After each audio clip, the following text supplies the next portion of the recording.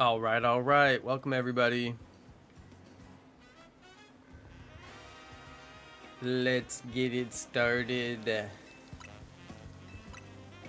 All right, what's up, you guys? It's Jonno.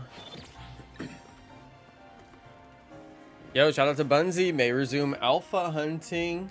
There you go.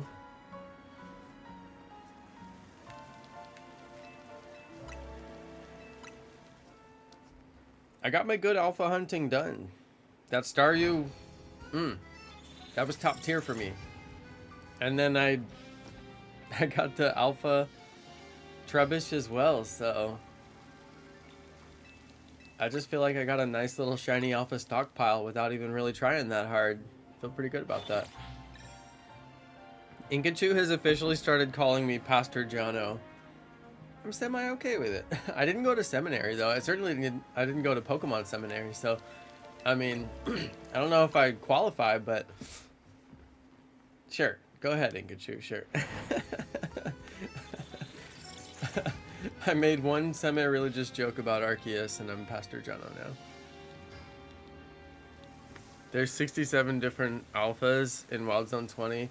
Yeah, I saw some video.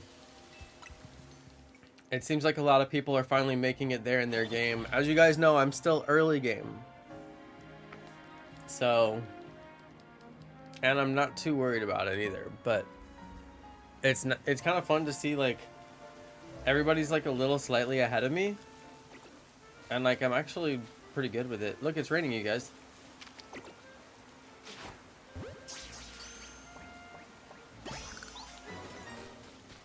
I'll take it. It's raining, so Goomy spawns in that spot right there in the rain. And anytime it rains, I'm basically just gonna grab the Goomy.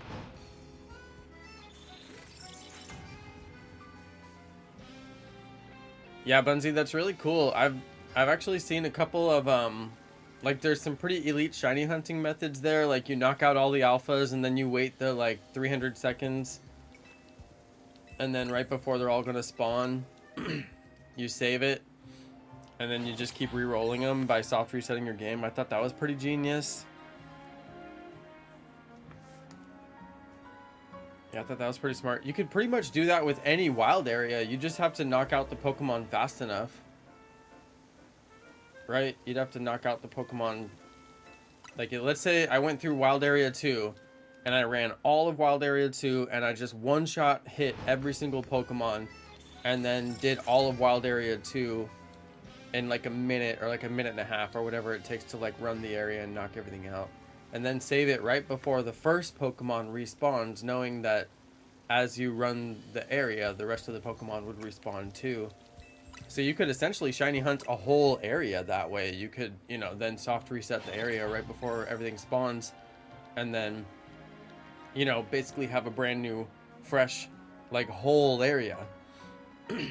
So kind of an interesting concept. I've been noodling on that one. Like, would it be worth it to reset the whole area that way? Because, you know, knowing that the fly method and the bench method and all that only works on 50 meters, this would be a way to actually reset the whole area, you know? I feel like some people would kind of like that. But it also depends on how fast you could knock everything out. Like, let's say you couldn't knock everything out very fast because it's like a huge wild area, or there's like a bunch of ladders you have to climb and stuff like that. I mean, either way, you'd still basically, however long it takes to run the area is just how long it would take for the respawns to respawn, but I don't know. More to come. Maybe I'll do some experimenting with it.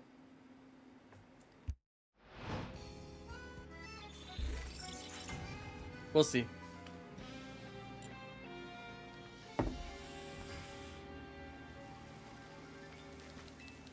So as you guys know, I'm still stuck on Shiny Kakuna Hunt. I'm not going to give up on it. I'm not a give-upper. So we're going to power through. It's just a matter of time to the shine. You can see I went back to Eevee area. Don't ask me why. Maybe because I wanted Eevee. I was doing some of the evolutions to try and get my Shiny Charm. I still have a few left to do.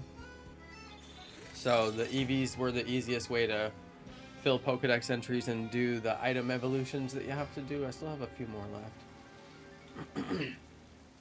I also went and did my fossils. I got the fossils done. So that's pretty much done.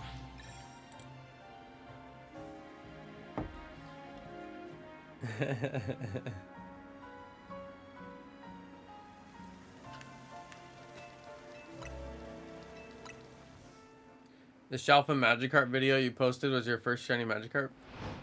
Bunzy, I need to go watch that. Let's go see Bunzy's channel.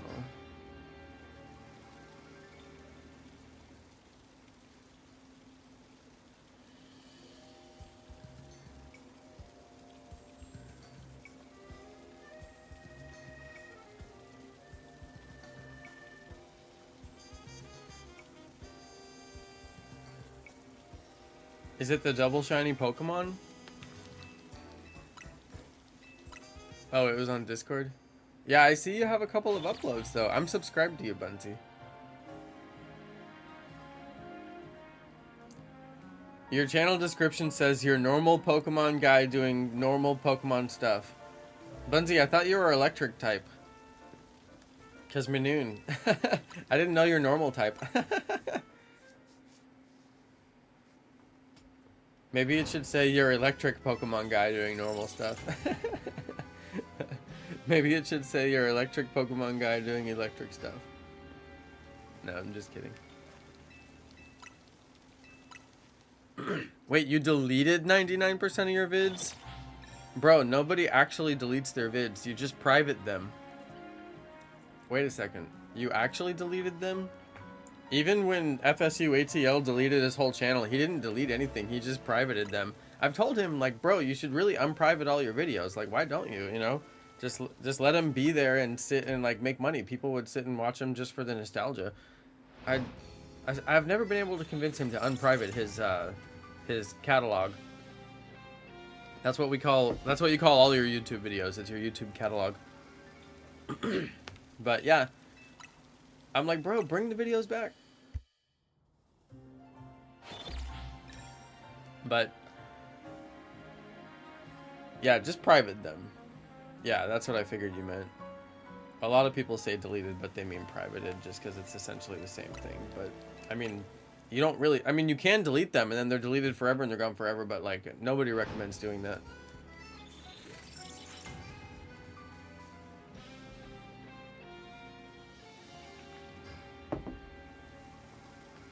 Although I do, like, some creators I follow, like archaeological ones especially, they'll do follow-ups if like the information changes and the archaeology changes, but like they'll essentially republish the video with the updated information and then they take down the old video, and I'm like, wait a second, you take what? Like, think of the views, man. You know, some of them are like very large videos. I'm like, you're taking it down just because it has a little bit of outdated information. I think people understand that like a 3-year-old video might have like information that doesn't include what happened in the last 3 years. Like, that's obvious, you know.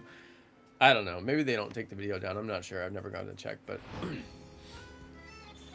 yeah, nobody recommends taking your videos down. The double shiny was just Patrat and Fletchling. Still pretty cool. Is it a legitimate double shiny? Hold on, I gotta watch this now. I gotta mute it. I like how you've got your little hunting thing on the bottom right, but it shows Clefable, so I always think you're hunting Clefable.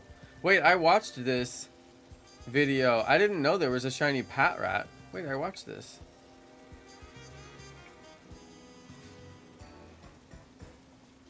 Oh no, this is a longer version of something you posted in Discord.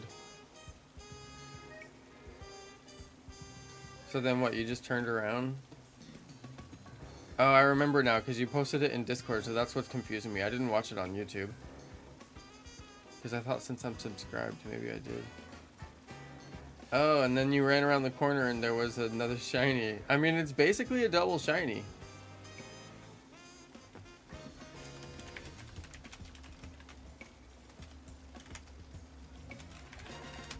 Okay. I smashed the like. I smashed the like. You guys go check out Bunzy's video. He got a legit double shiny. He deserves more views. I think you're not getting views on it because the thumbnail shows the shows the shiny Staryu, and then it looks like it's photoshopped to be like 2 shiny Staryus, and it just doesn't look real. So I think that's why it's not getting views, because the thumbnail is bad. So maybe try reworking the thumbnail. Sometimes if you change the thumbnail, it will, like, it's crazy. It will just, like, the video will just kick into gear because it shows it to, like, new people. But yeah, I didn't like the thumbnail on that one. But it's tough because PATRAT is so small, and then Fletchling is so small. So you can't really get, like, a good thumbnail quality picture off of their shinies because they're so small. I don't know if you noticed, like, when I catch a shiny, I usually try really hard to do the, like, to zoom my camera in. Like, you hit the minus button and it puts you in camera mode, and then I zoom it all the way in by hitting up on the D-pad, and then I take off the grid lines or whatever you call it, like all the camera apparatus that it shows on your screen. I take it off by hitting the plus button. Here, I'll show you. You hit minus to go to camera, and then you push in all the way, and then you hit plus, and it takes everything off aside from the little plus in the middle, which is super annoying. If you look really close in some of my thumbnails, you can see the little plus because you just can't get rid of it. It's right in the center. So if you center on your subject, then you get the plus on your subject. It's so annoying. I've been, like, putting it, like, directly under it to where you kind of don't notice it, but anyway, it doesn't really work. It's in there.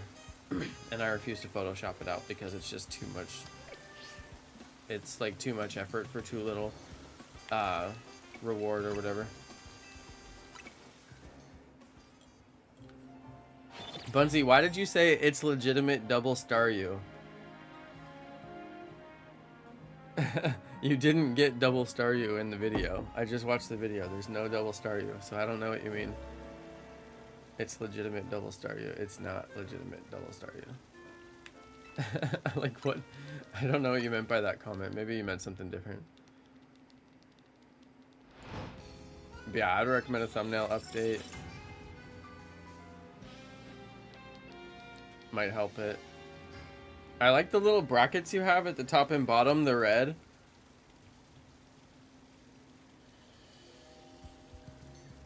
I think that works.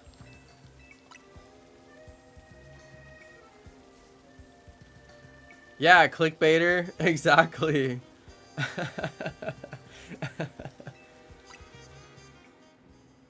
Yeah, clickbaiter. What are you doing? Yeah, I mean, you might have 2 shiny Staryus, but the video doesn't show 2 shiny Staryus at any point in the video. So, I mean,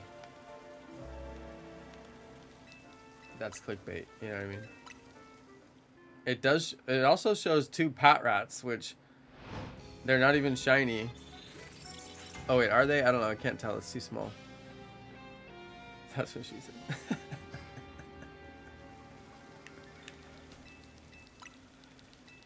Okay, I was even doing some resets, just a few before I started the stream, just to, like, really get myself a good number of resets. Also, Bunsy, I'm just messing with you about the clickbait. I'm just joking. I'm just playing with you, buddy. I promise. But yeah, if you change the thumbnail, you probably will get more views. I change my thumbnail a lot if it doesn't work. Actually, now I love that they have the A/B testing. I don't know if everybody has that feature, but I have it on mine. And I upload like 3 thumbnails on pretty much every video now.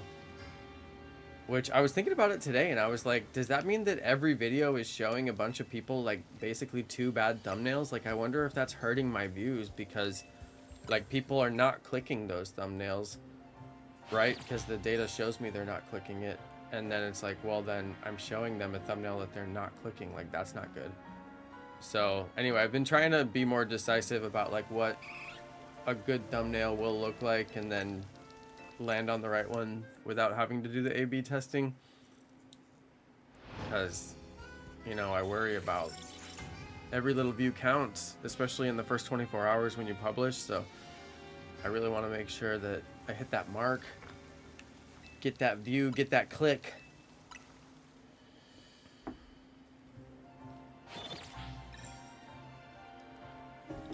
Okay, if I refresh your page, I'm still on your page, Bunty. I'm just gonna keep on hitting refresh over and over again until I see a new thumbnail. No, I'm just playing. I actually don't have I don't have a good way to like switch over to show you what I'm looking at. I used to be able to switch to like show you guys my desktop, and like if I wanted to go look at somebody's channel, you know, I could just switch scenes over to like basically look at my desktop. I haven't built that out because I redid my stream setup and my stream software.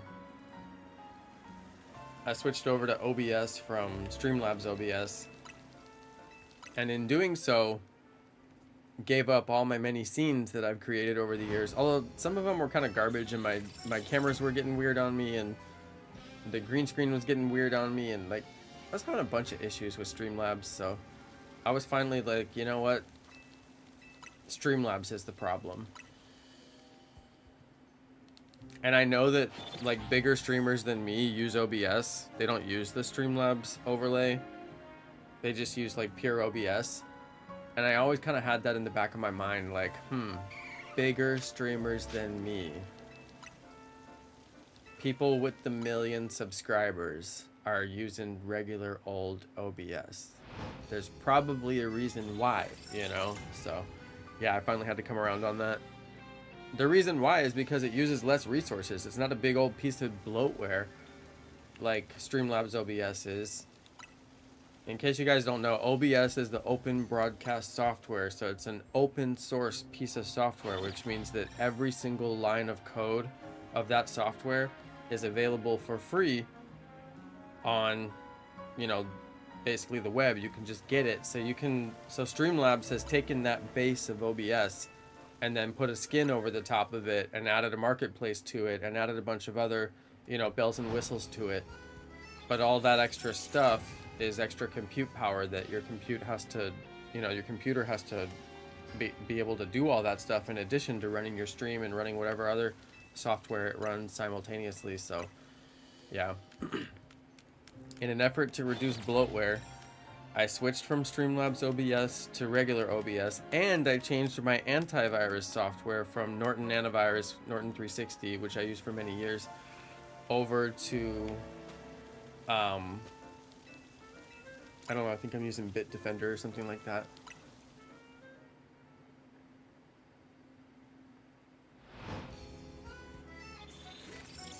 Okay, how's the stream, you guys? Is the stream running normal? We had like a weird...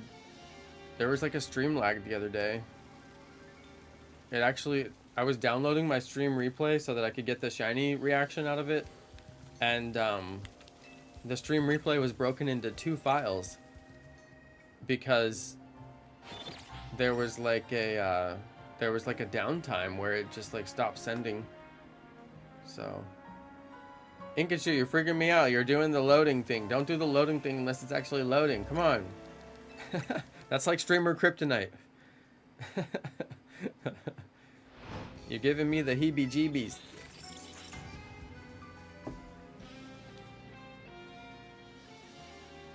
Stream's good for now. Halloween's over. What is all this foreboding? Or no, sorry, foreshadowing. Foreboding, foreshadowing. Being weak to green rocks is crazy. Somebody translate. What is he even talking about? Okay, Eevee is still spawning. I'm loving it. I'd love to get a shiny Eevee. How much time straight are you spending hunting any shinies with reset? This is actually the longest hunt that I've done for any particular shiny. We've gotten 4 phase shinies along the way though. So it's not like it's like a crazy hunt for this one. I'm surprised I haven't got that Spinnerack, honestly. Really surprised I haven't got that Spinnerack yet. But this hunt, I mean, my last stream I only got 1 shiny. And it was the Baniri again. It's the second time I got that Baniri. And okay, so for that 1 shiny, I streamed about 4.5, almost 5 hours. So that was the worst shiny luck I've had so far, period. Absolute worst. The stream before that, I did 2 shiny phases, which was a PATRAT and a Magikarp. And I believe that's the only shiny that I got there. Pretty sure anyway. I'm trying not to scare the Badoos because I'd actually like to get a shiny Badoo. But yeah, I'm gonna keep on resetting this one for the potential Eevee. So the last stream I was... So every bench has different amounts of Pokemon that spawn around it, right? So there's not as many Pokemon that spawn around the other bench, so I got less phase shinies. So it's kind of like, well, do you want to get less phase shinies and then get less shinies overall? Or do you want to get, you know... What was that? Did you see that? So we can get more phase shinies. You know, so it's... I don't know. It's kind of like, which would you prefer, you know? Oh, Eevee's over there. I don't want to disturb Eevee. I don't want Eevee to run.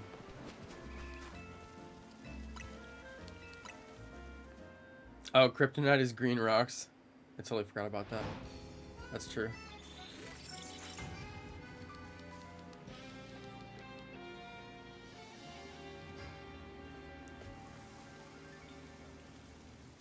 Inkachu, I hope you learned your lesson. According to Nightbot. This is why Inkachu hates Nightbot. Because Inkachu is a classic grade A spammer. You spam, Inkachu. That's what you get.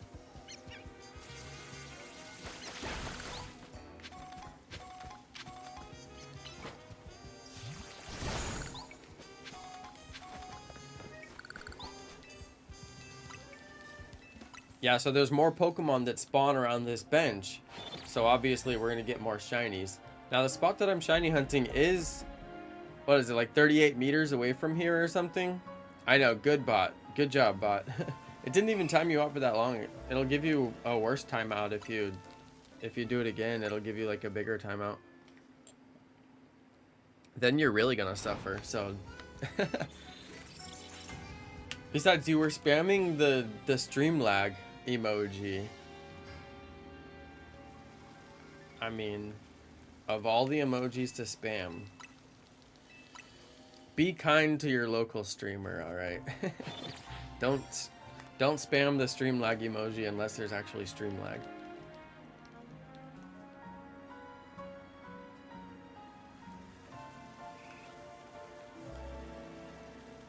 Did I hear Eevee? I swore I heard Eevee. Yeah, it's over there. Yeah, I liked resetting the other bench because I didn't get a bunch of phase shinies. And also it's closer, so it just made me feel better.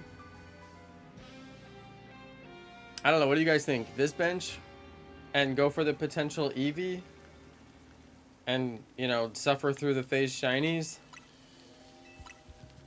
Or other bench, get way fewer shinies over the course of the stream,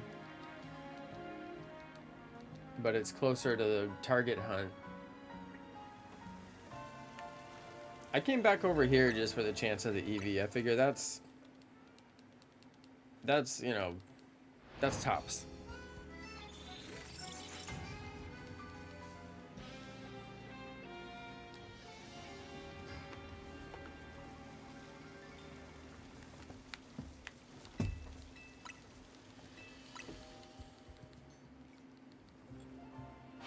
Maybe let's be kind to all the streamers. How about that?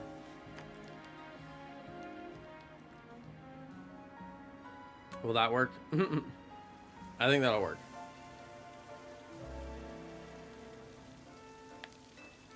I think sometimes the Eevee just straight up doesn't spawn. If it's there and it's shiny, it'll make the sound because I'm definitely close enough, so I won't have to worry about seeing it. We'll hear it. But yeah.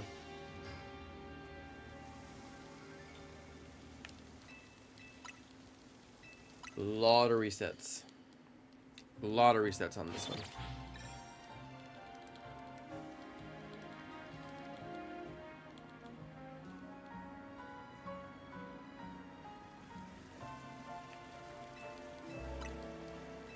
Shiny Eevee is gonna look incredible.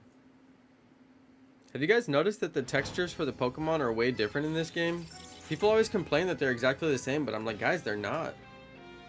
They're totally not.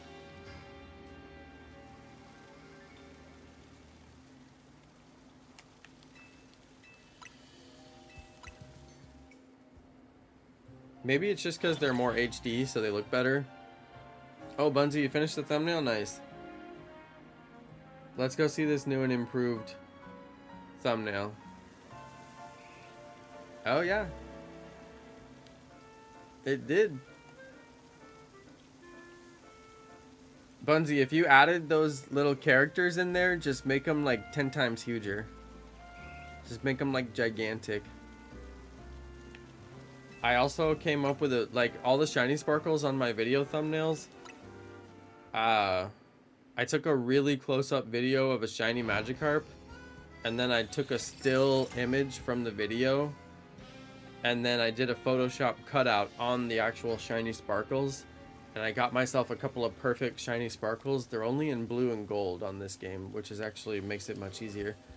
And then I made a bunch of copies of them that are like bigger and smaller, and then I just kind of shuffle them around depending on which Pokemon it is. It's kind of funny though. I'm really proud of my work. That's why I'm telling you guys about it.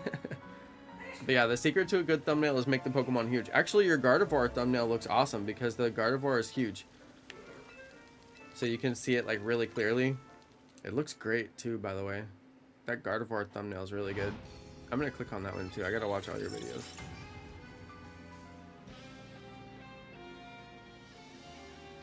Whoa, what the? Your game looks different than mine. You have like a weird tower in your game.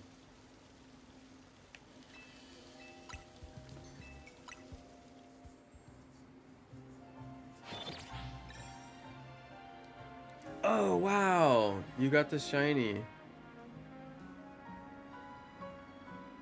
You went straight for the backstrike. Wait, did you catch it in a Pokeball?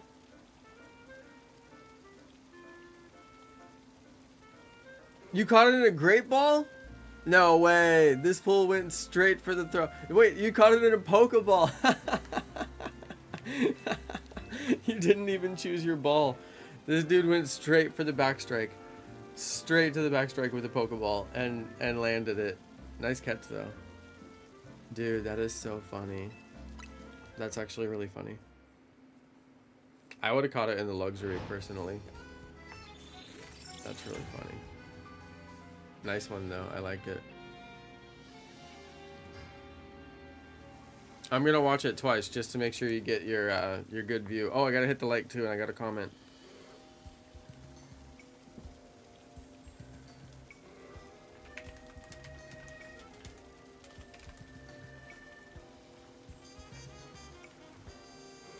Yeah, you panicked.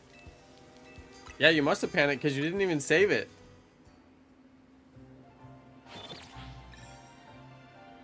You didn't even save it. Dude, your Pokemon are level 99. Holy carp.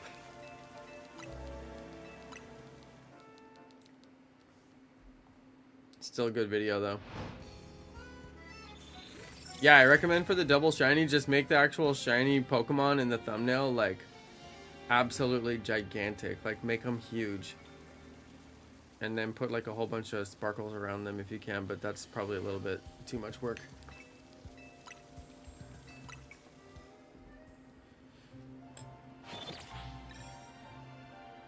Especially if you've already got the PNGs anyway. Just stretch them out, make them all big. Thumbnail 101. Make the shiny bigger. Make it huge.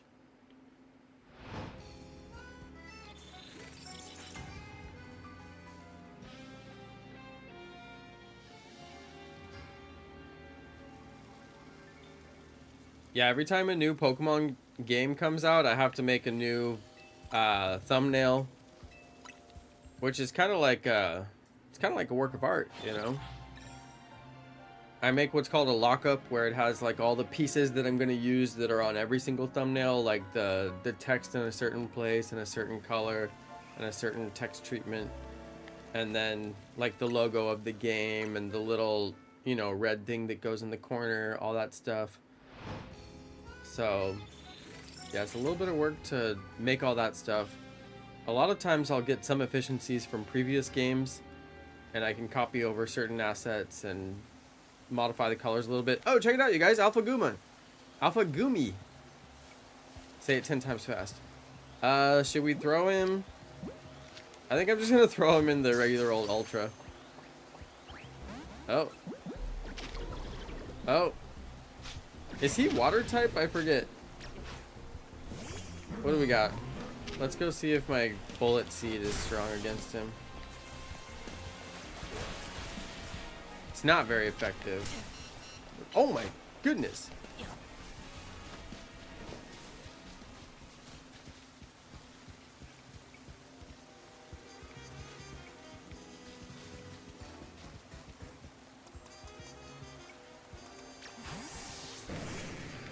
Get in there, Carpinator.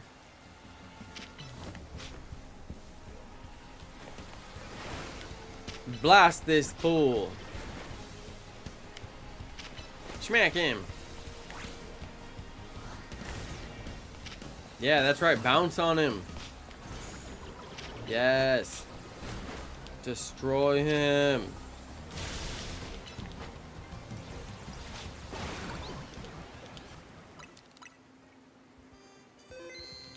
Okay, what ball should I... Let's go for the net. Oh, it didn't work. Will the netball even work on him? Oh, he's a pure dragon? Why did I think he's water? I guess because he comes out in the rain, huh? Doobity dooby doo doo doo. Get him in the Ultra. Okay, at some point, I'm gonna have to actually, like, sort my boxes and put the alphas, like, basically where they go.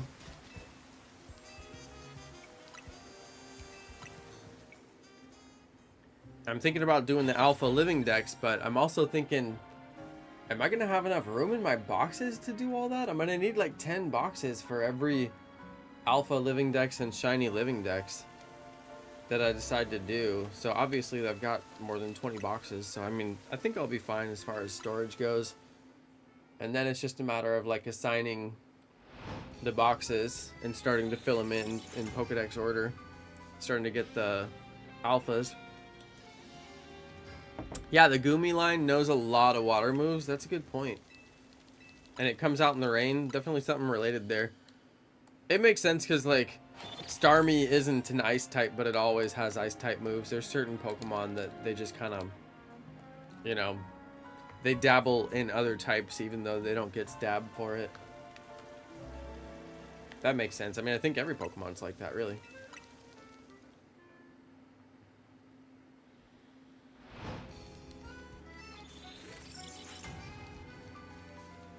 I'm really debating how many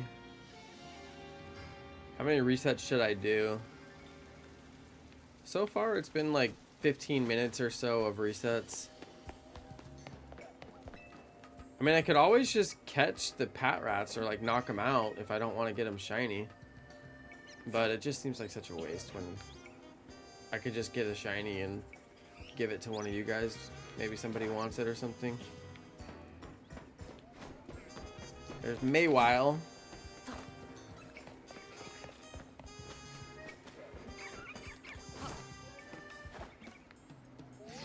Only 3. None of them shiny.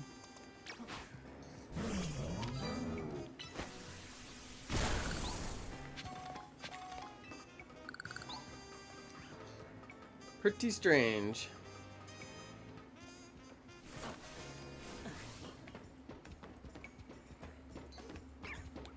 I guess I don't mind getting the Eevee spawns, so I'll just continue on my path. I mean, we got the Magikarp shiny. If I could get that Magikarp shiny... Look, he's so big he can't shoot it. That's hilarious. He shoots right over the top. That's actually, like, crazy how terrible that is.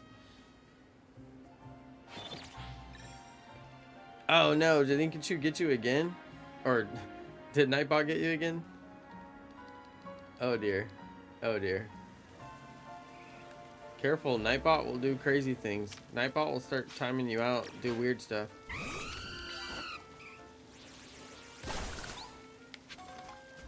Oh, there is Eevee over there. Not shiny.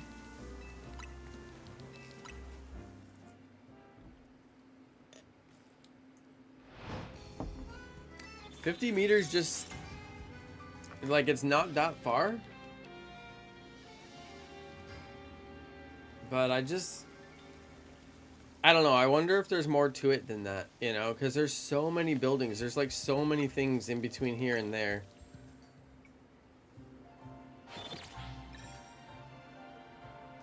Like, I do wonder if there's some sort of other logic that just hasn't been discovered yet. That's why I kind of want to hunt the other bench. That's why I'm actually kind of like, no, we should really just use the other bench. Because if there is just something unknown that's like wrong with that bench and it just, I don't know, doesn't reset that spot for some reason, I mean, there just would be no way to know.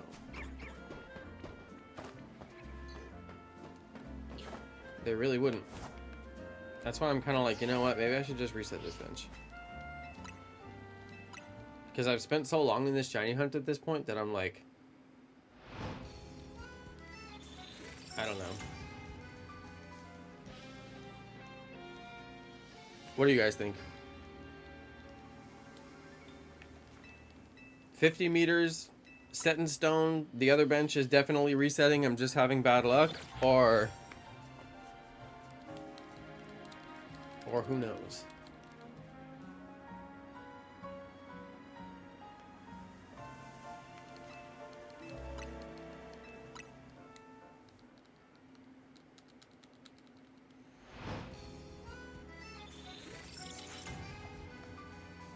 R.I.P. Eevee spawns. You'll be missed.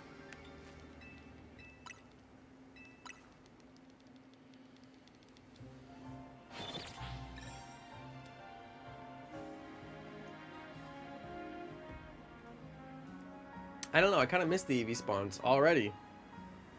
Should we go back to the spot with Eevee? I already missed them.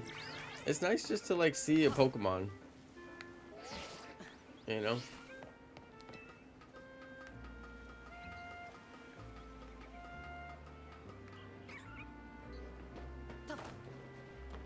It does make me wonder though.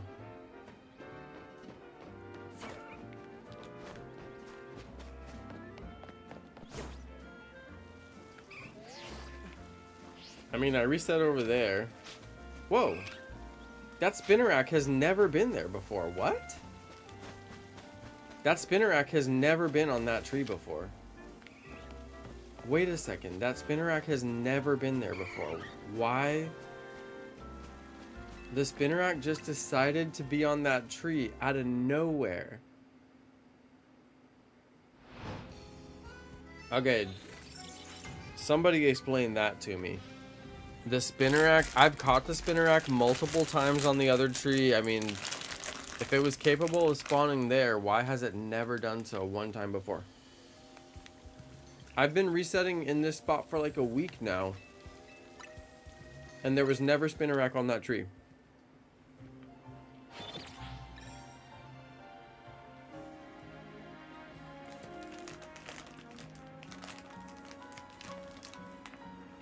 I don't know. Okay, that was weird. You know, I'm just gonna say 50 meters. Set in stone. It's way less than 50 meters away.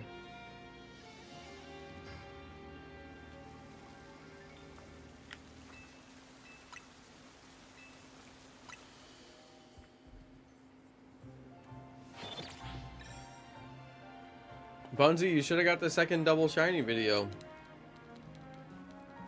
You're like a double shiny magnet.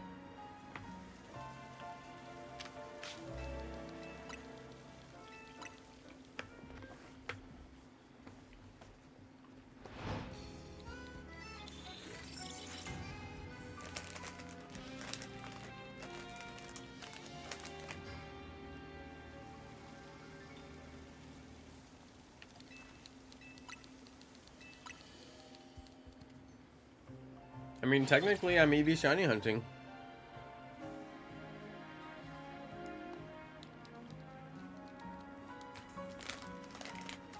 How's that for some excitement?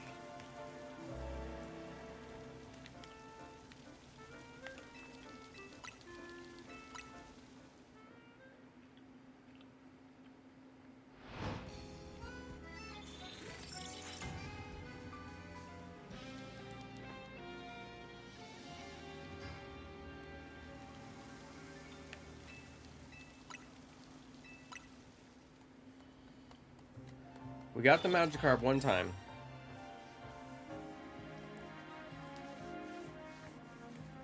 There's only one Magikarp spawn.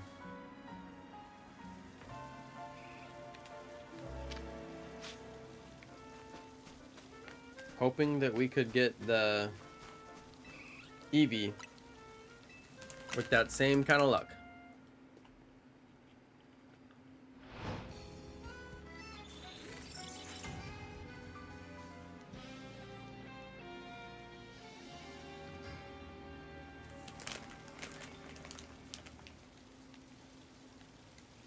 You guys, once you get to A rank, does the battle zone still activate at night?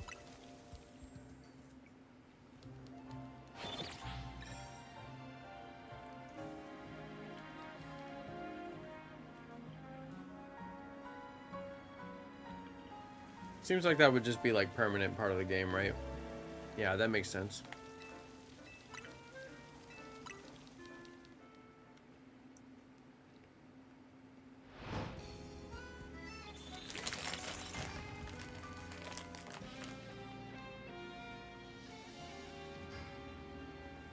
Oh, Infinite Royale, that's so cool. That's actually pretty nice. I like that. From a story perspective, I like that.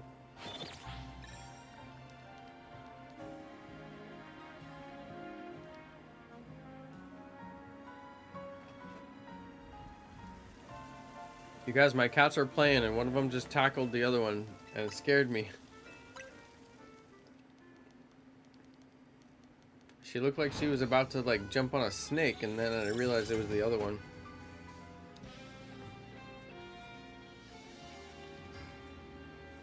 The time changed, so it feels like bringing the cats in early, but they don't, you know, they don't see the world in terms of time that way, so to them it's just coming in at the same time. So yeah, I've been bringing them in. Year's gonna end soon. That's true. You guys got anything that you want to get done before the end of the year? I'm just trying to finish strong.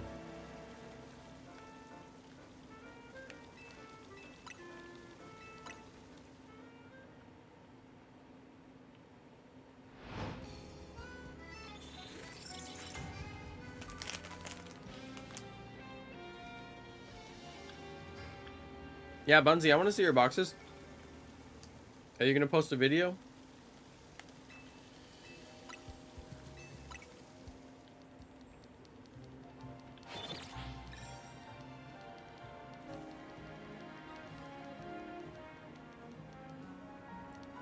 You want to be my butler?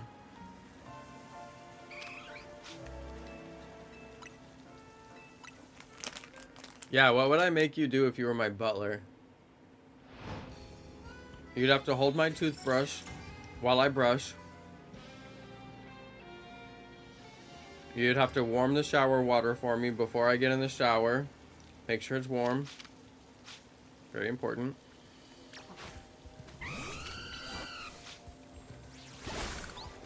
You'd have to carry all the groceries in from the car. That wouldn't be my job anymore.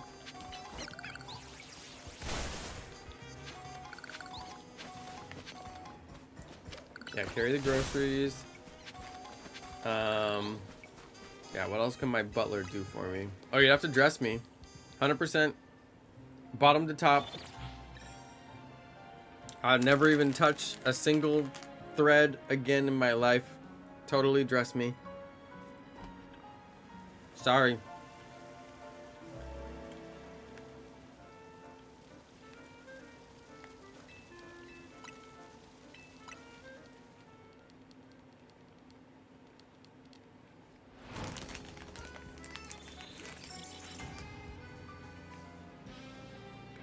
But you would only be my butler.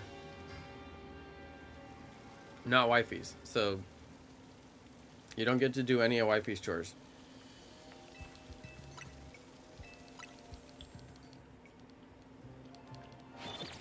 Only mine.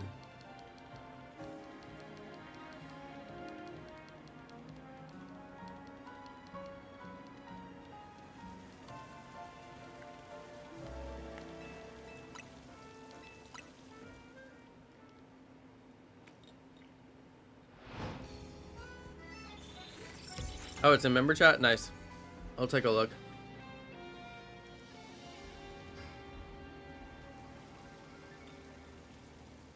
Wow, Bunzi, nice. You have shiny Larvitar. That's awesome.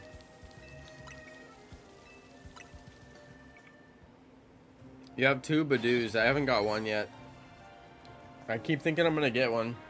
Oh, you've got the Hone Edge? That's a hunt that I want to do. That's actually probably what I'll do after this. There's the 2 Staryus. He wasn't lying about the 2 Staryus, you guys. It was truthful.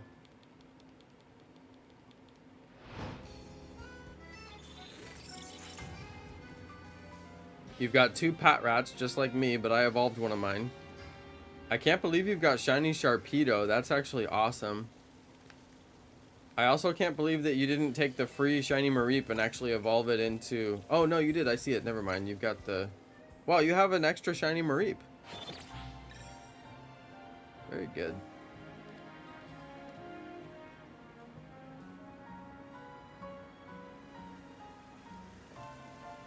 I was almost going to use my Bunnelby, but I just didn't want to have like 2 normal types. I gotta catch the Goomy because I actually need the dragon catches.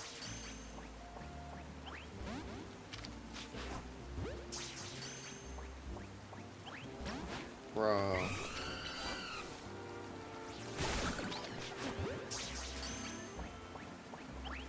No!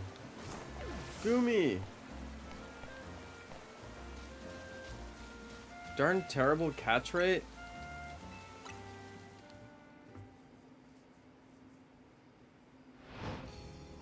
Oh wow, Ampharos is the legitimate spawn out of those 2, and the Mareep is the quest one. That's awesome. I evolved my Mareep into the Ampharos.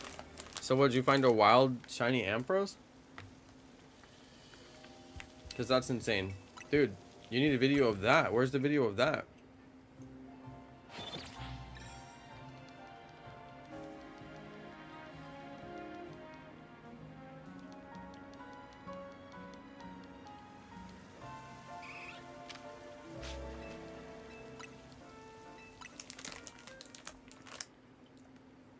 I'm still doing my early game shiny hunting. I've still got a bunch of early game shiny hunts that I want to do. I haven't even moved on to like the higher zones because I haven't been able to finish this shiny hunt. This is the shiny hunt that goes on forever. I can't finish it.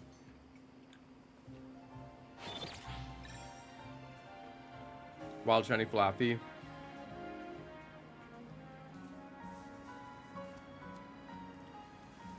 Floppy is one of my favorite shinies, but only if the tail is done correctly, and they did the tail correctly in this game, so I'm very satisfied. I would watch that video.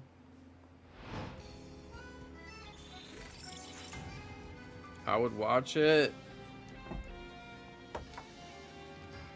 Oh, my phone is low. Let me plug it in real quick.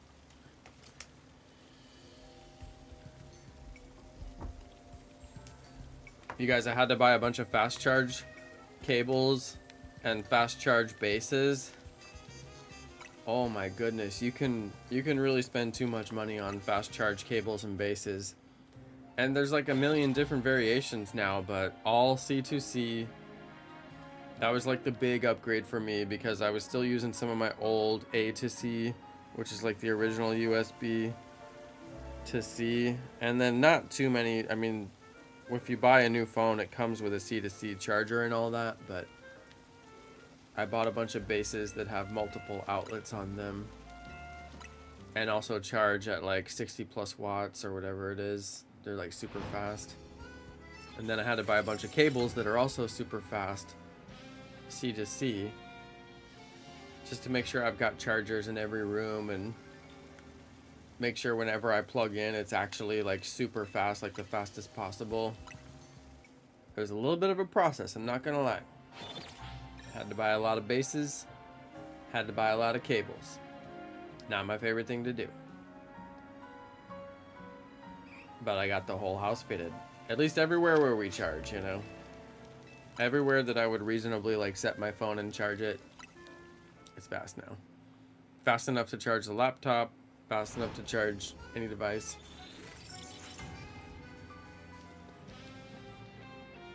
Gotta have it.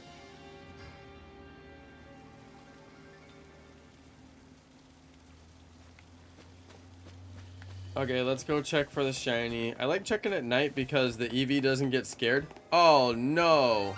Again! Look, you guys. Look, we got it again. And it's not the sleeping one. Again, I keep on thinking, like, how come I don't get the sleeping one? I want to get the sleeping one. Look at the color of the sparkles, you guys. Only yellow and blue. Some are like bright yellow and some are like less bright yellow. I actually didn't think about that. Oh, dang it. What am I doing? Okay, we gotta save it.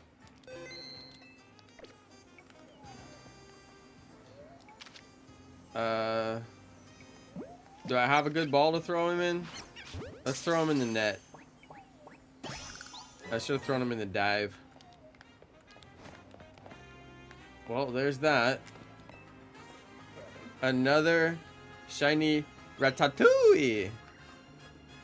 I mean, there goes all my good shiny luck, right? I may as well not even check because there's not a chance I get another shiny.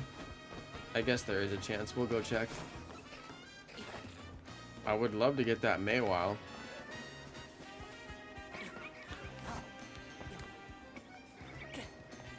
All 5 spawns, not a single one shiny. Crazy. Shiny Ratatouille again. Let's reset the close bench a little bit. Maybe I'll switch benches. I don't know. Kind of annoying.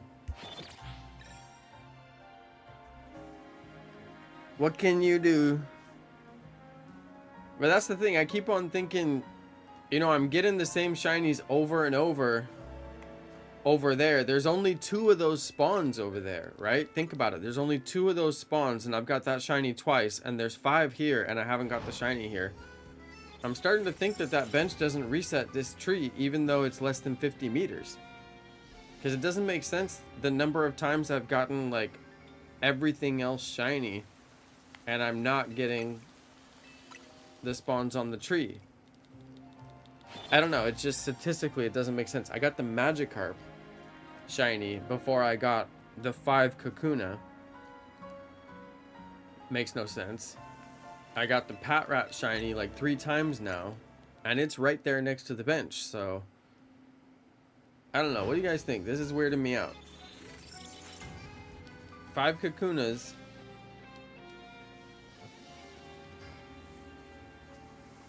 I mean, I've been at it for days. I just feel like it's not resetting those. But then I got the Baniri. Remember, I got the Baniri when I was resetting that other bench. But I also kind of feel like maybe I got that Baniri just from walking over there. Maybe it wasn't from the bench. I don't know. I don't know. It's weirding me out. That's why I keep on switching benches.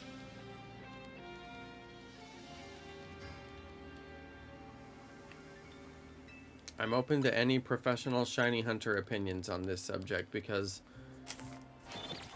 I've reached the limits of what I know about how the spawns work. They say it's 50 meters, but this one, it's not tracking that logic for me.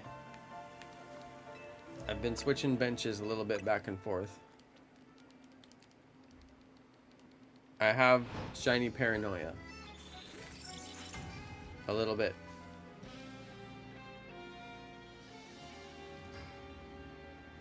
Bunzi, the location where I'm hunting is right next to Wild Zone 1.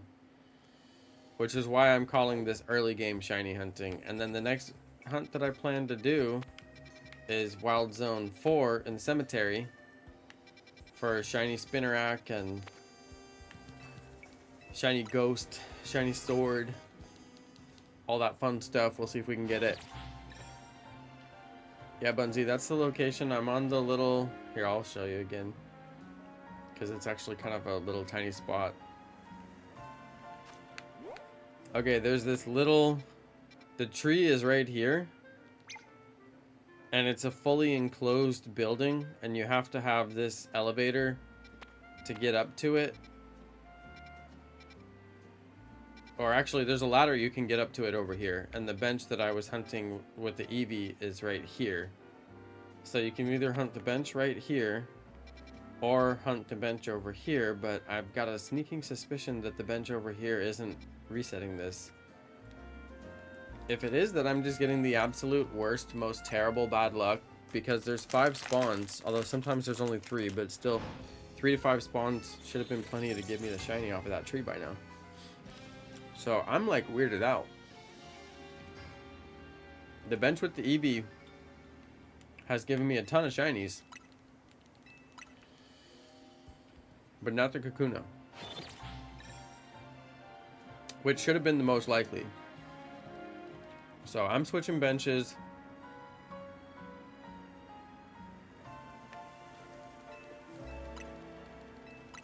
It's my 3rd shiny PATRAT and there's only 2 PATRAT spawns. So think about that, you know. It's my 3rd shiny PATRAT.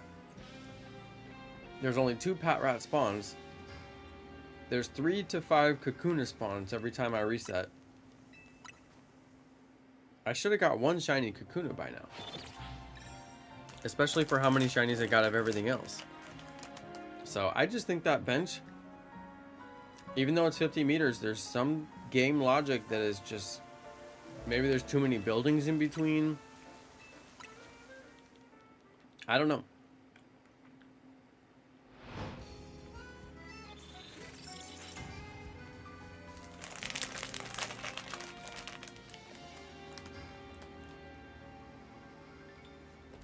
I don't know.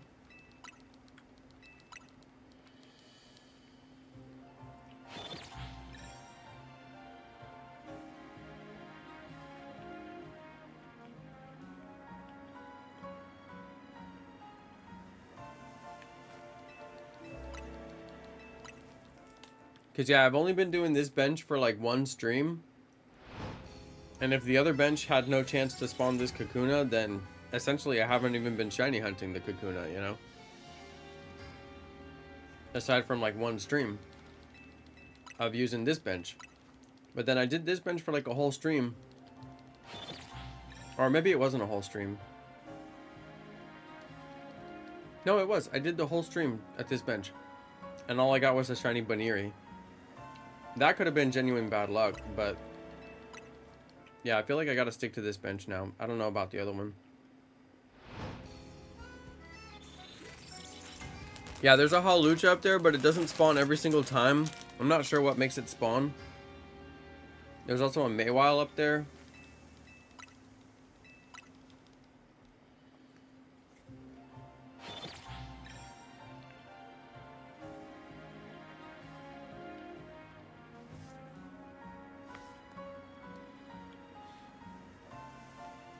Should we go look?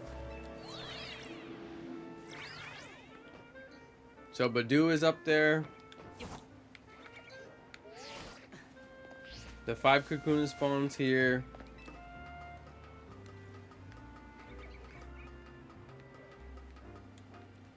The Pidgey and the Howlucha seem to alternate. I'm not sure how that works exactly.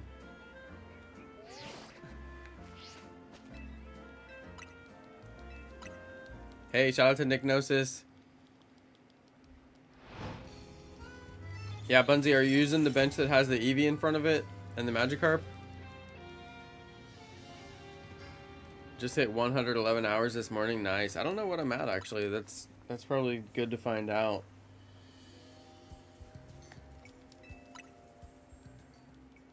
I know the actual story is very long. I have been struggling to try to finish it. I'm not actually in the early game. I'm just doing early game shiny hunting. I'm actually probably in the middle game. If I had to guess, I'm not sure how long it's gonna go.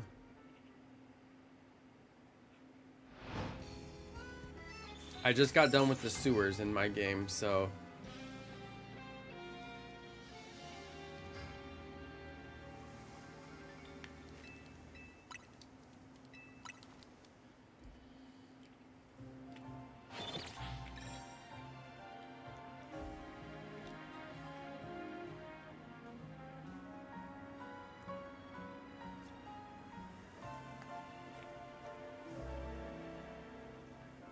Yeah, Bunzy, I know this one's gonna work. I don't need any experimentation on this one. This one's gonna work for sure. The other one, though, is questionable. The other one, I'm seriously wondering. But the thing is, it's like you could never technically confirm if it works or not, because you're gonna have to walk over the ladder to go and confirm it, and then it could just happen to be shiny, you know, from you walking up and looking at it. Like, there's no actual way to confirm if it's resetting the spawns or not. There's just no way, because if you walk up and look at it, you know, just the act of walking up change, you know, the spawns come in when you move around like that, right? So I don't know. That's like the conundrum of this game.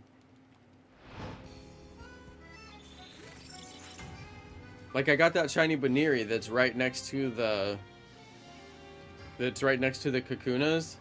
I got the shiny Baniri over here, right? And I got it from the other bench over here, right? And it's like the same distance, right? But the thing is, when I did the bench over here and then walked over here, that may have been what spawns in the Baniris, not doing the bench. So every time I do the bench, it's not spawning the Baniris, but then the one time that I walked over there, it happened to make the Baniri shiny, you know, that time, but it had nothing to do with the bench. That's the thing you could never prove or disprove, unless you have a line of sight where you can actually see the Pokemon. So I don't know. Even if you do the bench and you get the shiny, it still won't prove it to me, you know, because of that. That's the thing that would, you know, there's no evidence that you could ever gather that would prove that, because you won't be able to see it.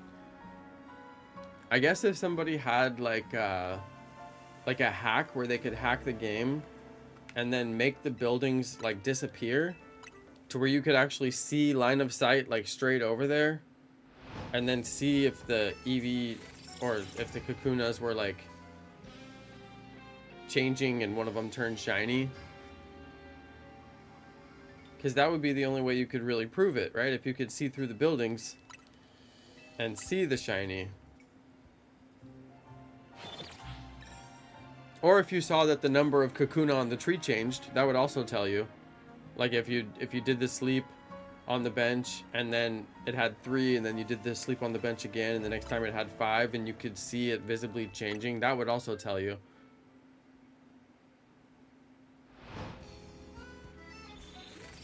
I don't know. That's one area where there's like a big gray area with the shiny hunting. Like, somebody who can like hack the game and pull all the game files out should, like, you know, turn off the buildings and test some of this stuff, because that would be the only way to test it, you know. Because I spent a lot of time thinking about that. I'm not kidding. I've spent quite a bit of time thinking about that. Like those birds right there. They've never been shiny the whole time I'm doing this hunt. You know? It's like, why is that? You know, it's probably not spawning them in aside from the times when I walk over there. Like every time I do the bench, it's not spawning them, but then I walk over there and that's what spawns them in.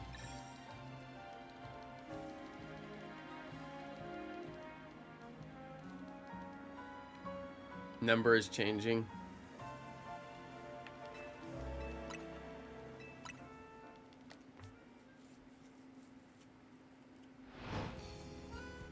Yeah, I hear you, Bunzy.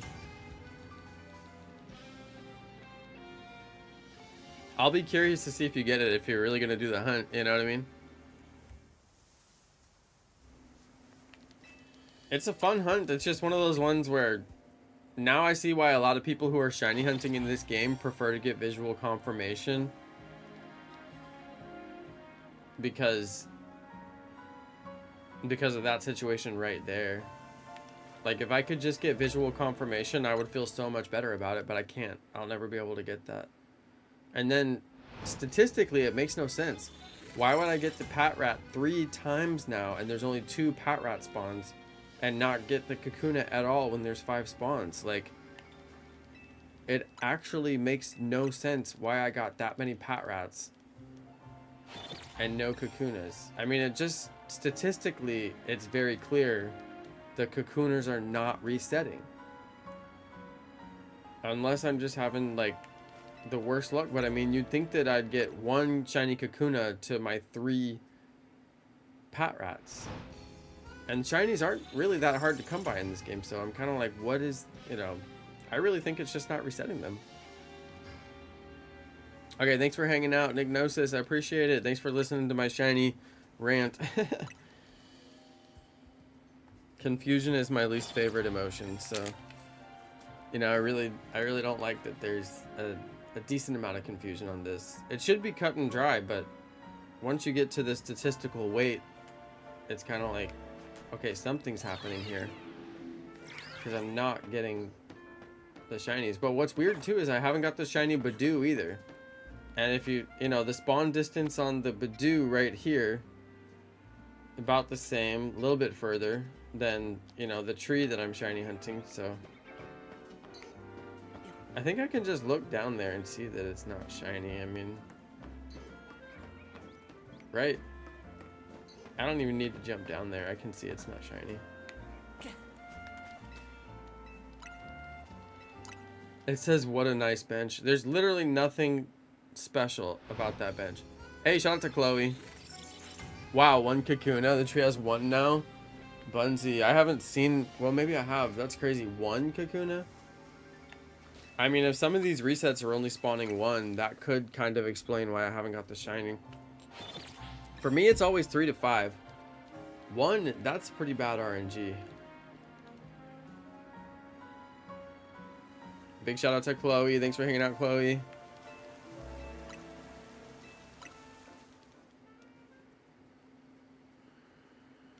Chloe, yeah.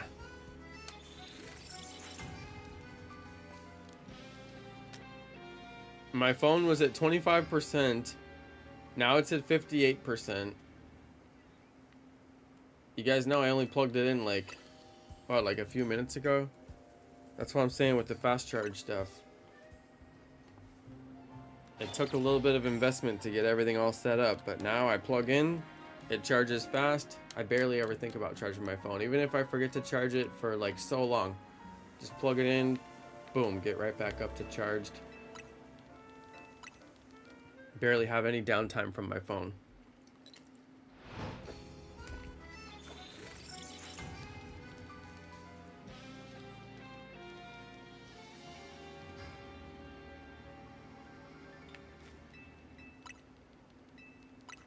Yeah, Chloe, I don't know how, like, I don't know why they made so much effort to put in the anti-homeless barriers, but then, like, which is ridiculous anyway, because homeless people don't sleep on benches, but it's like they built in A feature that lets you hang out until nightfall from morning. It just logically makes no sense that you would spend that much time on an uncomfortable bench. The only way it would make sense is if they took off the homeless barriers. It's not the biggest plot hole of the century, but it's enough that I'm just like, why did you make it with the rails? I mean, if you knew you were going to allow people to sleep on the bench, then why set up anti-sleeping benches? I don't know. Is that like a Japanese thing?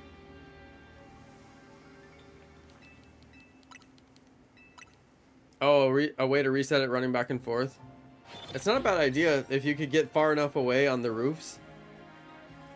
Yeah, it's not a bad idea. I could also do the soft reset method. I don't know. Would you guys want to try out the soft reset method? We'd have to wait 5 minutes to set it up. Somebody told me about this the other day. I honestly think the bench will be faster. And plus we won't know if we'll get all 5 spawns. I honestly think the bench will probably be faster. I found a way to reset it, running back and forth on the street. Is it faster than the bench? Because I'll try it. How far do you have to go?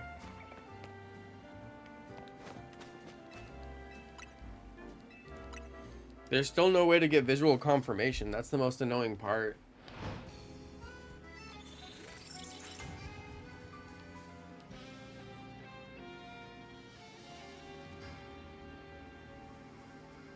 Around 70 meters. I don't see how it could possibly be faster, but I do want to try it, so. What was that noise?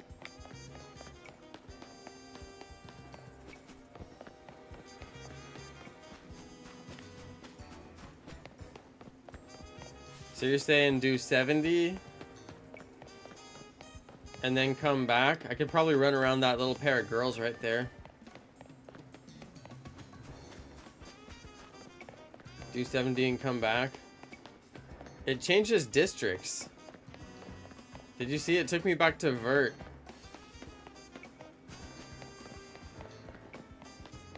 There's like a weird district change, like right here. What do you think? You think it's resetting it?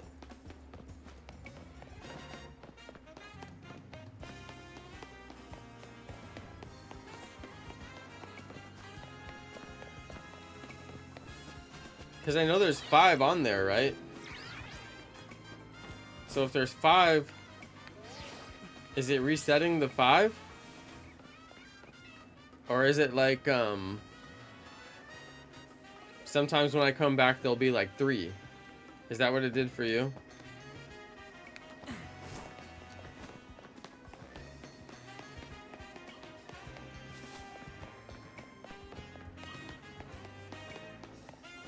I don't know. Should we take a look?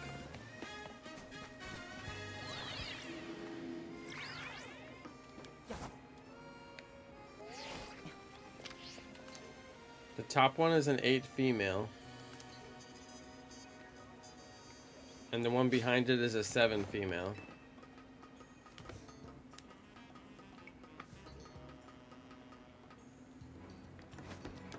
It was 8 female on top, 7 female on bottom. 8 female on top, 7 female on bottom. Or not bottom, but like below the 7 female. Let's go see.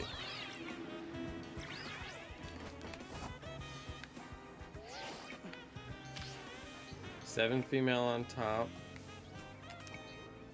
8 male. It definitely changed them, but it's keeping 5 there. This is actually kind of good. It definitely changed them, but it's keeping the 5. This might actually be better because I'm seeing 5 every time. It was 7 female on top and 8 male below that. 7 female on top, 8 male below that. It's keeping 5. 8 male, 7 female.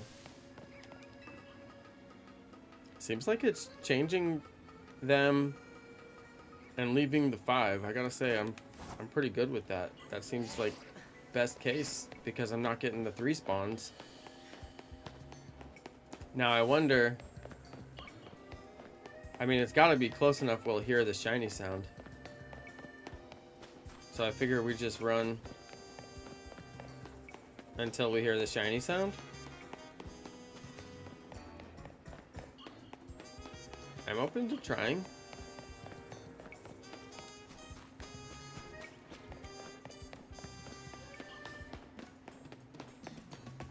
What do you guys think? Good method?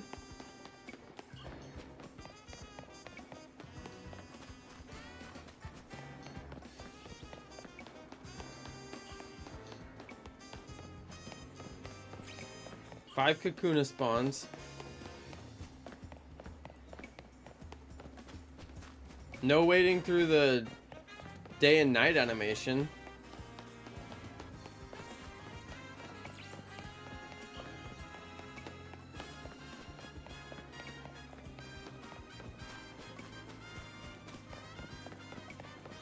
Sure would be nice with a visual confirmation, though.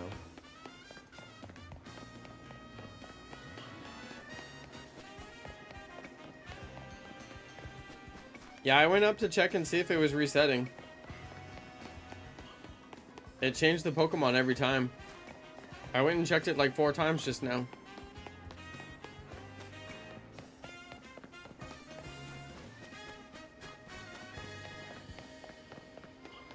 It's just one of those tricky spots where pretty much not going to be able to get visual confirmation. My dude can run. Dude, he is fit. He's like never ceasing.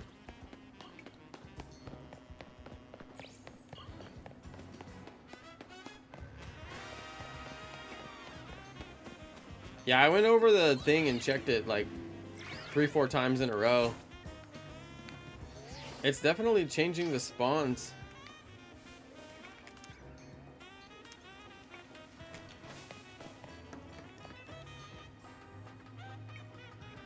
Yeah. I mean, I think it's good. I like it. I'm glad you talked me into it because I think I'm resetting faster now. The bench method is great, but it just seems like this would work anywhere, right? Because there's like streets everywhere, right?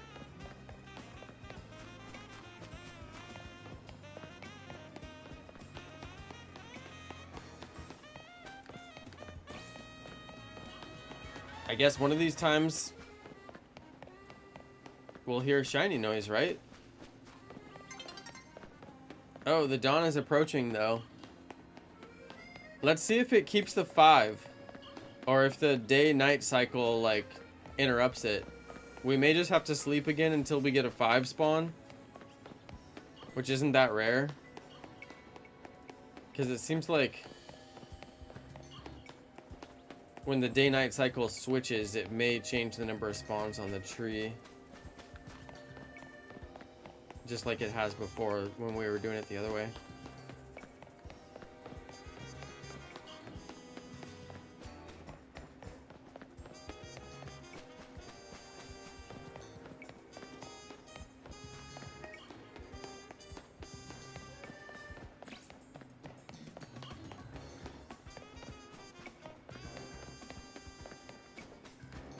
Come on, shiny Kakuna. This spot has been crazy. It's nearly daybreak.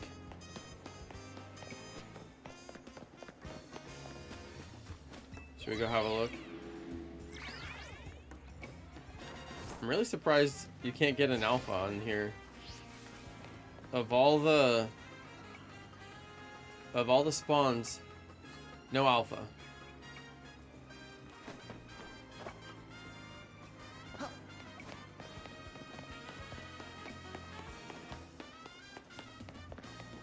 Yeah, I wonder what the minimum distance you can run is.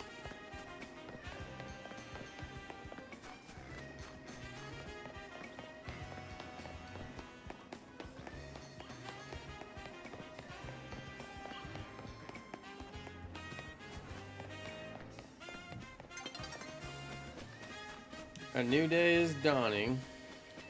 Let's go stand right in front of the tree just so we'll see immediately if it changes the 5 spawn.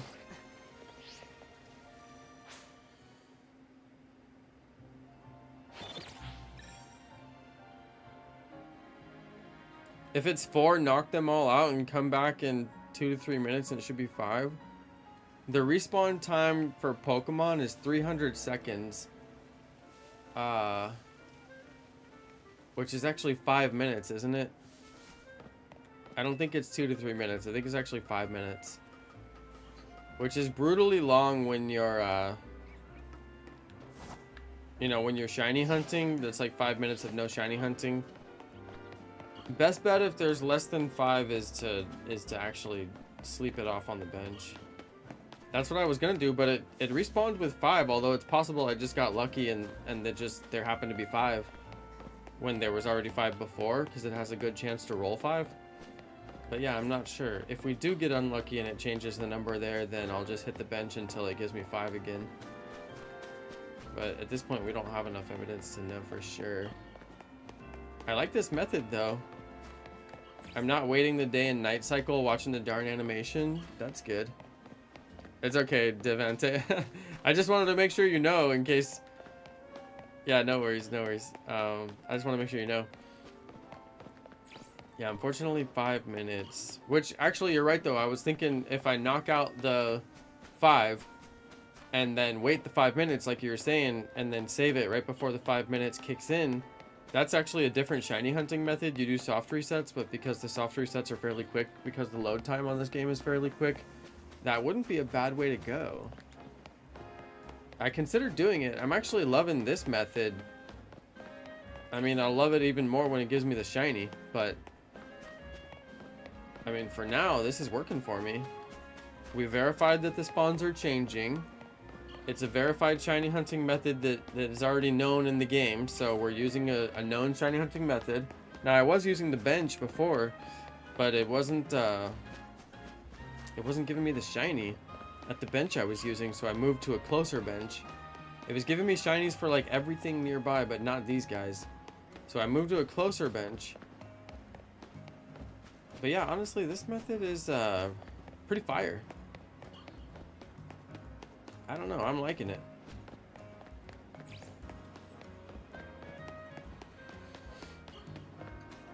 An army of Weedle and Caterpie, who wins? Well, it depends on who the army is up against.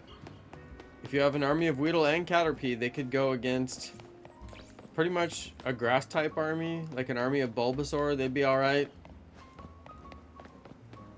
I don't know, it depends on who you want to send this army of Weedle and Caterpie against.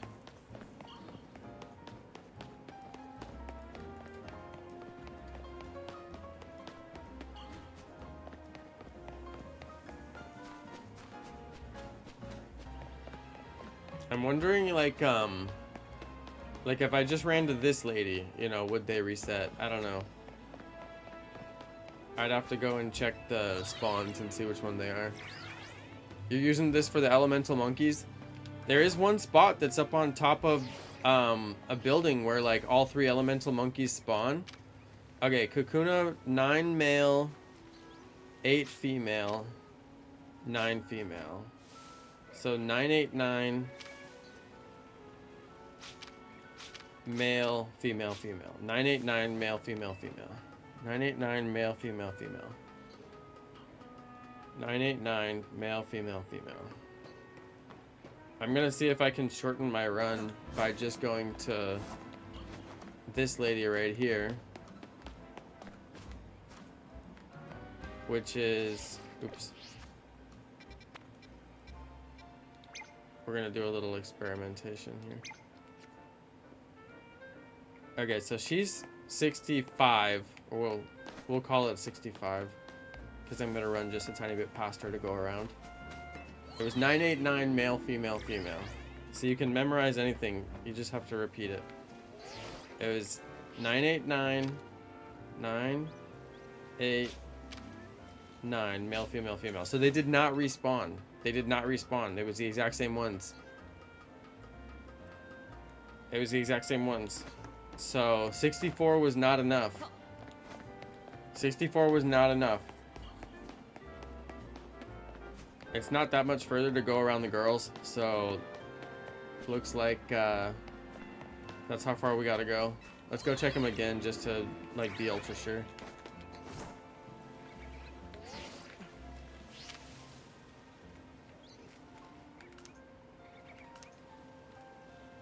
No, they didn't reset. They didn't reset, you guys. Hold on, they didn't reset. They didn't reset. It was 989 male, female, female again.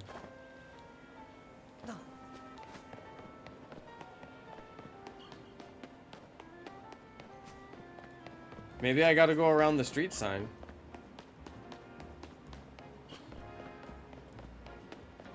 Maybe if I go all the way to the street sign. That was weird, because it worked the other times I did it. Okay, that one reset it. Street sign did it. I don't know. Maybe it was just like an unlucky pass. But I want to be sure I'm resetting it every single time. I mean, I gotta be like double sure, so I guess we'll go street sign. Street sign did it.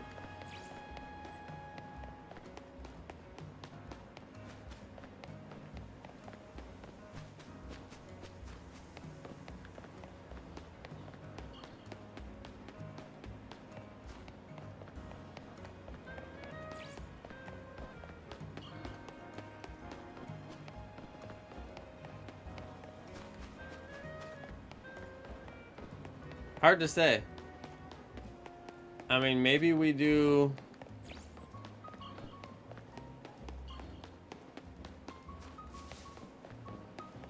Maybe we just do the bench? I don't know.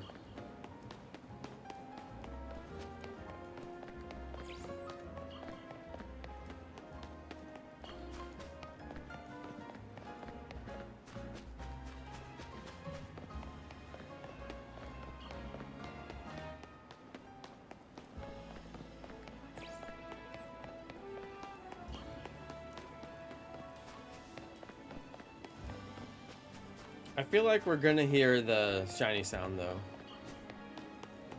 Because I've heard it from so far away, like through buildings. I feel like that's pretty much guaranteed.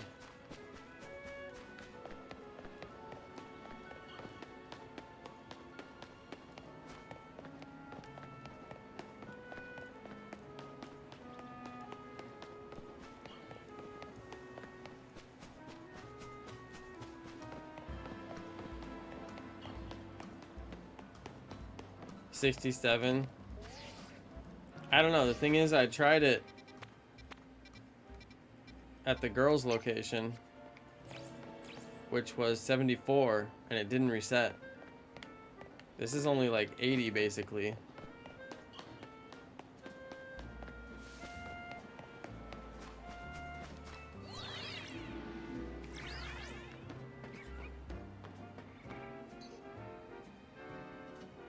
Is that Pidgey Alpha? It just looks so big.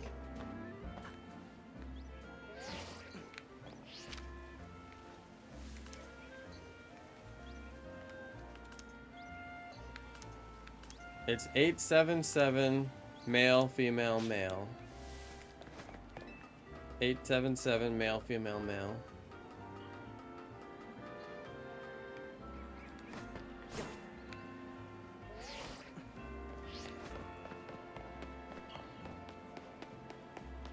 Eight, 7, male, female, male. It keeps on taking my marker away.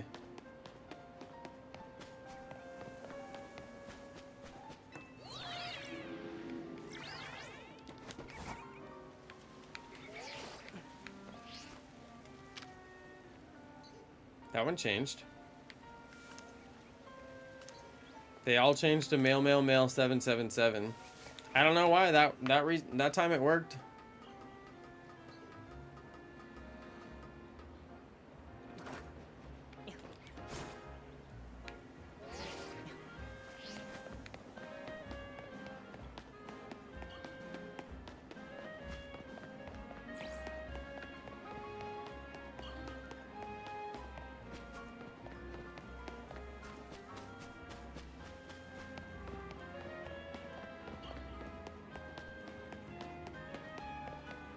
We could probably do this method in Wild Zone 4. If we can just get far enough away from the building where all the Spinnerax spawn. I think I'm going to do that shiny hunt, by the way. Ariados doesn't have a Mega, does it? I still think I want to do the Spinnerack hunt. It just looks like a fun one.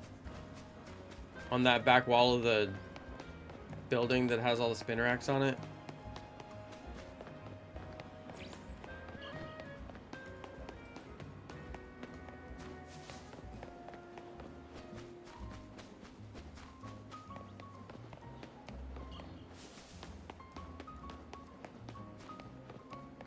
It still comes back to visual confirmation.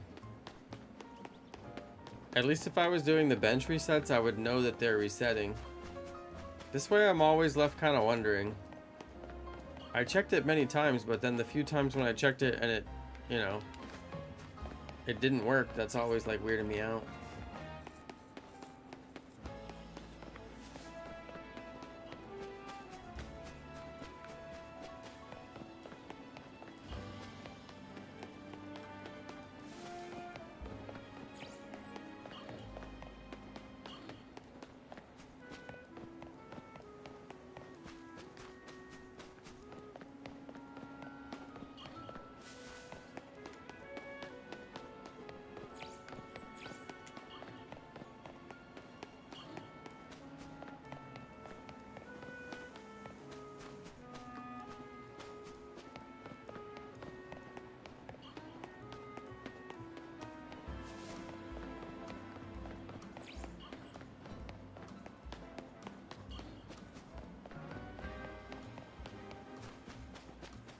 Yeah, if you want to know where to put your pin, just go stand right under the tree. Like, basically as close to on top of the tree as you can, and then just put your pin, like, where you are. So it doesn't actually change and say blue district. See how that one says vert district? I wonder if it matters if you change districts, you know? Because, like, it actually says blue district if you make it over this far.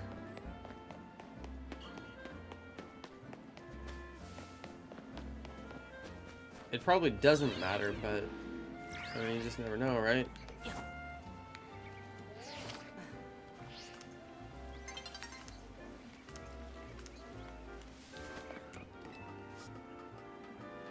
What I think about the game so far is very good. Very good. The graphics are good. There's a ton of like side mission gameplay. There's a ton of like side quests and all the little things to do. I will say the buildings don't look good, but they got a whole city full of buildings that they needed to fill in. The shops look good though. The cafes are a little dull. They could have done a better job on the cafes. They're all copy and paste. There's like 4 cafes that they just copy and pasted. Hey, shout out to Boston Brat. Hey there, thanks for watching. I think I'm just gonna do the bench. It's faster. It's hard to say, but definitely don't have to think about it as much. Yeah, hopefully I get you that shiny reaction, Boston Brat. Appreciate it. Thanks for watching. We'll see if we can get it. Although I did like that I was resetting 5 at a time. With the method that Bunzi. Where I ran, I changed district for the Drampa hunt and it respawned. Yeah, right? Yeah, it makes sense. That would have something to do with it.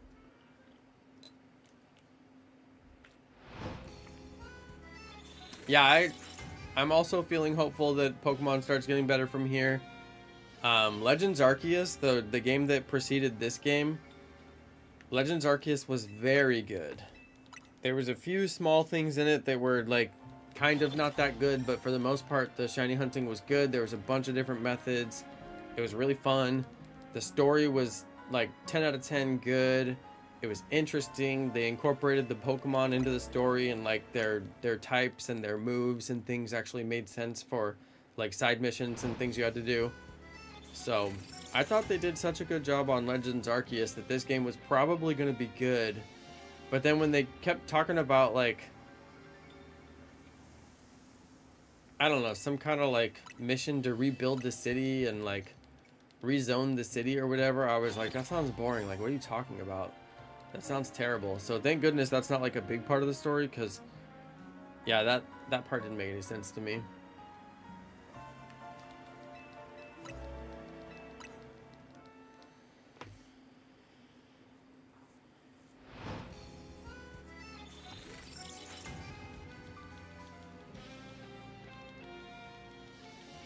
Yeah, running method will definitely be faster for Switch 1. That's true. I've seen some videos where people were talking about that because the load time. Oh yeah, Vicente. I think the only people that are having a negative opinion on the game are YouTubers that are doing it for clickbait because they know they'll get views from all the people who aren't going to buy the game. And then those people want to watch a video to, you know, reinforce their reasons why they're not going to buy the game. And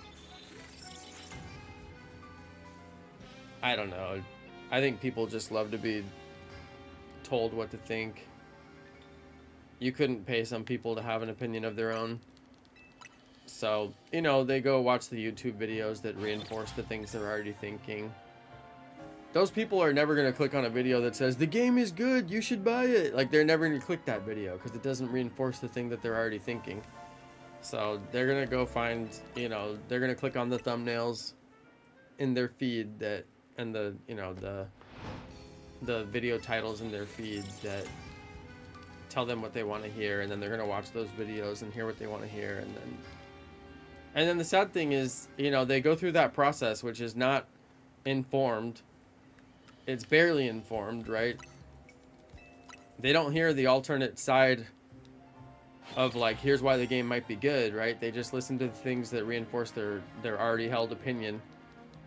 And then they go and repeat those things to everybody around them as though they're the most informed person. Like, that's what's really sad.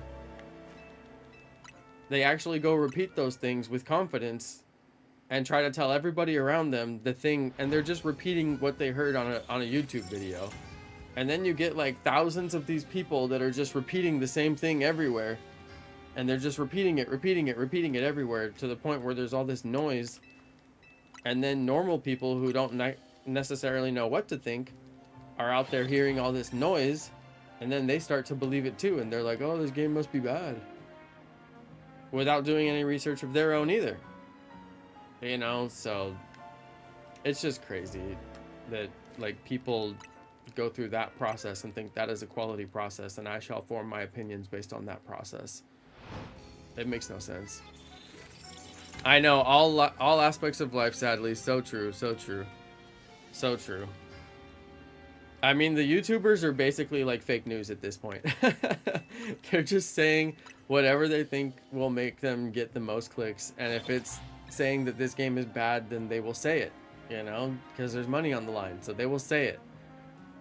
And plus, they don't want to buy the game. See, think about this. They don't want to buy the game and actually do the work like I've done, which is like play the game, make videos with the footage, edit those videos, come up with good ideas, post the good ideas, post the good content, you know, like create like a positive feedback loop for the viewers, which would actually benefit them more in the long run, because they'd get so much content from playing the game.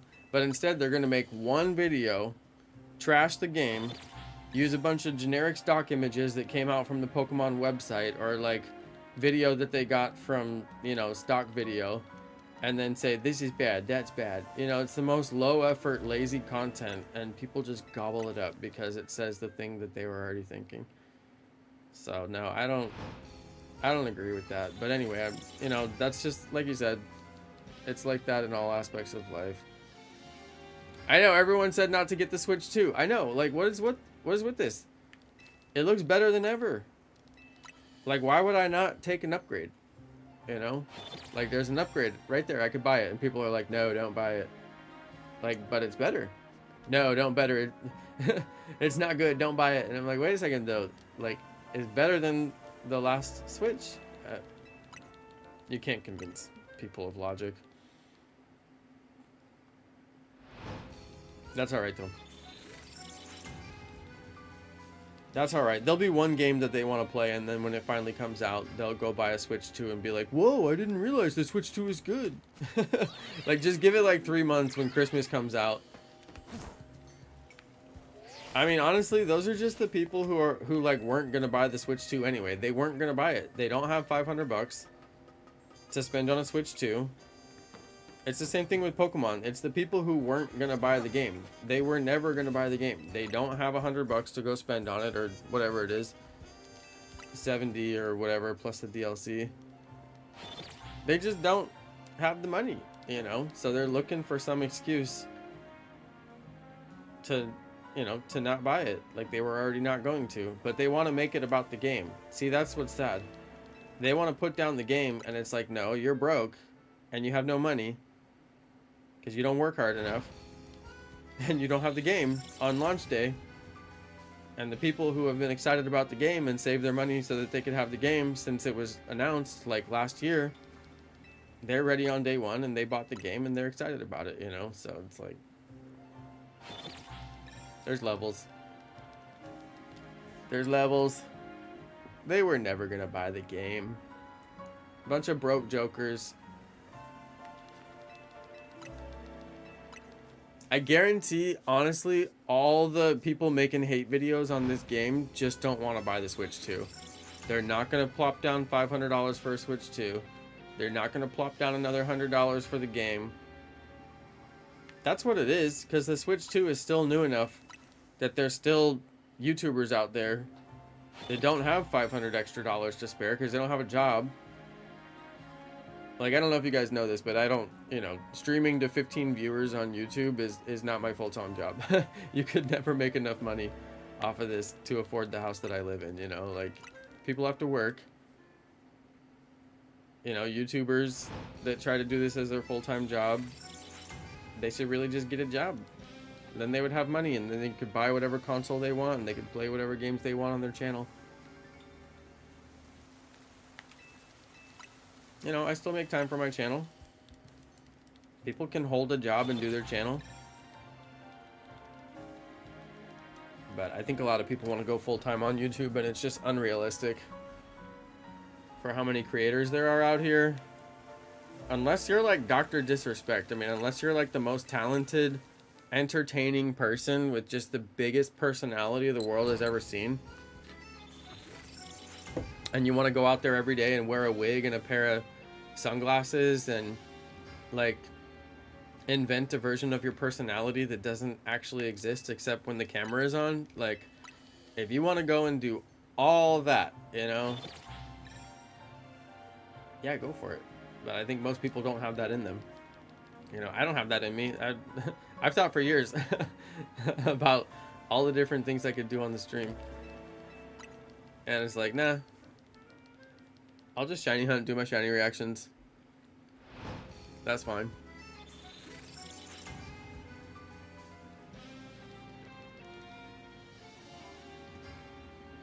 But there's YouTubers that I followed and they've tried to go full-time too early.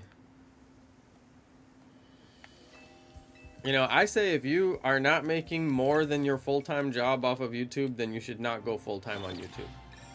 The minute that you make more money off of your YouTube than you make off your full-time job, and it would be better for you to go put more time in your YouTube than put it into your job because the money is being left on the table by not doing so, then yeah, you go quit your job and you go full-time on YouTube. That's when you do it. That's the marker. You'll know that's when to do it, because you'll be like, wow, I am losing money by going into work every day because the opportunity is so big at my YouTube channel. Look at the dollars, you know? But most people aren't going to find themselves in that position. And I make a little bit of money off my YouTube, especially when there's a good game like this game.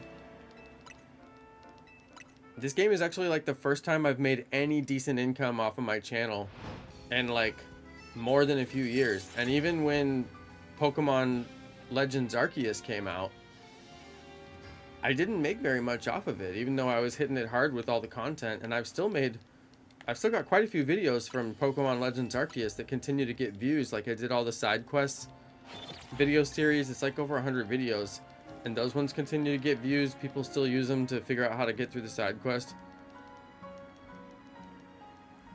And I mean, even during that period of time when that game was brand new, I was not able to pull very much ad revenue off of it. And I think ad revenue was better back then because I was closer to COVID, and ad revenue was pretty good during COVID because everybody was home watching TV, so the advertisers were trying to get them, you know, one way or another. But I don't know. I mean, a little bit of guesswork there. I may be wrong on some of that stuff as far as the advertiser revenue and whatnot, but I definitely didn't make a bunch of money off of the launch of Pokemon Legends Arceus. I would remember. But I'm definitely, you know, pulling some decent views off of this game launch. I think there's maybe more interest. I think Pokemon Legends Arceus, people didn't know like what to think about it. And it's the same thing, like people come out and say it's bad, and then a bunch of people don't buy it. And they don't ask for it for Christmas, and they just never get it. And it's like, no guys, that one was actually pretty good. I think a lot of people who like Pokemon, like real, you know, longtime fans, really enjoyed Legends Arceus.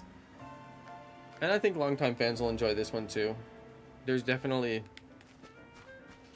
a wealth of new Pokemon features that are incredible this time around. So, I mean,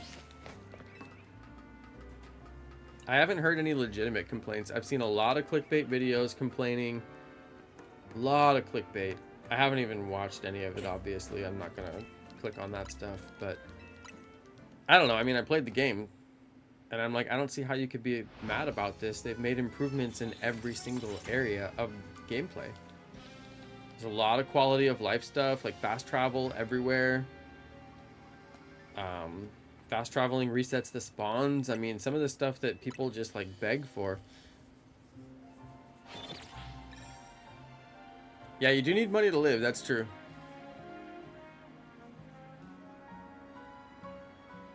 Yeah, you can still do what you enjoy and work a job. Yeah, exactly. I mean, I work and I do YouTube as a hobby. And then sometimes YouTube is a very lucrative hobby, and you can post videos and pull some cash out of YouTube. And then there's other times, honestly, when it's not. And I think every YouTube creator can attest to that. Like, there's times when you make a lot of money off of YouTube, and then there's times when even though you get like a lot of views, you don't make as much.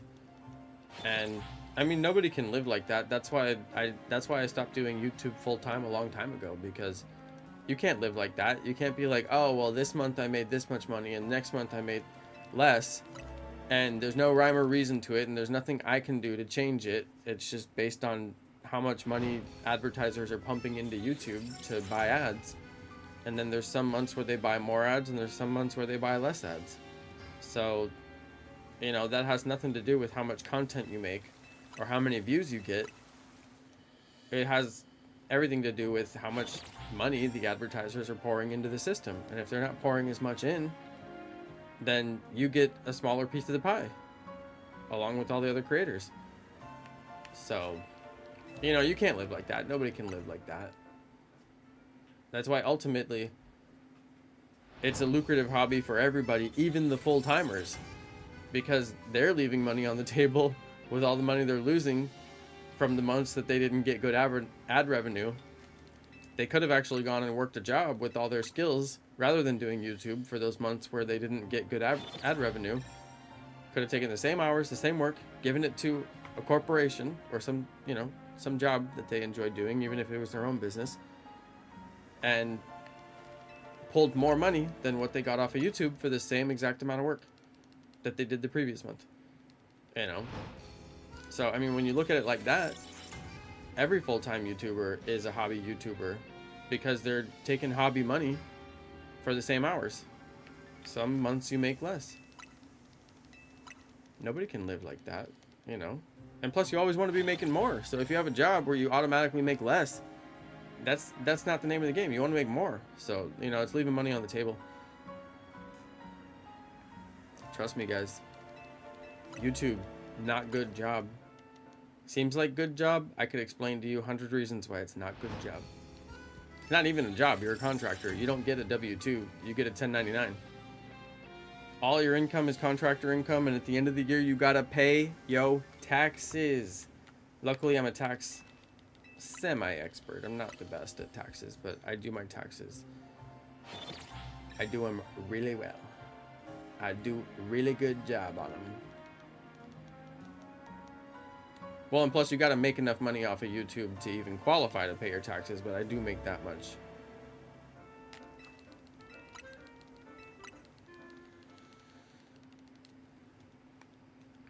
Yeah, you gotta have money to live. Well, and not just money to live, you know, you want to live well. You want to always be improving your quality of life. So if YouTube is paying you less some months, then you can't fulfill the goal of always getting more and always improving your quality of life, you know? And then it goes into kind of like your philosophy of life. It's like, well, you know, what do you have that money for? Well, you have that money so you can retire. You want to retire at some point. A lot of people have kids. They have that money so that they can give their kids a better life than they gave themselves. If YouTube is giving you less, you can't meet those goals, right? If there's some months where YouTube just randomly pays you less than it paid other times for the same amount of work, that's not sustainable. You got to get more. So, lucrative hobby. For some people, very lucrative hobby, but you could take the exact same skills, go pour them in for a corporation, get consistent pay every month with potential for raises, benefits, things like that. You got to give a little bit more, but you get more too. Especially the benefits. YouTube doesn't give anybody health insurance. YouTube, you know, it's not a job.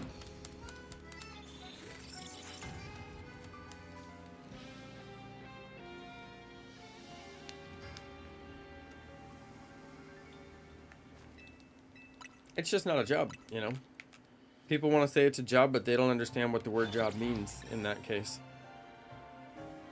You're a contractor for YouTube. That's a technicality. But it's a technicality that does make a difference. A job would give you benefits. Health insurance, 401k. Yo, this shiny hunt is broken and not in the good way. You think if it's shiny, I'll really have to drop down there? I don't know. It's been 4 every time. Why has it been 4 so many times? There's something weird with spawns, I'm telling you. This game is weird with spawns. It's been 4 every time I go over there. Like, what makes it be 5 sometimes? Yeah, you could always do a video editing job. You could. Unfortunately, the video editor that I use is not the video editor that you would use if you had like a video editing job. Like if your job was video editing, you would use an editor called Adobe Premiere, or you would use a different editor called Final Cut Pro. But because I don't use either of those, it's very unlikely I could get a job editing videos, because I'd have to use the professional editing software. But that's like movie quality software. I mean, most YouTubers actually use one of those pieces of software, but it is software that's intended for making like actual movies. I mean, it's movie quality software. So it's a little bit overkill for just making YouTube videos. I have a little bit of a simpler setup that results in good enough quality that I'm happy with, and it's really no difference in quality to using the movie quality. It doesn't result in a higher quality production. It's just the tool is more complex and you can do more things with it. Now I know how to use Adobe Photoshop, and I will tell you there's like 100 bells and whistles on Photoshop that I don't even know how to use. They don't pertain to the way that I use the software, so I don't use them. You know, like ways to color change things that I never use, that I don't know how to use. I have other ways to color change things if I need to color change them, but there's many different ways to do things, and it's the same with the video editing software. It's the most powerful software. It can do things many different ways. It can do many different things, but you have to learn how to do every single little thing that you want to do in the software, and there's a trick to every little thing you want to do, so you have to learn the process to do it. And, you know, my editor is very simple. If I want to zoom, I just point and click, I zoom. You know, it has all the things that I need to do, and they're really simple to do all of them, so it saves me a lot of time. Makes my production process really easy. I can even do audio editing in my video editor. That's where I did all my Pokemon songs that I've been posting recently. I've been editing the audio just in my video editor. So it's pretty powerful. It's powerful enough to do what I want to do, but it's not like the software they would teach you if you went to college to learn how to edit video.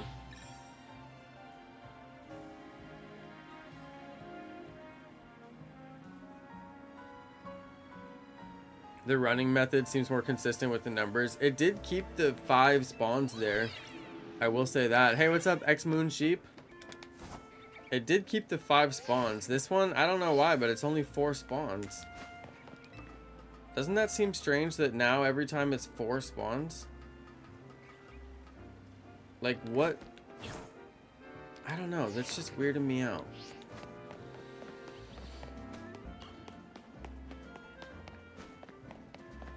Why?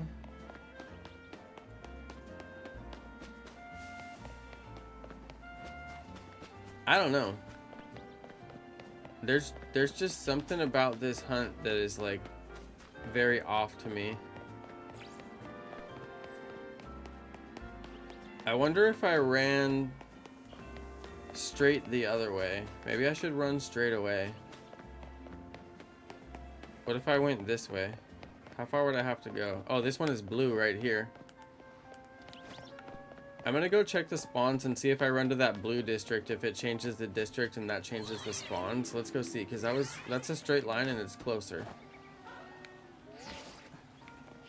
4 spawns though. Level 7 Kakuna, level 8 Kakuna, level 9. Okay, so 7, 8, 9, male, female, male. 7, 8, 9, male, female, male.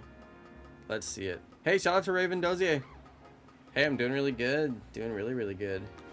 Okay, so if this works, it was 7, 8, 9, male, female, male. I'm seeing if crossing over into the blue district changes the spawns without running the full distance. Let's go see. 7, 8, 9, male, female, male. So it didn't change them. Changing districts didn't change them. Even though... I know, why was 6 afraid of 7? That's like one of the funniest jokes of all time. That joke will never get old. Until we evolve past math, I guess. Okay, so just changing the blue district wasn't far enough.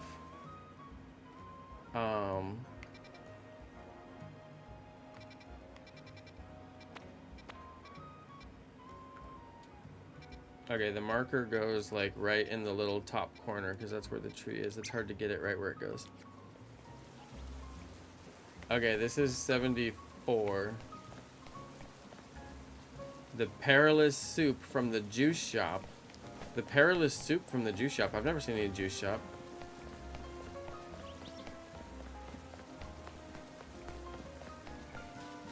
Okay, I know that 80 is plenty.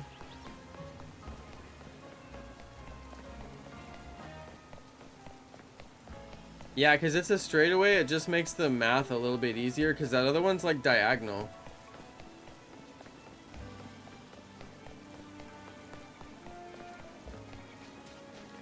I'm just so weirded out that there's only 4. Oh, now there's 5.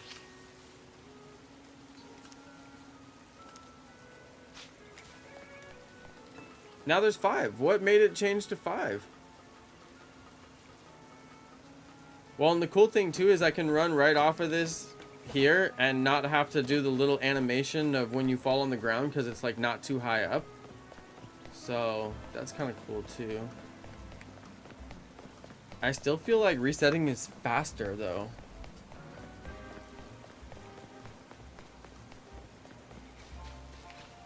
But either way, they're probably both just as good. The resets, I don't know. I feel like as long as there's 5 on the tree, that's probably the best, right? Because you don't even have to run back to the grass. Yeah, I wonder, like, how far do I actually have to run? I'm just going all the way to the wall to see if I hear the shiny spawn. To see if I hear the sound, you know? But yeah, I'm wondering, like, approximately how far do I have to run? You guys think this is faster? It does actually feel kind of faster. I could probably time it, but I think I can just eyeball it and tell that it's faster. What do you guys think? Running method? Run to the coffee lady? Or I guess he's the juice lady, I should say. She's talking about juice. Or reset on the bench.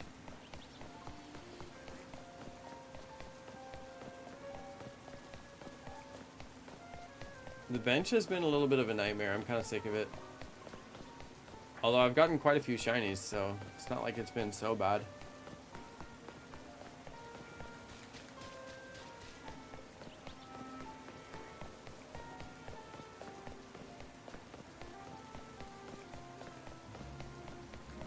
Yeah, I don't know how far I have to run. I'm kind of doing overkill on the run. I'm going like further than I think I have to go just to kind of be safe, so to speak. Because those couple of times when I did the run and it was in like the 70 range and it still didn't reset, like that really weirded me out.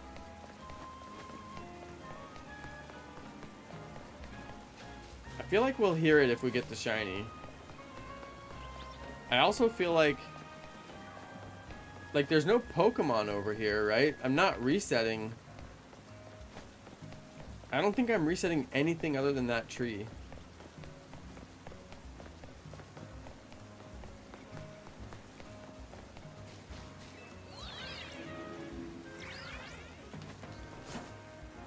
Yeah, Sword and Shield. Riding around to hatch the eggs. Or actually, Scarlet and Violet riding around on Miraidon. Yeah, it does remind me of that. It's too bad. This would have been a good game to have egg hatching in it because there, you know, if the shiny hunting method is going to involve running, then you may as well hold some. But they couldn't have done egg hatching in this game because there's no Pokemon that have Flame Body. So it would have been a pretty strange. Every time I run, it changes numbers. Yeah, I think it's potentially changing the number of spawns on the tree back there. I think that might be part of it, yeah. And then it's just like sometimes there's 5, you know, so some of the times when you run, it's changing from 5 to 5, so it looks like there's no change, but there is. That's the best way I can understand it, because sometimes I would get on the bench. Like, I bet one of these times I'll come over there and it won't be 5, you know? But I don't know. I'm not, like, terribly worried about it. As long as the spawns are resetting and we know it, then, you know, we'll just carry on. I will say, though, this hunt has made me feel weird about the way that spawns work in this game. Like, it definitely didn't make me feel like I got it all figured out after I did this hunt. Made me feel like there's a lot I still don't know.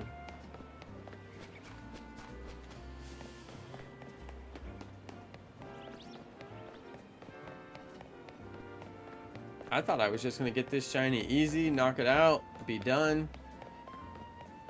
I mean, so far I've tried like, what, 4 different shiny hunting methods, including 2 benches and a couple of different run paths.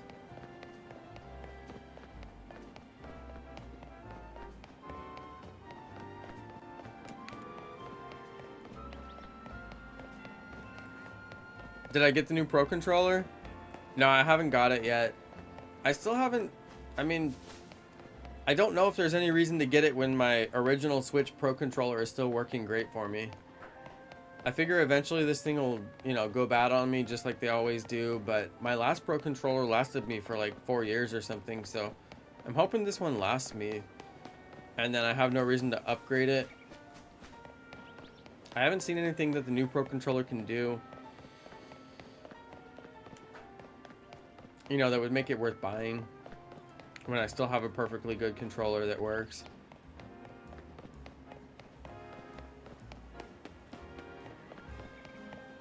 Because, yeah, I don't see like a huge reason to upgrade. if it's just like an ergonomic feel in the hand kind of thing.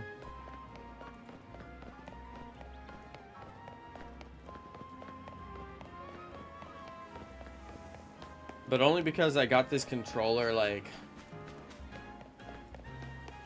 maybe like a year ago or possibly even 2 years ago. And I do like for my hardware to last as long as possible. It actually kind of frustrates me that stuff doesn't last anymore and you buy things and it lasts like less than a year. Super annoying.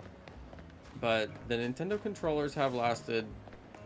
I've only had to buy 2 Pro controllers over the lifetime of my Switch, which was many years, which was like 6, almost, well, actually like 7 years, right? So, you know, that's pretty good. And this controller will probably last me for another year or 2.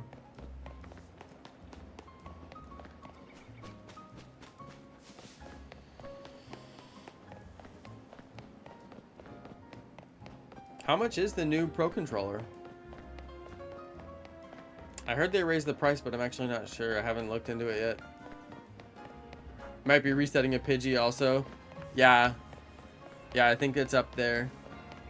Although whether or not the shiny sound ever plays, you know, if it's all the way up there, it might be shiny, but, you know, never hear the sound. Because some stuff you're not close enough to it, and some of these buildings are tall enough. But yeah, I do wonder.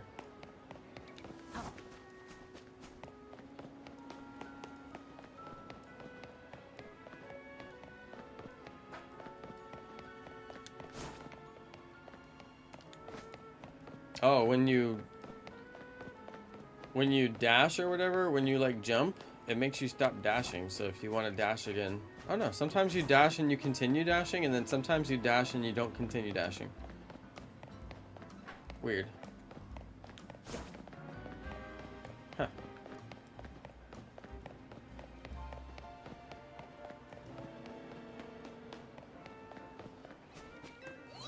It's hard to know if I'll hear the sound or if I need to like actually go over.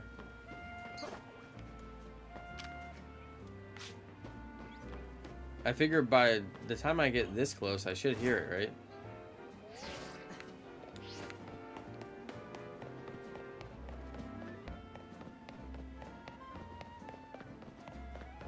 I also feel like see how the NPCs kind of fade out? I don't know, I wonder if like the NPCs and the Pokemon have the same like despawn distance. Like at the point where the lady that I'm running to respawns in, like right there. I don't know, that seems too close. Because she despawns way further out. See, right there is where she despawns. She doesn't respawn until I actually hit the blue district. Once I hit blue district, that's when she spawns. Now I wonder if the NPCs have similar spawn as the Pokemon, you know? Something to think about.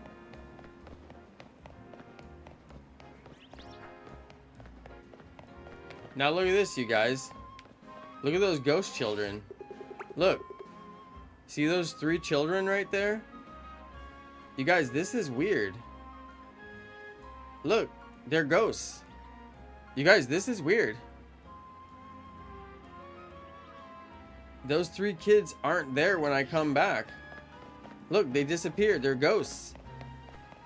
You guys, what is going on? They're not there.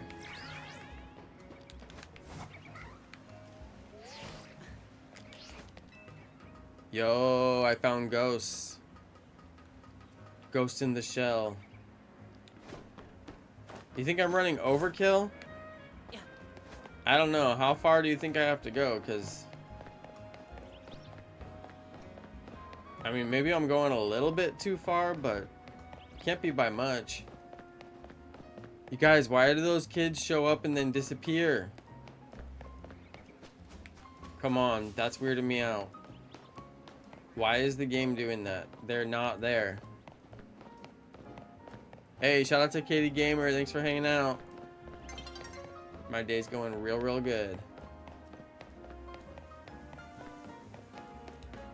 Like a bit over the manhole is as far as I need to go. This one? Or you mean this one? Okay, the manhole is a good marker. Well, let me go see what the spawns are.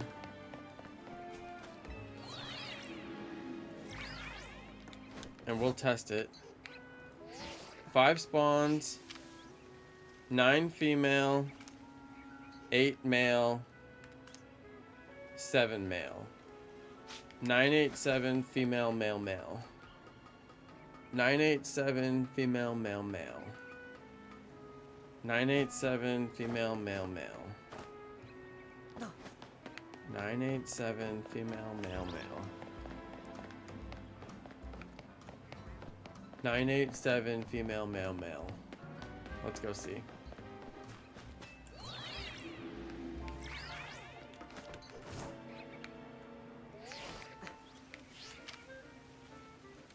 Female, male, male, 987. Nope, didn't work. That's why I said I may be going a little bit too far, but I'd rather go a little bit too far than not go far enough and then be wasting my time. It's not much further to go to the coffee lady.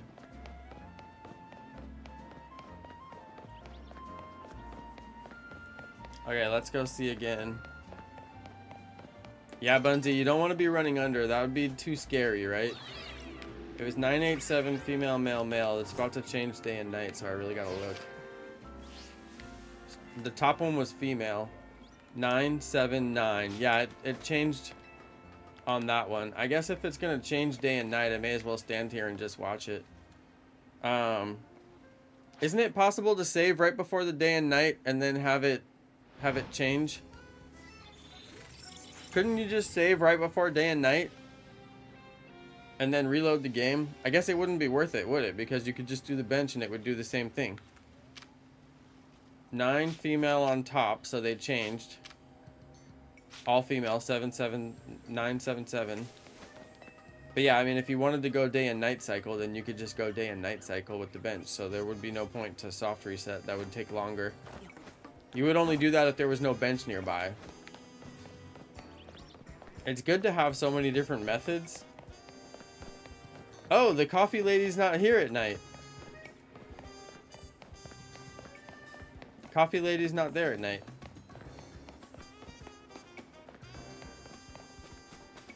I wonder if those kids were from the quest to unlock the holovator, because I know that holovator wasn't always working, so I wonder if those kids are like, I don't know, loaded in the memory or something, because they're all standing around the holovator. I don't remember what the side mission was for this holovator, but I'm sure it had something to do with those kids, right? So maybe after you clear the side mission, you know, the kids clear, but they're still like in the memory, able to be loaded or something like that, like showing in the distance. And they just forgot to like deload them from the distance or something, because I don't know, it just seems weird that those kids were there. I may make a short out of that, just because it might rack up comments. Sometimes things that get a lot of comments end up getting a lot of views, because people would be like, oh, those are the kids from the thing. See, clickbait is the old standard. What you need is comment bait. The juice lady won't appear at night. I wonder why. Like, what's up with that? I guess her juice made her tired. She got a sugar crash from the juice. She needs more juice. Yo, look at this lady out here shopping on the late night. Go home, lady. That's funny. Okay, yeah, I may be running like a tiny bit overkill, maybe a little bit overkill, but we'll let it ride. I do like this running back and forth method. It's not so bad. What's terrible is this shiny hunt. This has been the hardest shiny hunt. This is torturous.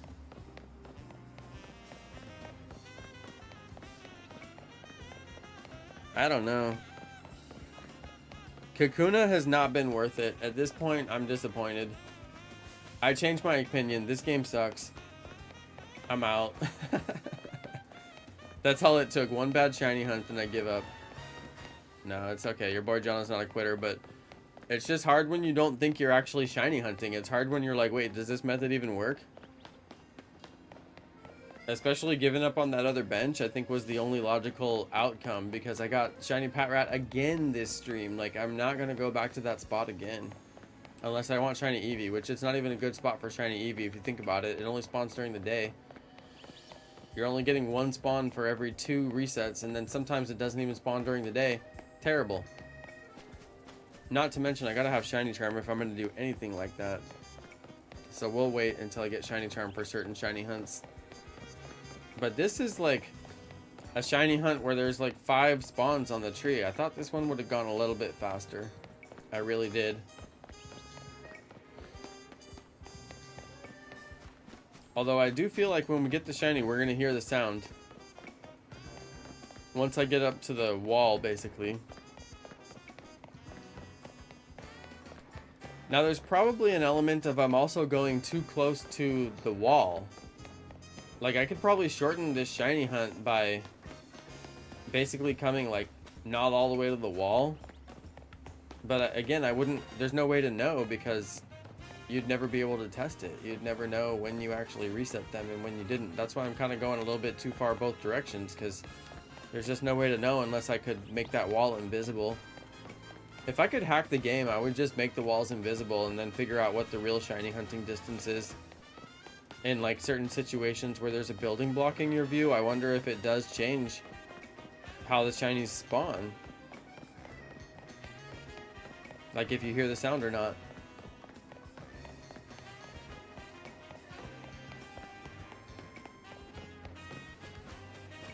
Many questions, some unanswerable, sadly. Wait, was that a Magikarp hat?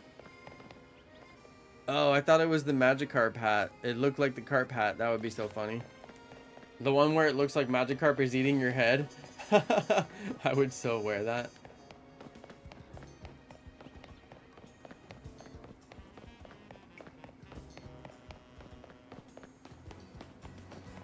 Well, this is going to go down in history as the hardest shiny hunt I've done so far in this game. And it's kind of crazy that like an early game shiny hunt actually ended up being so hard, but I'm thinking that probably the first 2 or 3 streams where I was hunting this thing, I wasn't even actually hunting it. Because it just makes no sense to reset that many Kakunas and not get a shiny and get the shiny PATRAT, which only has 2 spawns. And I got that shiny PATRAT 3 times, which is absolute insanity to get that so many times and not get the shiny Kakuna. And then there's part of me that's like, yeah, you'll hear the spawn, and then there's part of me that's like, you don't know that. 5 spawns. Pretty incredible. 5 spawns. I know they're respawning. I mean, I can at least be sure of that.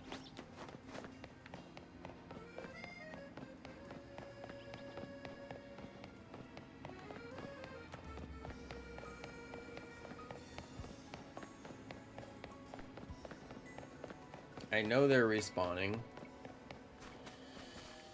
And yet we still haven't got the shiny. Do you know rolling is a bit quicker than running? I actually didn't know that. In the first Legends Arceus, it wasn't, but I think they may have corrected for it. I don't know. There was a video in Legends Arceus where somebody did side-by-side running versus rolling. And then, like, it was obviously faster to run. And people were, like, really, you know, adamant about that. If they saw you rolling anywhere, they'd be like, you know it's faster to run. So, yeah, it's kind of funny. Like, I just didn't even think of it. I was like, oh, surely it's faster to run in this game. So you think I should be rolling? Is it faster if you roll over and over again? I should probably do side by side. That would actually be a good video. I bet somebody's already done it though. Even if somebody already made it. They didn't make it the Jonno way. That's actually a good video. I should test it. Are you pretty sure about that, Bunzy? If I go test it, can you guarantee my results? Ba, ba, ba, ba, ba, ba, ba, ba, ba, ba. Okay, I'm getting a little bit hungry. I guess I'll bust out the snacks.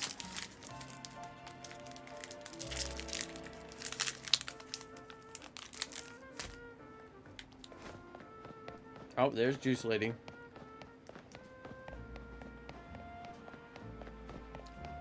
There's the disappearing kids again.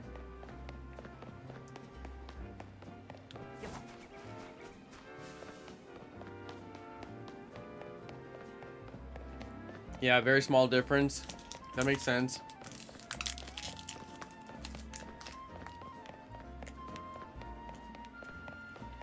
The difference was always going to be very small, but the question is it different in which direction? It's faster or slower? Imagine drinking juice out of a coffee cup though. She's supposed to have juice, it should be a clear cup.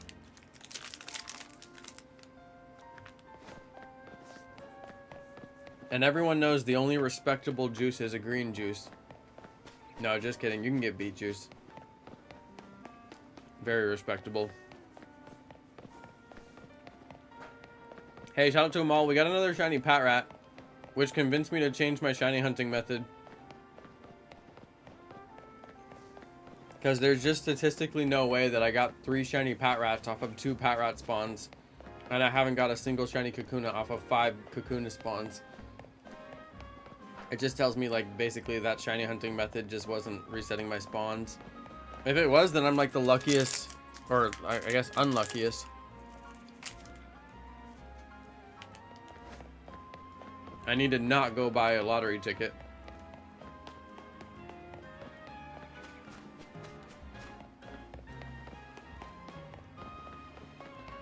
So Bunzy and I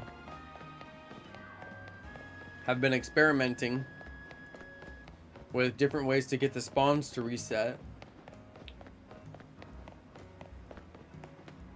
And running back and forth is a legitimate way. Even though I have a bench.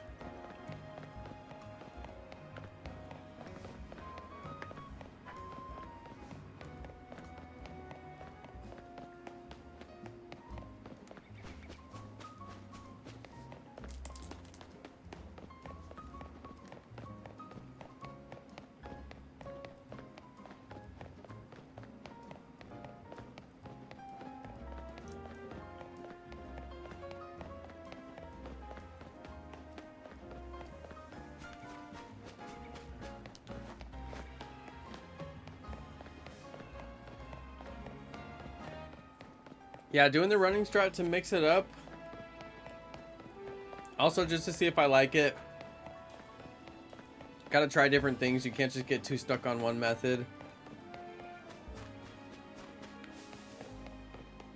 I'm convinced that if I get the shiny, I'll hear the sound through the wall. And then somewhere around this lady is where the respawns go. But at this manhole right here, the respawns don't go. So it's somewhere in between that manhole and the lady where the respawn actually hits, and I'm just not gonna risk it. I'm running all the way to the lady, even if it's a little bit too far. But yeah, it does appear to be keeping the 5 spawns consistently, although every once in a while it weirdly drops down to 4, and I'm not sure exactly what makes it do that.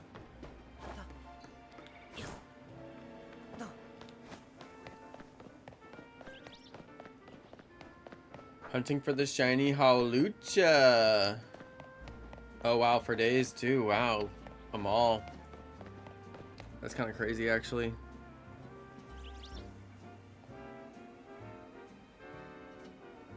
Huh. There's a new button on YouTube. You'll find this interesting. It says schedule your stream to switch to members only.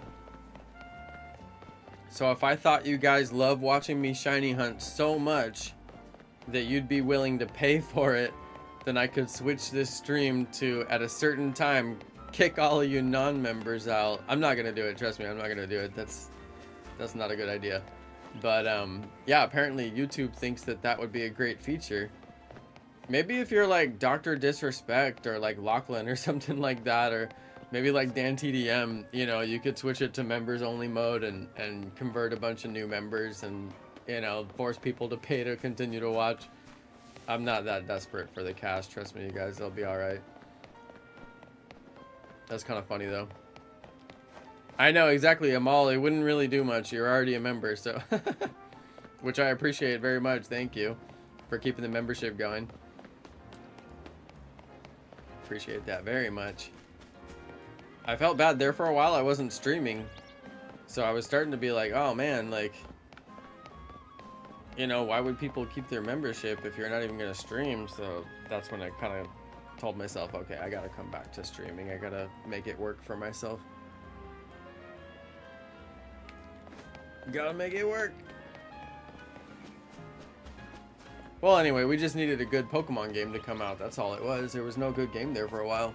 I mean, what can you do? We needed a good game.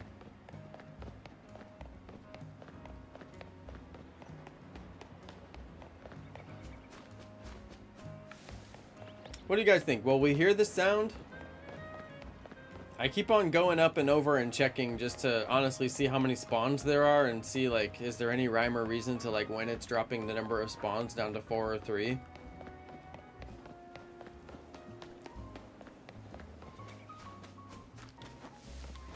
I heard you can get 1 spawn on the tree, but I've never seen it. I've seen 1 spawn on other trees, but not this one. This one always has 3 to 5 for me, but I've heard tale that there could be 1.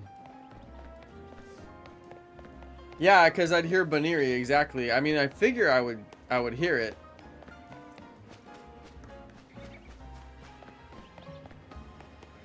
I mean, that's what I figure, right? But it's got to be cold, hard evidence.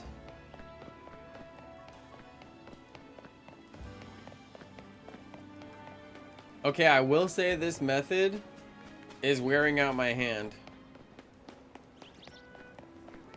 It's wearing out my hand. Can confirm.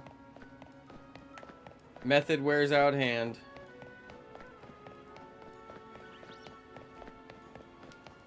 It's giving me wrist pain.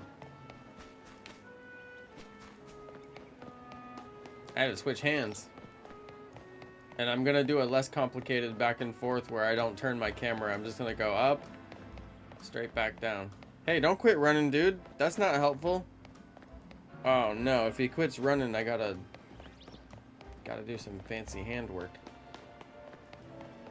That ain't cool, man. Oh no, this isn't gonna fly. Okay, we're going back to the bench. It's wearing out my hand.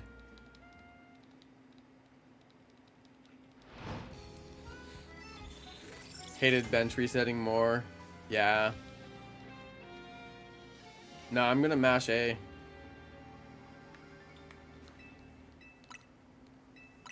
I'm gonna mash A. I ain't trying to get no wrist pain. Once you get wrist pain, oh my goodness, you'll have it the rest of your life. Don't do it, guys. Anything that gives you pain, quit doing it. I know, no roller skates in this game. Yeah, they could have made the running a little faster, or like a bicycle for like 1,000,000 Pokebucks or something. That would have been incredible. You know, people would have paid 5 million. They would have paid 10 million. No matter what it cost, people would have done it. You already know. Life gives me pain. Okay, keep on doing life, but everything else. Amal, what are you talking about? That's the same for everyone. Life is pain. That's the motto. Life is pain. It's the first time I've seen rain last for more than a day. If it's still raining. Yeah, it's still raining. This is the first time I've seen rain last for more than 2 cycles. Maybe it's just totally random. Oh wait, is it? No, it cleared up. 5 spawns. 9 male. Let's see, 9 female. 7 female, 7 female. 9 female.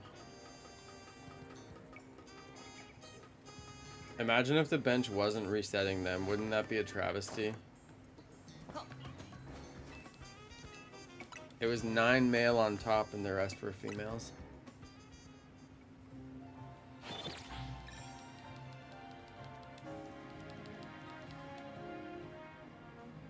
It was 9 male on top. This is my level of paranoia. Now I'm checking to see if the bench is respawning them. I mean, the bench has to respawn them. 8 female on top. But this is crazy. Like, how have I not got the shiny yet? Especially the Badoo. The Badoo is there.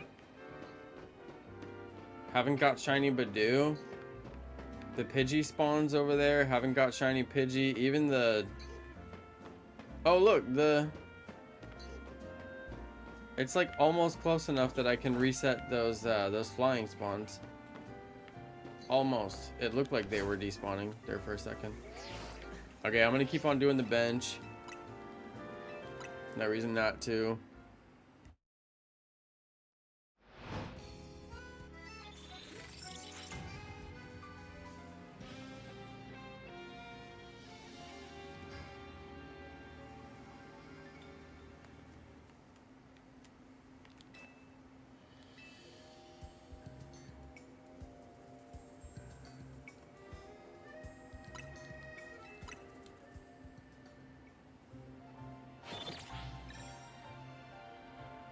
Yeah, they can patch the game after the shiny methods have been revealed. In Legends Arceus, they did a patch that changed the way that mass outbreaks work to where you couldn't keep resetting the same outbreak and get new spawns. I forget exactly how it works, but they definitely changed it. They changed like the whole way that it works with a patch. And I don't know, I mean, after they changed it, that's when the permutations began, right? I believe. I don't know, I'm not sure.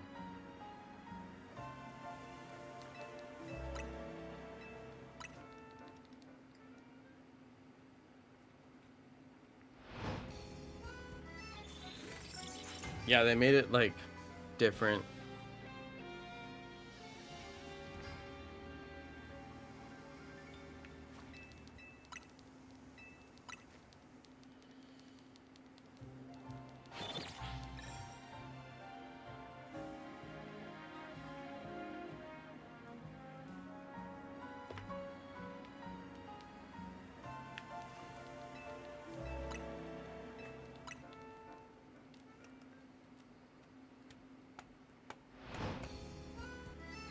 Yeah, what are they doing in Fortnite now that everybody's so mad about?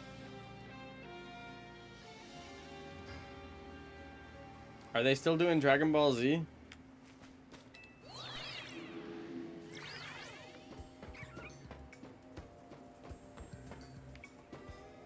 You definitely don't have to jump down there to check the shinies, but I don't know, I'm like paranoid enough that I do anyway, but I'm not going to. Okay, let's take a little miniature break, you guys. I'm gonna hit the bathroom. I'm gonna refill my water. Look, we've been low on water for like an hour and a half. We gotta stay hydrated, trainers. Yeah, you'll make it back. Let's take a little miniature break. You guys know how it goes. You guys can look at my team real quick. This is the current squad. Okay, I'll be right back. You guys get up, stretch your legs. You know what I mean? Get a little leg stretching, go get some water. Okay, we'll be right back.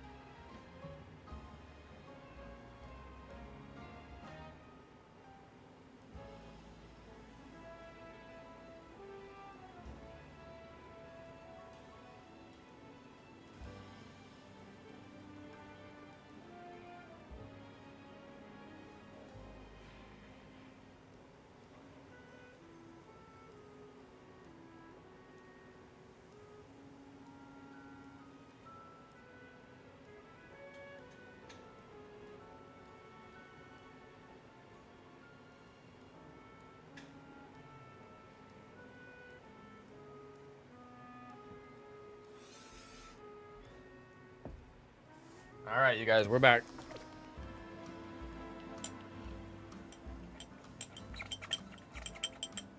My water didn't quite mix with my spirulina. Sometimes it makes little clumps. Okay, let's keep it going.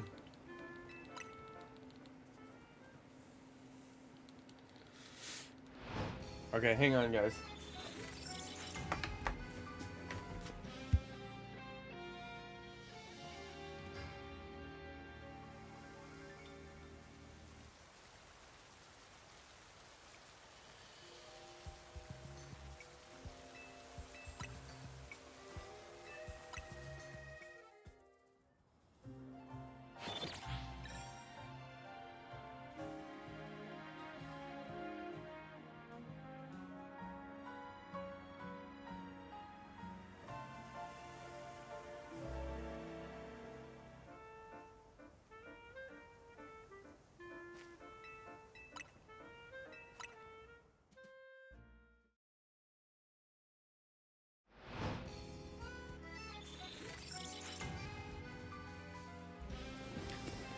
All right, you guys, how do you make a tissue dance? It's a riddle.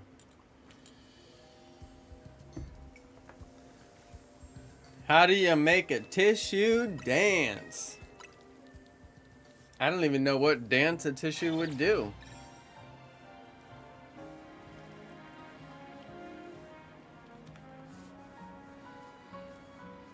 Come on, somebody in the chat has to know how you make a tissue dance. Nobody? Think hard. It's a riddle. It's a noodle scratcher. You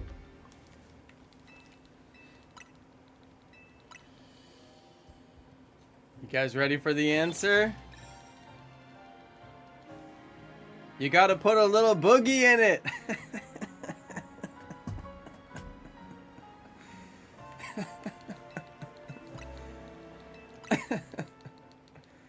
Come on, that's a classic. It's a classic. I actually thought everybody in the world knew that joke.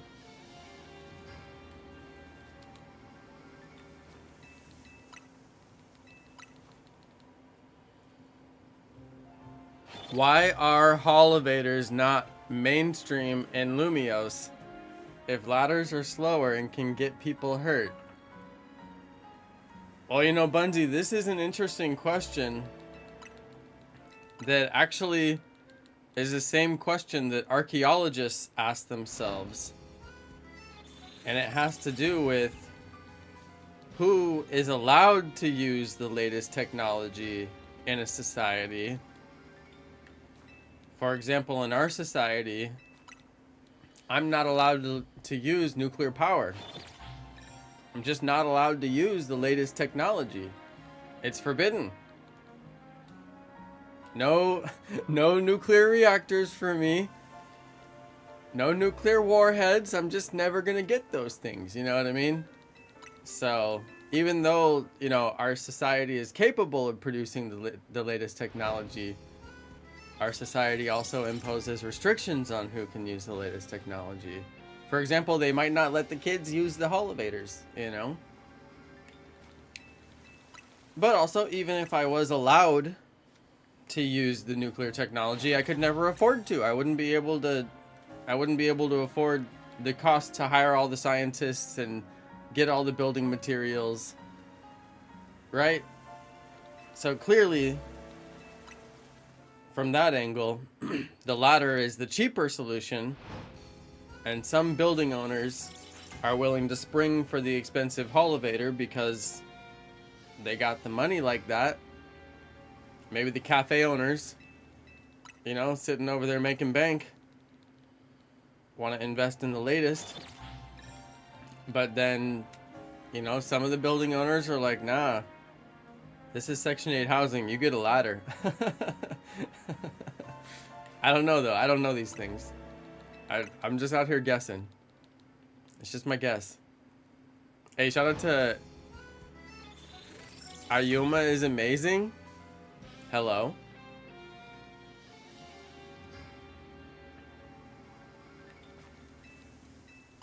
I'm convinced that I'll hear the shiny sound like from the bench. Like I don't even need to go over there, but there's, you know, it's like we won't know until we know, right? So I keep having to go over and check. I did give up on the running back and forth method. It hurt my wrist, so you know, I wanted to try it, see if I like it. There's probably going to be Pokemon where I need to do where I need to do that. So, I mean, potentially it's good that I know it. I know how the method works. All that. I've tested it. It's workable.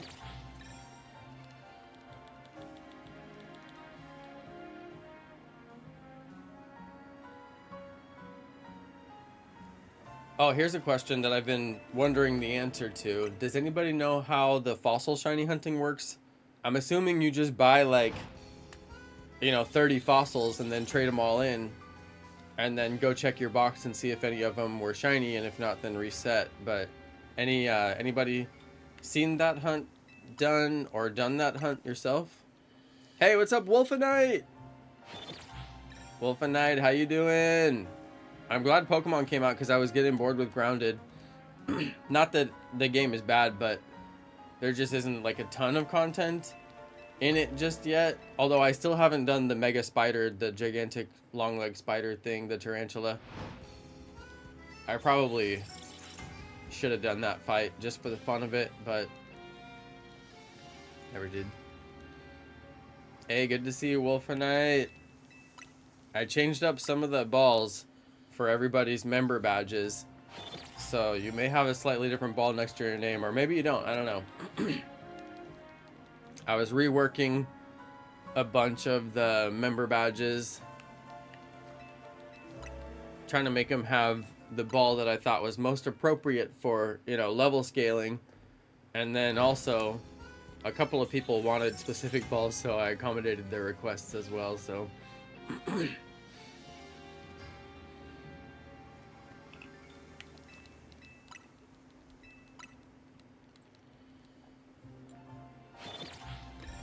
the shiny hunting method here is sleep on this bench over and over and over again. Which honestly isn't like too bad. It's not terrible anyway.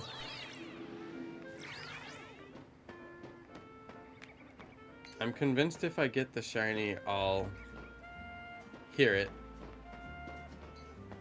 Because they're so close. But every once in a while, if I get paranoid, I can always just pop up there and check. I'm really convinced I'm going to get the Badoo, which wouldn't be a bad consolation prize. I'd totally take it. Especially since I don't know if Roserade spawns in the game, although it might. I'd like to catch everything in its evolved form if possible, so it depends on what actually spawns in the game and what doesn't. So we'll see.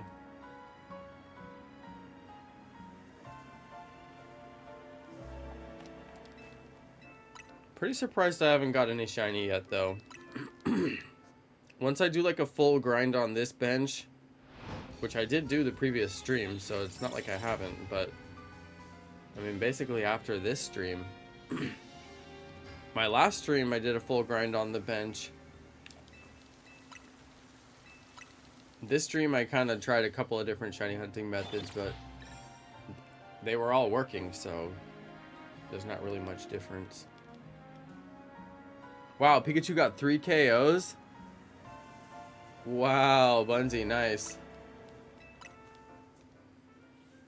Yeah, it's weird. Everybody's running like Mega Garchomp and Mega Greninja. I didn't have any good Pokemon to use. It was so bad. Well, I mean, I had my Gyarados, but it's got the 4x weakness for electric, so everybody was chasing me down. Like, as soon as they saw Gyarados, they'd come at me with their electric moves. Which is just untenable.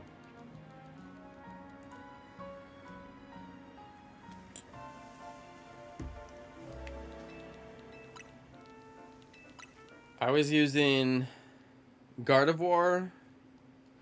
That wasn't too bad, but I didn't have her best moves unlocked. I didn't even have Moonblast.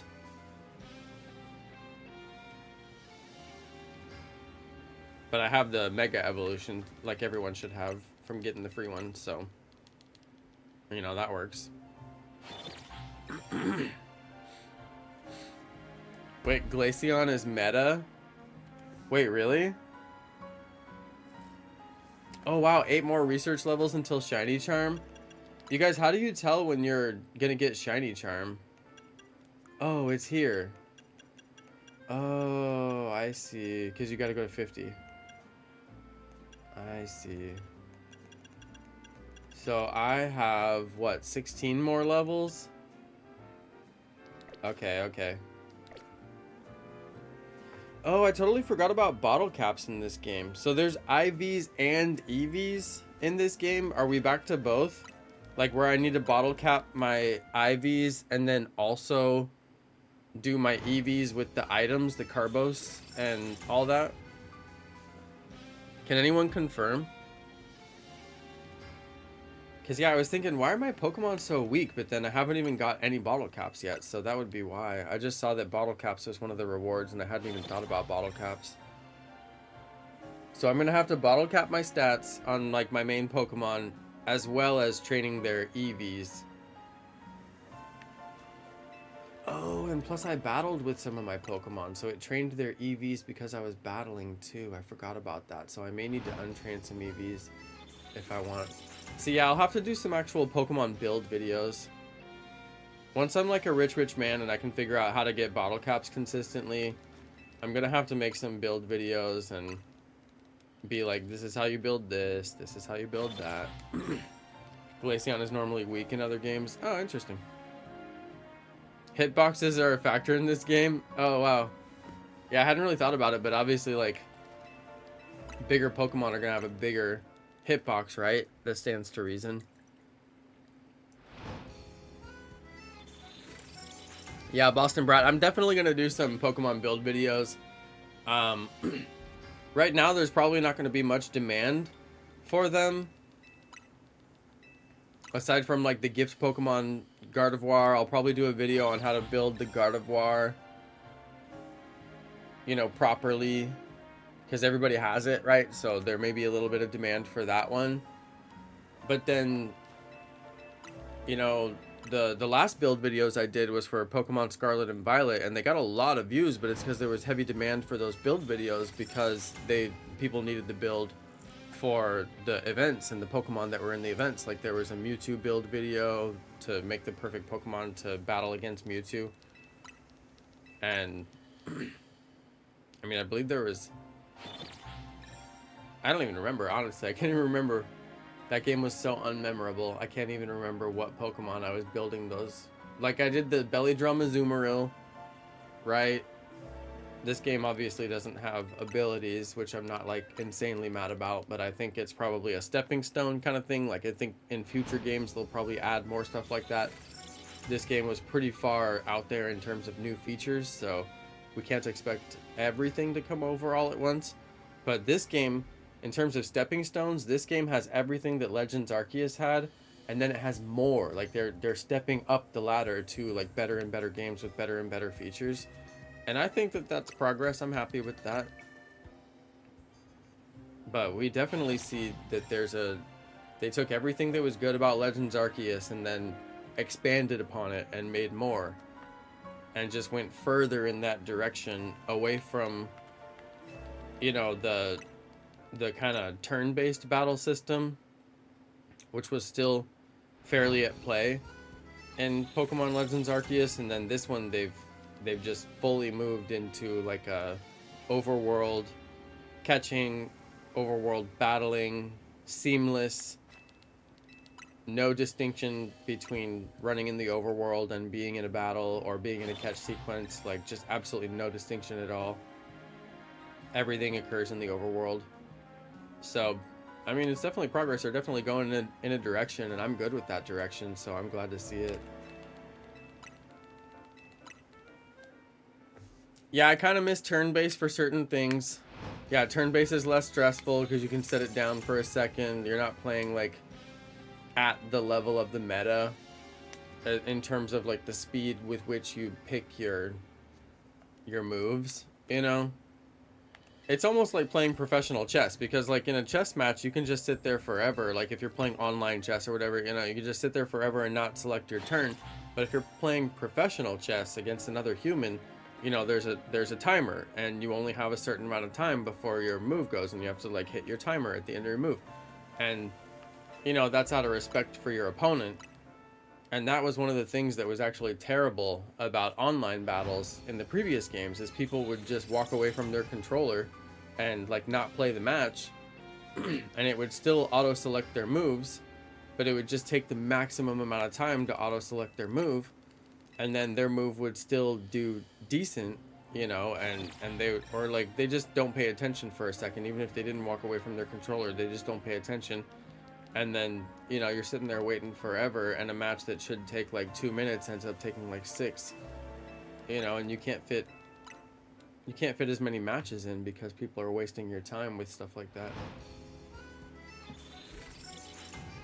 So I could see kind of benefits to both, because like in terms of online and ranked gameplay, that's one of the biggest issues, is people abandoning the match to where it's not fun, abandoning the match to where it takes your time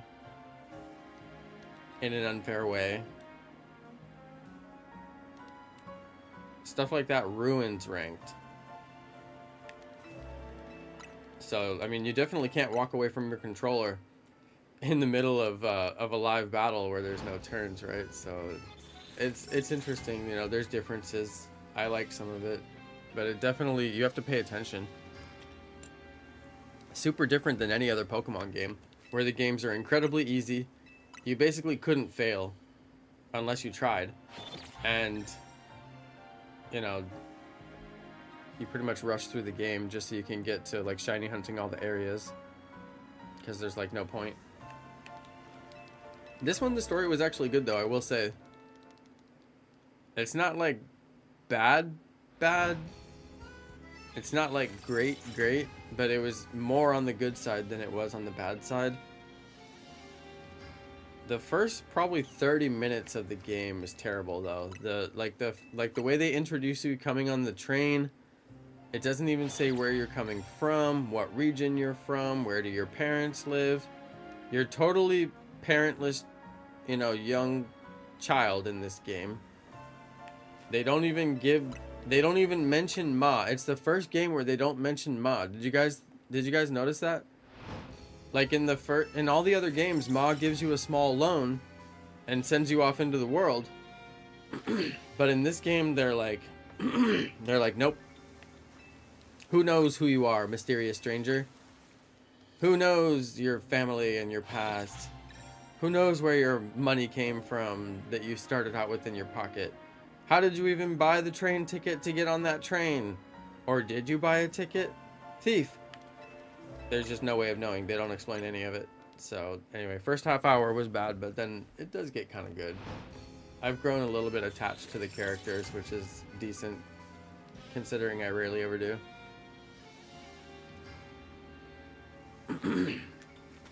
Okay, this shiny hunch is crazy. I just feel like why haven't I got the Badoo? At least. This is just... I don't know. This is the strangest thing.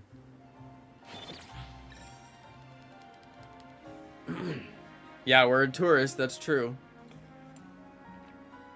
Which makes sense, because like Paris, France is the ultimate tourist town. Like, everybody wants to go see the Eiffel Tower. Did you know that people were really against the Eiffel Tower being built? It almost wasn't finished. The measurements for like connecting all the different legs together were actually done on the fly. I mean, I guess you couldn't really do it any other way, but they had to continue to like hand measure and hand like crank everything together. If you ever want to watch a fascinating documentary, the building of the Eiffel Tower is incredible. And against all odds, because people didn't even want it built. There's so many people that like had positions of influence and tried to make it not happen and said that it would be ugly, and after it was built they even wanted to have it tear down. Incredible, right? And today it's like one of the biggest tourist attractions in the world. I've been there. It's not what I expected. All I ever see is videos of the scammers fighting YouTubers and playing the ball game and then fighting with YouTubers filming them, because the videos always make it into my home feed for some reason. It's like you watch one video and then they just keep feeding them to you. And I'm like, well, if you're really going to fight scammers, I guess I'll watch.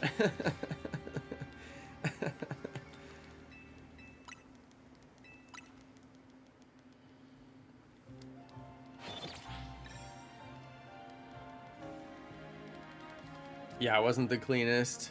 Yeah. Europe has issues. I think they're going to work through it. But yeah, Europe has issues. I mean, imagine getting that much money in tourism and not keeping the place clean. I mean, I can't even fathom, you know.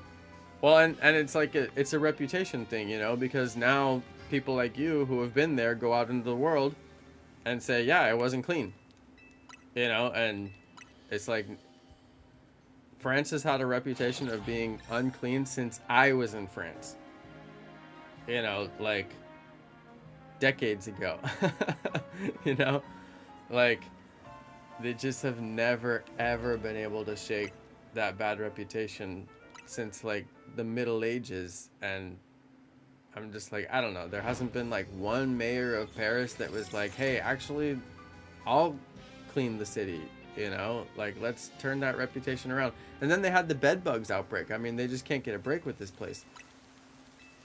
That was all, you know. Wasn't that coming out of France? I swear it was coming out of Paris, but I could be wrong. But yeah, I mean, cleanliness, very important.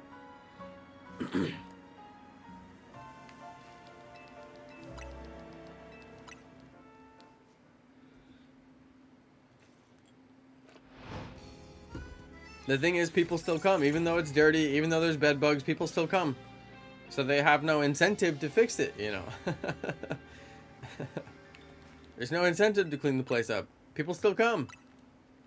In droves. It's still the biggest tourist hotspot in the world. Even, you know, dirty and bed bugs and scammers and all that. So, I mean, there's no incentive to clean it up.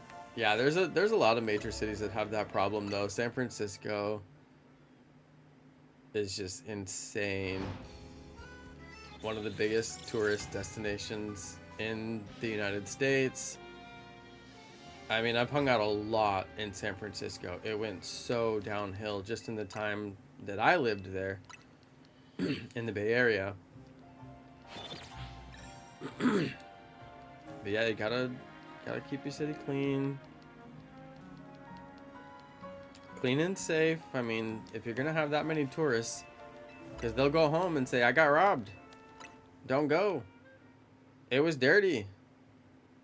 I stepped in human waste on the sidewalk, you know, like, it's not like people won't say it, they'll say it.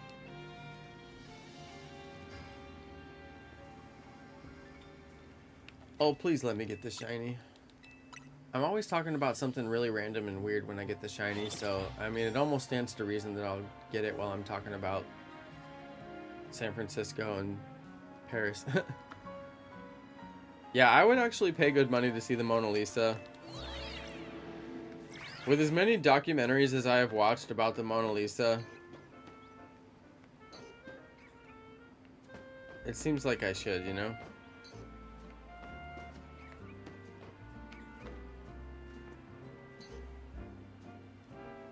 I do wonder about this this tree, you know? I mean, why would there be any reason that the tree wasn't resetting, right? Like, why would there be any reason that the spawns weren't resetting? The bench is right here.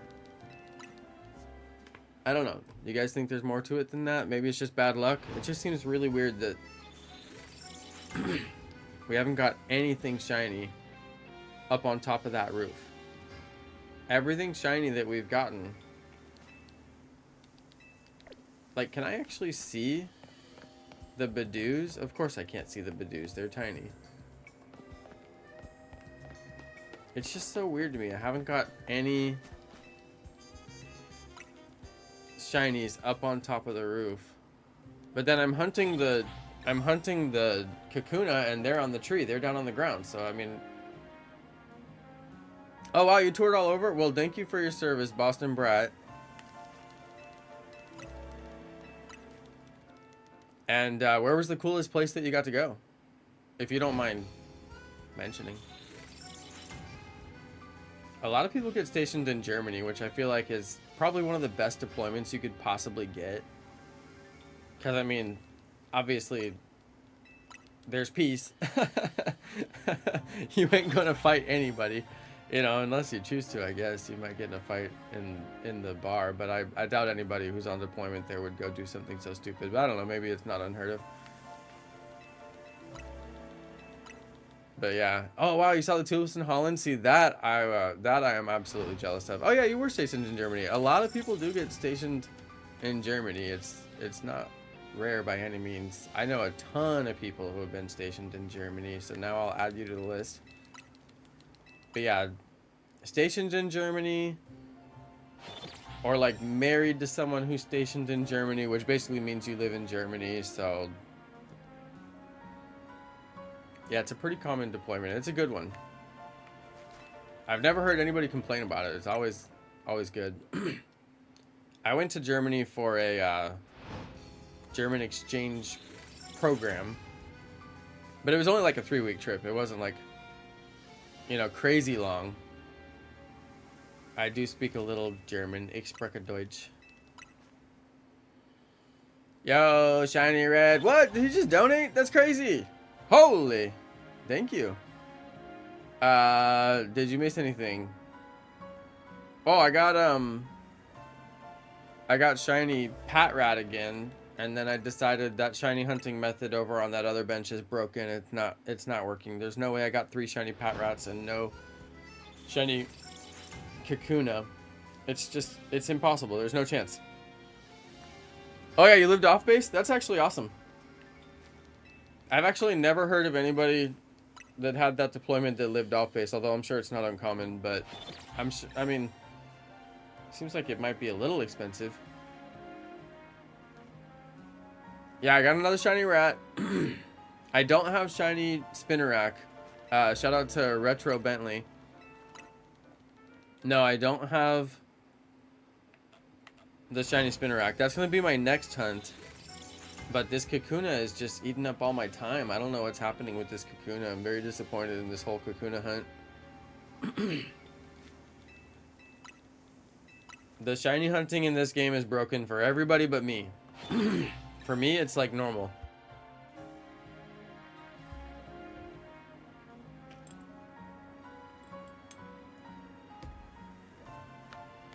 Yeah, I don't know. I'm doing the shiny hunt. It's literally right next to me. I mean, it's right down there. There's 5 Kakunas on this tree, and I just want one of them to be shiny. Too much to ask? Apparently so, because it's just not working. I've tried a bunch of different ways too. I was using a bench that was right over here, and there's actually an Eevee that spawns here, and it's only like 38 meters, so it's less than the 50 meters. I spaced it out because it's like right here. But anyway, it was giving me shiny of everything but Kakuna, and I decided maybe something is weird. I know the game does not want me to have Beedrill. The game just does not want me to have Beedrill. Living off base in Germany would be pretty fun.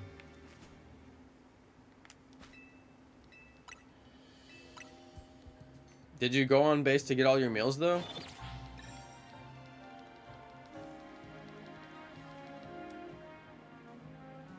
I know, you got the shiny Kakuna on the tree, the same tree, without the charm. I mean, I don't have charm either. But that other bench that I was trying, I just don't think it was working. I really don't.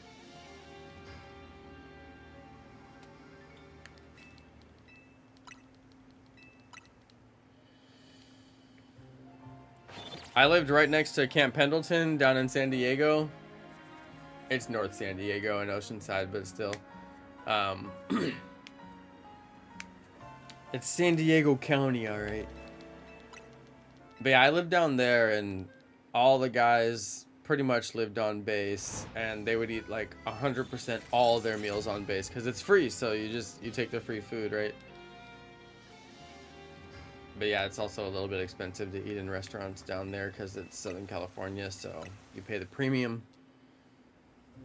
You're talking like $25 for like taco lunch. You can't do that every day. Oh yeah, do all your shopping at the commissary? Yeah.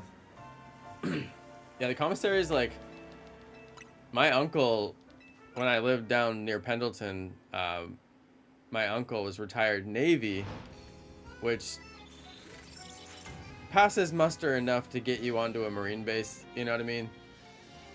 And he would go get everything at the commissary. He would go fill up his tank and get gas on base, because no tax, right? So yeah, he would buy everything he could possibly buy on base, and he loved going on base and the Marines having to salute him because his rank is displayed on his plate, and you know, he's high enough that they had to or I don't know if they just saluted out of respect or if they have to, but I think anyway, he loved it, the whole thing.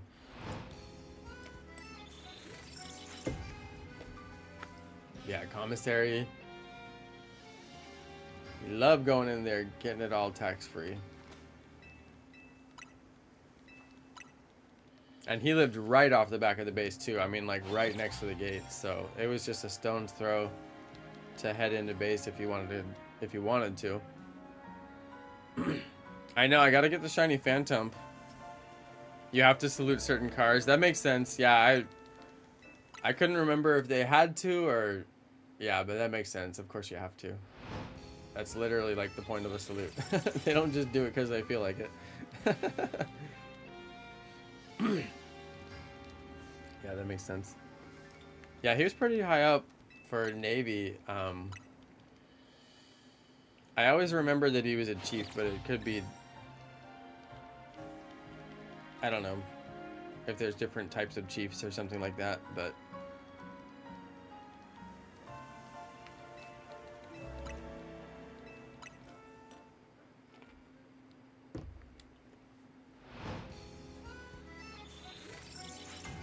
shout out to Bungie. Thanks for watching the hunt closely.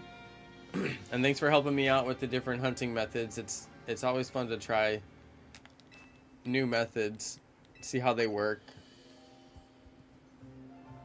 It'll be helpful for me to have that experience for future hunts. No, battling. No. I'll just lose. You can just imagine that you battled me and won, because it's as close to the truth as you're gonna get.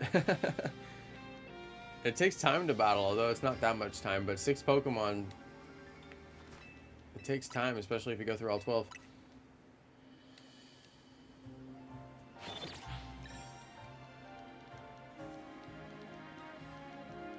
Yeah, battle Shiny Red, that'll be more of a challenge.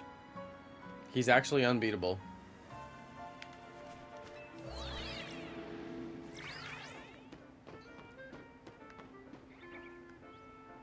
See, look, it looks like the Pokemon are spawning in. I don't know if you guys can see that, but like, the Pokemon, when I get up there, they look like they're spawning in. Like they're not fully spawned in. I don't know if that matters. It seems like it would. I'm just wondering if like the only time I'm actually seeing new spawns is when I run up there and look.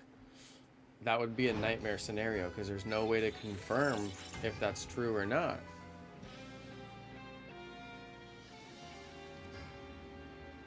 Like, if I don't actually go up there and look, you know, like, look down.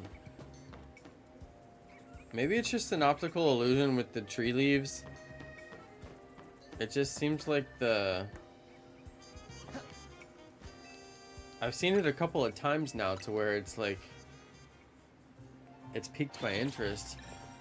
The very bottom one on the tree looks like it's spawning in, like it looks when it's at a distance. Whoa, what was that? There was like a light leak from the tree. Did you guys see that?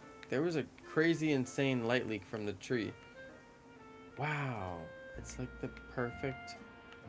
Why is this here? Oh, it's the holovator. Wow. It wasn't a light leak, it was just the holovator. It looked like a light leak coming out of the tree.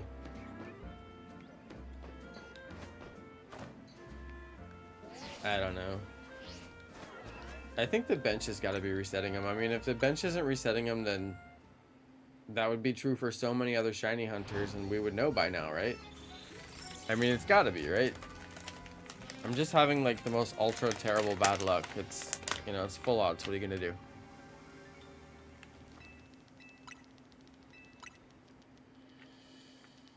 Yeah, Bunzi, I love that you have your ultimate Pikachu. I love that it's working for you, too.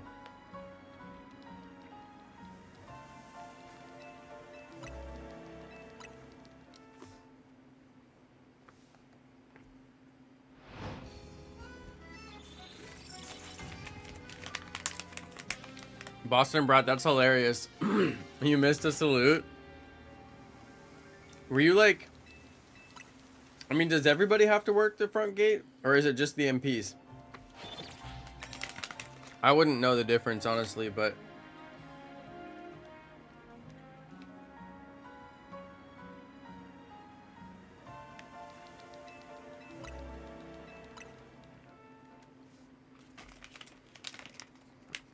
Gate duty seems like everybody would rotate in for that, but I obviously have no idea.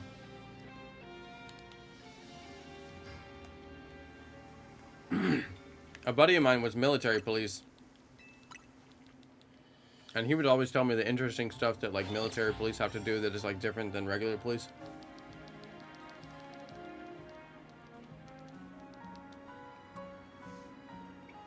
Yeah, it was MPs. That makes sense. I mean, it kind of makes sense because it's like, it seems like it would take a little bit extra training to guard the gate, you know? Because like, if anything is going to go down, it's pretty much going to be at the gate. Unless it's some kind of like, you know, internal affair. But I mean, that's, I would say, like 100% unlikely. But like, something going down at the gate, that's not like 100% unlikely. I mean, you could get someone who's just driving extremely poorly, and that's an issue at the gate. Now you work IT in a hospital? That's so cool.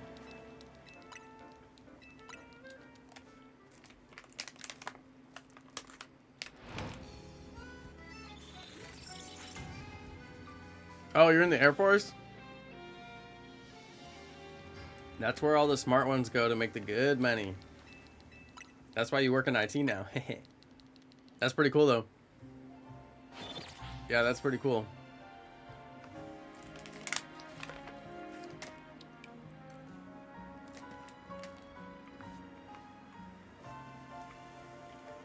Yeah, I have a ton of military family. I did not have the Constitution to serve.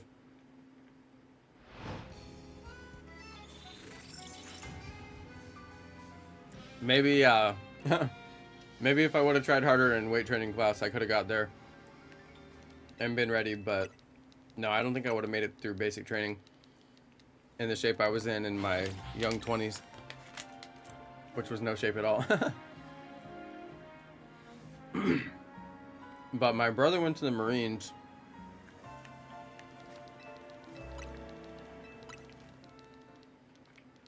Always super proud of him for that.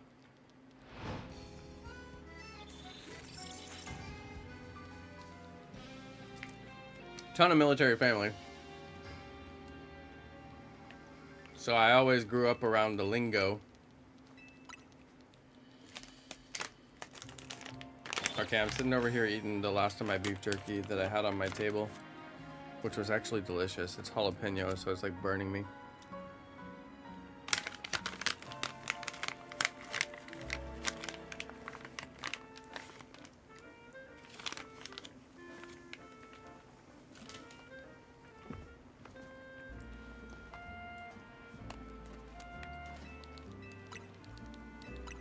Well, and looking back, if I could have just made it through basic training, which I probably could have, I could have landed in a pretty decent, you know, IT field. Which is basically what I did, you know, outside of the service anyway. So, I work in marketing though, so I don't know if I have what it takes for IT. I think you have to be a little bit smarter than me for IT. And you express your creativity in a different way in IT. It's like a lot of problem solving. Sometimes you get to be really creative and actually like build stuff and like run all the wires together and, you know, buy all the hardware and build new things, but that's not as often. That's the kind of stuff I would geek out on if it was on the table for like all the time.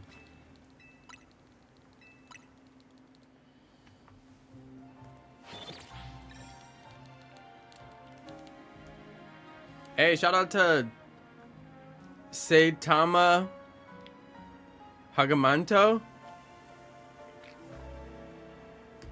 I think 18 is the right age to go in, honestly. It's like as soon as you're out of high school, like boom, just bite the bullet, get it out of the way, because it's like, what are you realistically going to do with those years that would be more productive than joining the military, putting your nose to the grind for 4 years or more, and, you know, coming out with like a bunch of really big wins. You come out with all this leadership experience.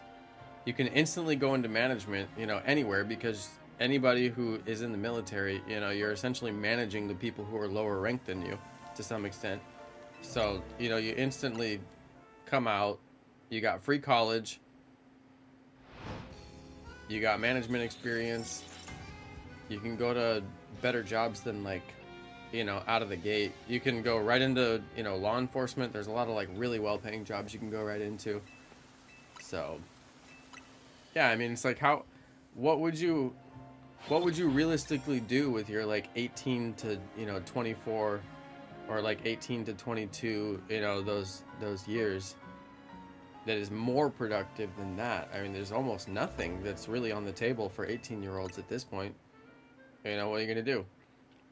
But yeah, I highly recommend the military to anybody in that age range.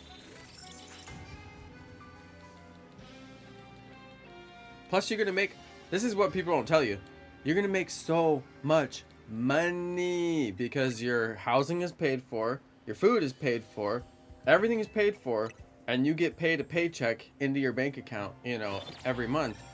So it's like, what are you going to do with all that money? As long as you don't blow it, like, you're going to come out of there stacked with cash. So yeah, I think it's a great investment of time. It beats what I was doing. Couch hopping around California for many years. Working as a barista, making coffee in Oakland, California. Climbing my way through the corporate ladder.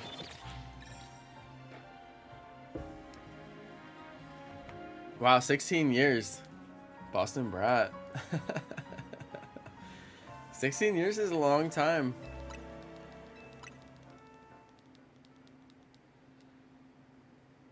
I've never held a job for that long, that's for sure. I mean, I don't think anybody holds a job these days for like more than 5 years. I feel like it's pretty much unheard of. People used to hold the same job for like decades, right? These days, I just don't think that's on the table for anyone, you know? Or maybe it's just the line of work that I'm in, because I work in digital marketing.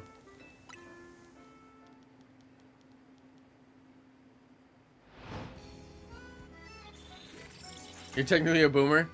I know everybody calls me a boomer. I'm like, guys, real boomers are like actually a different generation than like my generation. I was born in '85. So it's like ironic and funny to call me a boomer, which sometimes I call myself a boomer ironically, but like it's not technically true. Like boomers are technically like a different generation. And also boomers were the generation that it mattered when you were born, because that's what the boomers were all about. It was about them being born during the baby boom after World War II was over.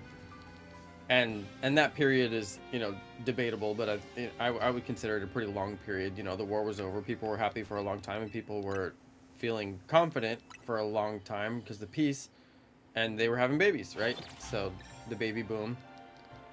But like Generation X and, you know, all these new generations, it's not really so much about when you're born, it's really more about when you were like in your formative childhood years and like maybe your early and like mid teenage years.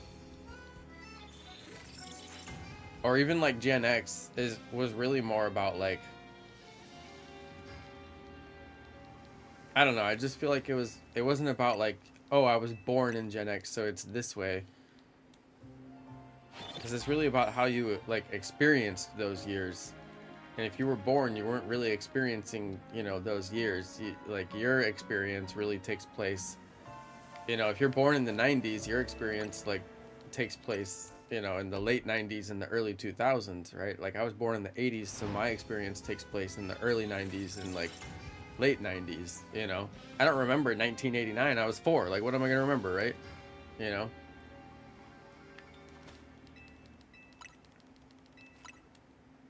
So I don't know, that's always kind of tricky to me, like who's in what generation, because I think it only matters like, you know, what you were doing between age like probably like 7 and like 20 or something like that, or even between like 10 and 20, or, you know, if you wanted to break it into like 10 years. Because it's like, what did you do when you were in school and you really remember it? And also, what did you do like right when you got out of school? Because it was way different. Like boomers probably like obviously went to the military because there was peace, right? So a great time to go to the military. And, you know, would have went and got a job at like a burger shop, or like, you know, entry-level jobs that are no longer available to 18-year-olds, you know, in our generation. So it's like, what did you do?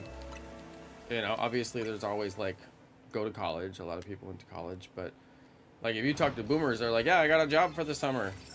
But you talk to like Gen Z and they're like, they haven't had their first job until they're like 3 years into college. You know, when they're like in their mid 20s, they finally get their first job. And I'm like, what are you talking about? You're crazy. I had my first job when I was like, you know, 16. You know, I had my first job, or maybe I was like, no, I was probably like 18, I guess. I mean, I had jobs before that, but it wasn't like a job where I clocked in and actually like had a job. I think I had my first job when I was 18, but I had jobs. You know, I did like roofing work, you know, with my dad's friends and stuff like that, you know, on like small jobs. Like where my parents weren't there, you know, like as my dad's friend, is work my dad would never do. It's like really super low level roofing work, just like throwing garbage in a big old trash can. But, you know, they knew me, so they would hire me. I'd go out with them for the day, do work, whatever, you know, little stuff like that. I did babysitting. I did a lot of babysitting, ton of babysitting, because I was the oldest of like all my family with tons of cousins, so they'd bring me in for babysitting here, there. Okay, good night, Nick. Good to see you.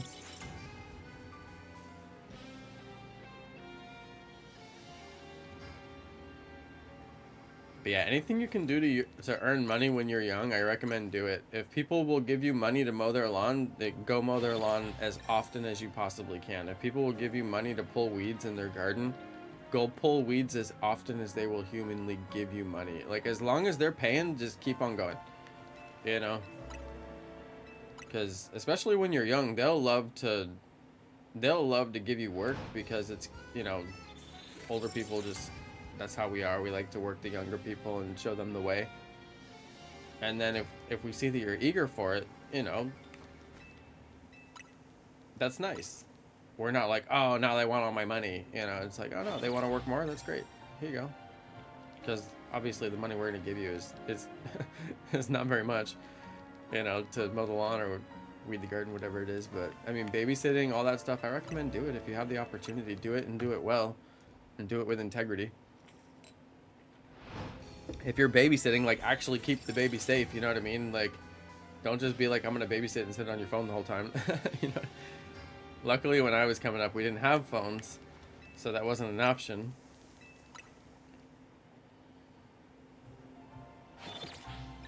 Oh no, you got the evil old people? I think that's everywhere. I grew up in Arkansas, retirement town, and I don't know. Something told me don't walk too close to the sidewalk. So folks might just veer left and hit you and say it was an accident. I didn't see him, officer. My glasses slipped. Dangerous old evil people. I don't know. I just... You never can be too safe, right? I'd be on the far inside of the sidewalk as close to the building. That reminds me of this old pizza place that used to be in our downtown square in the little town that I grew up in Arkansas.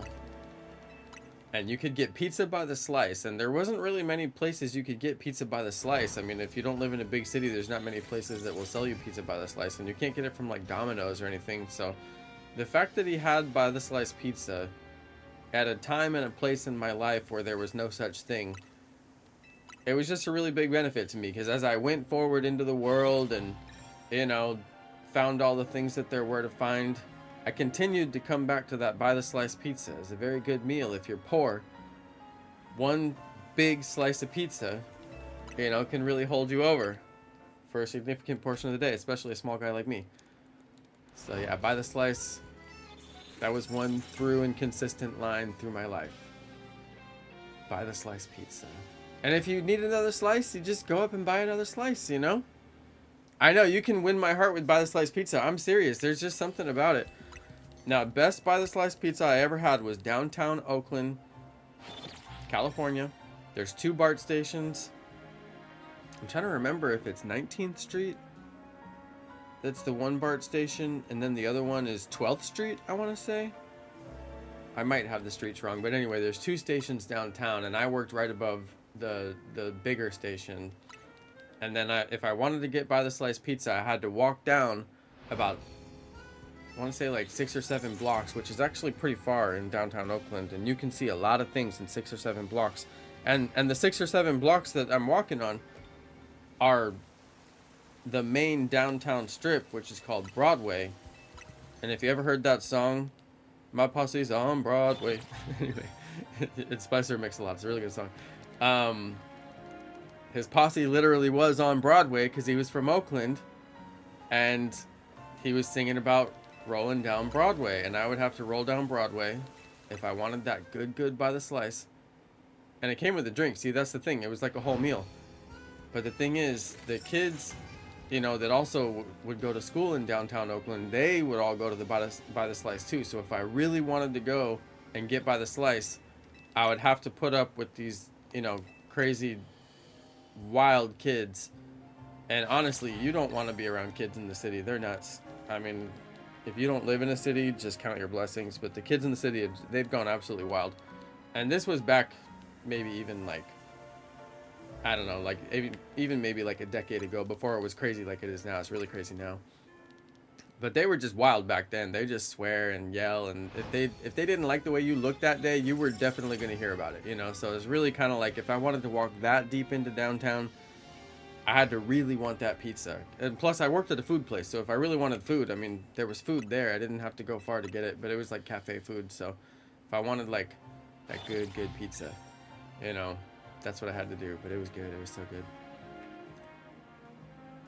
But yes, my posse was on Broadway. My pizza was on Broadway. My pizza's on Broadway. If you guys ever want to look up a good song, everybody knows Sir Mix-a-Lot from the Big Butts song. I won't do my impression. Okay, I'll spare you all. If you were ever at the roller skating rink they would always play that song. If you're in the club, a certain period of time, you know, not anymore, but if you were in the club, certain period of time, they'd play that song. Oh, they play Blow the Whistle. Blow the whistle. Woo, wee, woo, blow the whistle. Woo, wee, woo. Man, Bay Area had the best hip hop. You can't convince me otherwise. Too Short. Blow the whistle. Yeah, Baby Got Back. They used to play Baby Got Back. Baby Got Back. Okay, it's a terrible impression. I'll admit it. That's why I wasn't going to do it. It's a terrible impression. Well, anyway, he did another song called Posse's on Broadway. He also did another song called Buttermilk Biscuits. And I'm telling you, some of these songs are bad. Not as in, like, the lyrics are bad, which they are, but they're just bad quality. You know, there's a reason he wasn't, like, the biggest rapper ever, and you've only heard of, like, one of his songs. Because there's a bunch of songs that weren't that good. But Posse's on Broadway was legit. And if you ever rolled down Broadway, knowing that that song was about that street,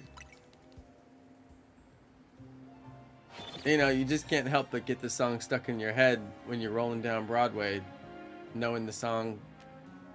Anyway, maybe it's just me. I would always have that song stuck in my head as soon as I hit Broadway. Maybe it's because every time I hit Broadway, I would always say, my posse's on Broadway. I always said it. And I had to go down to Broadway a lot. I'm not kidding. So, I mean, I worked on Broadway, so. But yeah, I knew that song before I knew that song was about that street. And then I was like, wait a second, isn't Sir Mix-a-Lot from this town? Oh my God, he wrote that song about Broadway. Yo! Seta Mahajimento. Say it 10 times fast. Welcome to the mini member squad. Thank you. Thank you very much. Mini member gang. Yo. Oh yeah, let me clear my throat. I actually forgot about that one. Yes. Oh, I'm gonna have to play that on YouTube after the stream. Yes. I only remembered Buttermilk Biscuits because I used to have this friend who would play that song all the time because he really liked, like, DJ, like, scratching, you know, the record scratch thing that was really popular in, like, the late 80s and the 90s or whatever. And that one has, like, a really good scratch set on it, so he would always play that track. But anyway. Yeah, I don't know his whole catalog. Not as well as I know Too Short. Too Short's got just banger after banger. Oh, and if you watch the music video, it's got the Tribune building. So many classic Oakland music videos where they show the Tribune building at night. And then I forgot what happened, but like the Tribune, like they went out of business and I think they turned off the lights or something like that. It changed the entire skyline of Oakland.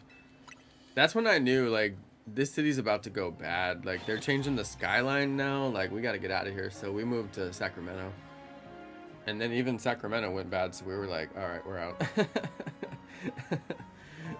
All of California went bad, and I watched it happen for, like, 2 decades. And then I was like, you know what? Never mind. I'm going to take all my money, take all my winnings, and go buy somewhere cheap. Could you stand 8 hours straight of Pokemon battling? I mean, 8 hours? No, that's too many hours. I mean, who could? Somebody could?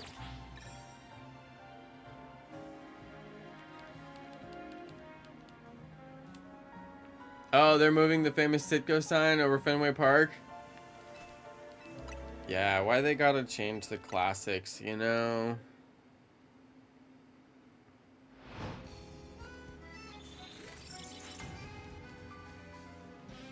Who knows? Yeah, some stuff is iconic. Like, y'all ain't gotta mess with it. We like it just the way it is.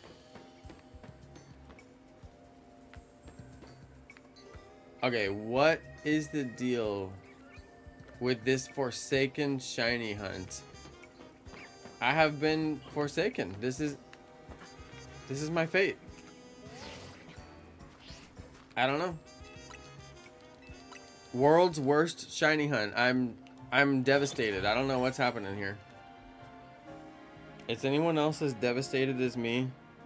Let's go see if the Baneri is shiny. I bet it is. Watch this, you guys. We'll run over on the Baneri. It'll be shiny. Oh, no, it's not. Thank goodness. I would have actually cried.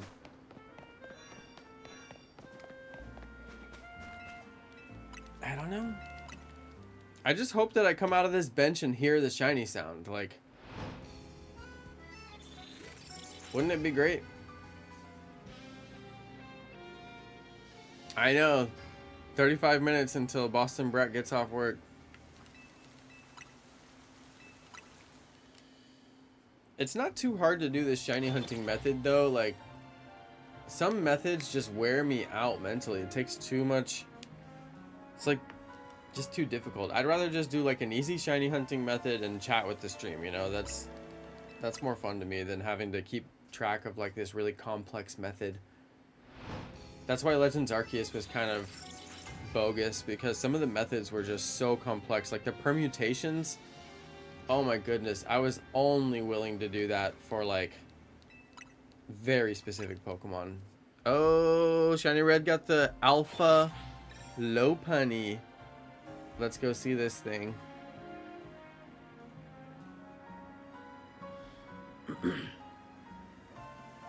Nice one. I must have seen it when you posted it. No, maybe I didn't actually.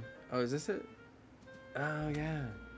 I like the alpha. So does the alpha, like, it still shows the red eyes after you catch it? Or is that a picture of you trying to catch it? That's actually like a really crazy picture. That's insane. That picture is incredible. I'm gonna have to steal it from you and use it in my thumbnails. Bro, you have like 1,000,000 times better thumbnails. How do you get such good pictures? I don't even understand how you do that. That's like you took it from a video. That's insane. Bro, that photo is insane. It's a picture of me trying to catch it. Yeah, that's what I figured, because the eyes are still red. I wish they would keep the red eyes. I mean, the whole point of alpha is like they're big and they're supposed to like look all cool. Well, like, wouldn't it look way cooler if they kept the red eyes? I just don't see why they didn't keep the red eyes, especially because that was like one of the #1 feedback I think everybody had on Pokemon Legends Arceus. It's like, yeah, they look cool with the red eyes, but then after you catch them, it goes away. So, like, could we keep the red eyes? I guess it would change the overall look and feel of some Pokemon. So, I mean, I don't care. I'm like, yes, that's exactly the point. Like, do it. Yeah, that's pretty cool that you take the photos that way, Shiny Red. That's why you would, you know, do really well with, like, YouTube, because photos like that for your thumbnail, oh my god. In fact, I'm going to steal, like, a bunch of your photos. I just haven't had a reason to yet, because I haven't been uploading that many videos. But yeah, that Lopunny photo, that thing could win a contest. That is a great photo. It's like centered perfectly. I mean, how did you even, like, you have a good eye for composition. That photo is technically perfect. I don't even know how you captured that. I don't see how it's possible to capture that with the Pokemon like jumping around. Did you have to encounter it like 5 times to get it to like get right where you want it? 'Cause that's nuts.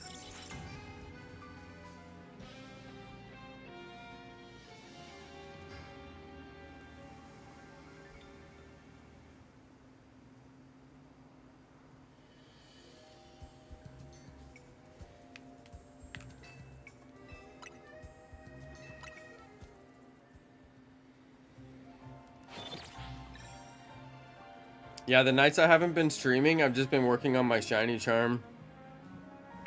I have like 700 battles. I've been catching all the Pokemon in the wild areas and filling out my Pokedex and doing some of the evolutions that I can do. In fact, I need to do some trade evolutions if anybody actually wants to do them real quick. I think I have a Machoke. I mean, I hate to waste time on it, but maybe a different stream, actually. No, it's fine. I'll do it a different stream because I don't want to waste the time on it. It's not worth it. Or maybe I'll do it off camera with one of you guys sometime on Discord. I don't need to do it now. Waste everybody's time. That wouldn't be right. He's Team Rocket. I know. I'm not too worried if he does steal my Machamp. It wouldn't bother me too much. I really just need the trade evolutions.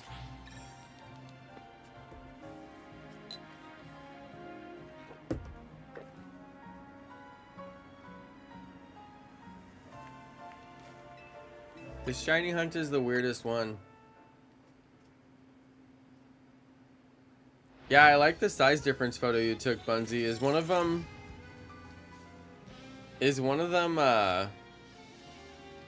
alpha? Is that why it's such a big difference? Or are they just like extra small, extra large?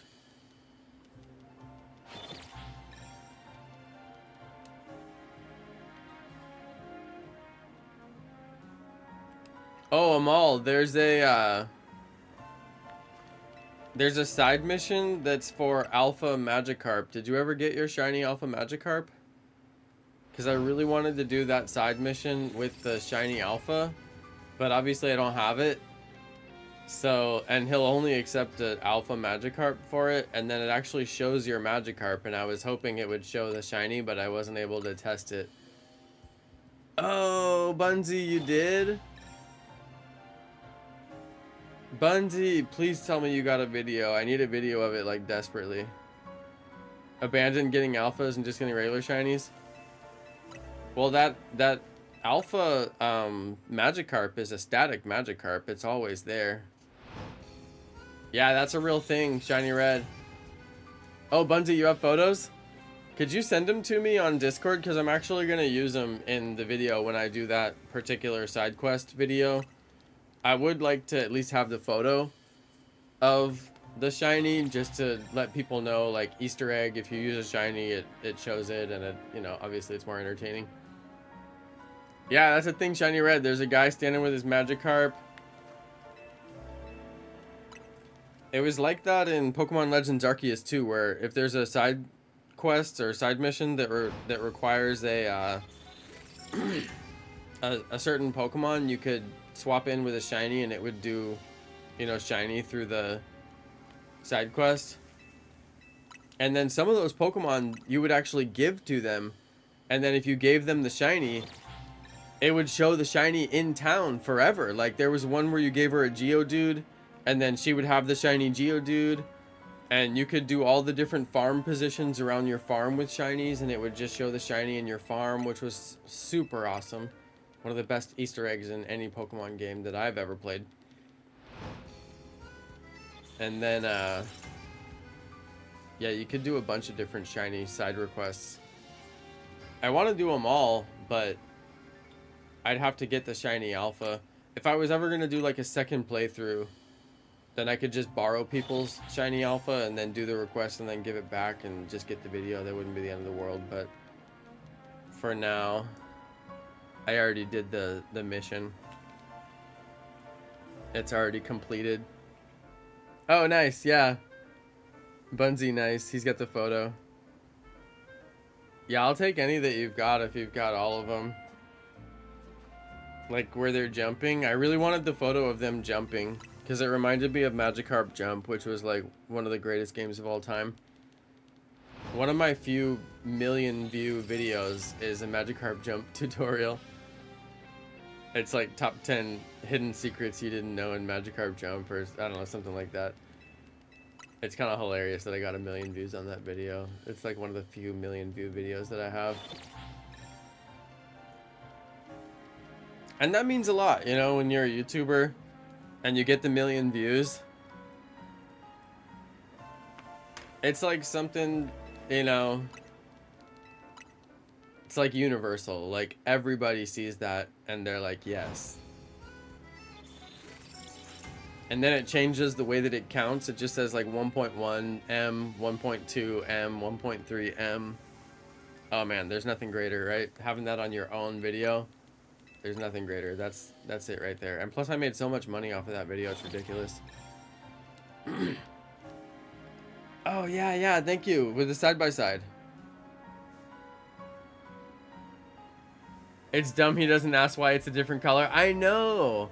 If you actually got the shiny in like it would actually say different stuff. Yeah, Bunsy, thank you. I'll take any that you've got. The more the merrier, but that's perfect. Because I'll use it in the video. I saved them, so I gotta email them to myself now. Thank you for that. I appreciate it. Yeah, that's so cool. You had the shiny alpha. I like that it's a female too, and his is a female. Oh no, his is a male.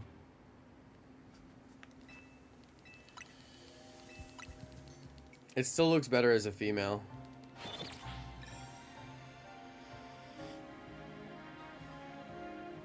I like the white whiskers personally. Yeah, shiny Magikarp and Magikarp Jump. Boston Brad, no, I haven't finished the story yet. I'm at rank D right now.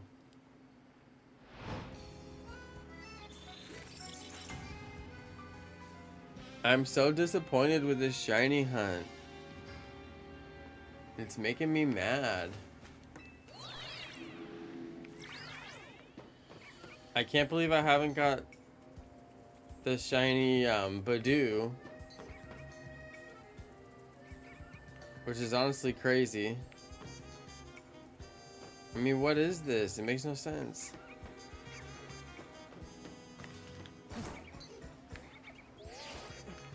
Five spawns. None shiny. Yeah, shiny hunting without the charm is unbearable. That's why I've been fast tracking getting the shiny charm, and I actually haven't been streaming some nights. And I'm just like sitting here doing the stuff it takes to get the charm, like doing the 1,000 battles over at Cafe Lana, or what's it called, Restaurant Lana. Yeah, I've just been doing that because it's like I'm just torturing myself with these shiny, you know, odds being so bad. But the thing is, there's 5 Kakunas on that tree. That's why I chose this hunt. That's why it's this hunt and it's not a different hunt, because there's 5 Kakunas on the tree. So I should get it 5 times faster, right? It's not working out that way. That was my brilliant streamer logic, you know. While I can't get the shiny charm, I'll just do like broken shiny hunts that give me really easy shinies. And I've been getting a lot of easy shinies from this hunt. It's just none of them are Kakuna. I've gotten, what now, 3 Patrats, Magikarp, Vaneri. I still wouldn't mind the Badoo. I really wouldn't. But yeah, this is crazy.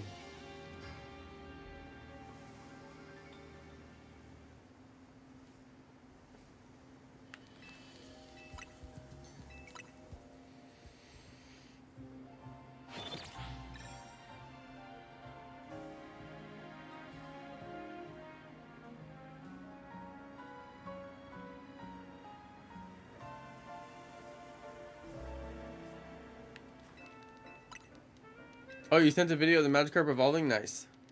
Did I get a second shiny on this stream? It was only one, right, guys? It was the Patrat. Yeah, I don't think I got a second one.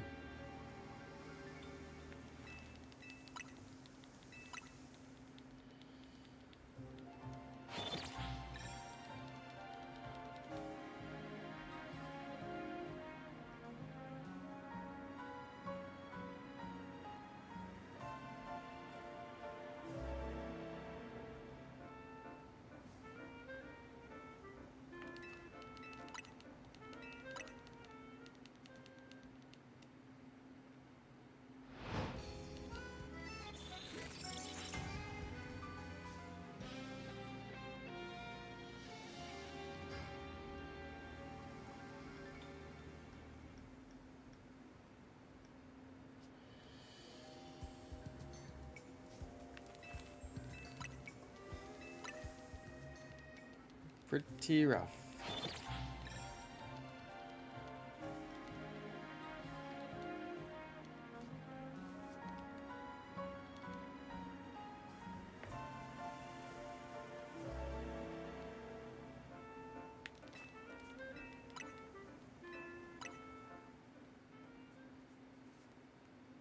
One of the more difficult shiny hunts.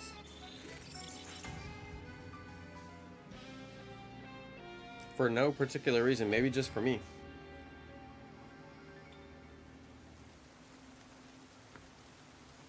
Yeah, better than Charmods, right, Amal? That's the way I see it. There's 5 Kakuna. Sometimes the tree only has 3 Kakuna, but still. Most of the time it has 5. Not to mention there's Pidgey, which I don't have shiny Pidgey. I'm perfectly happy with any of these shinies. Like, anything nearby would be good.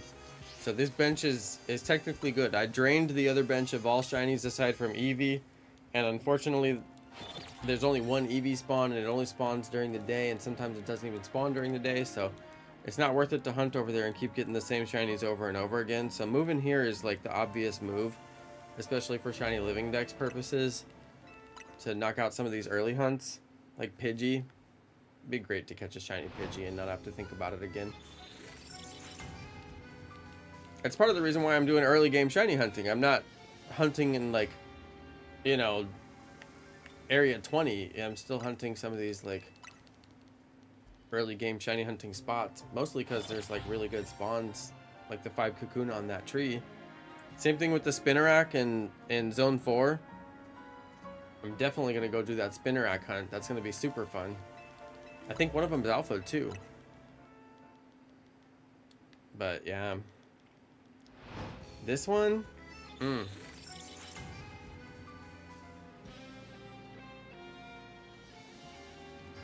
Hard to say. I don't know why this one's taking so long. Got another shiny Swablu. Oh, I love Swablu. Just hunt for the alpha shiny Kakuna. Shiny red, where's it at this point? I mean, I hate to be a give-upper, but where is it located?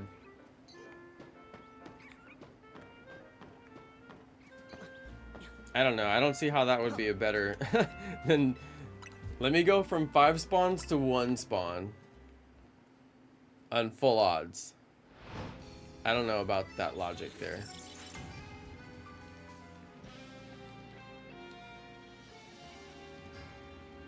There's a part of me that wonders if I should just run up and look every time. I mean, I just can't imagine that that would be the case. Like, not a chance, right?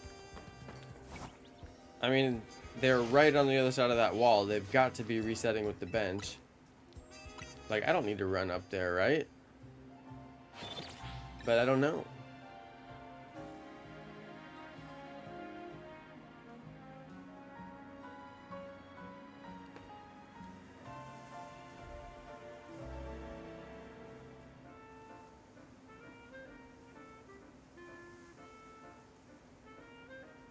Is it only one check though, or are there multiple checks? Because I would do it for multiple checks.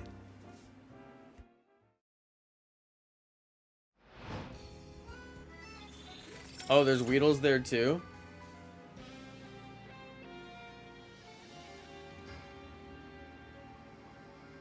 Multiple Weedle spawns, eh?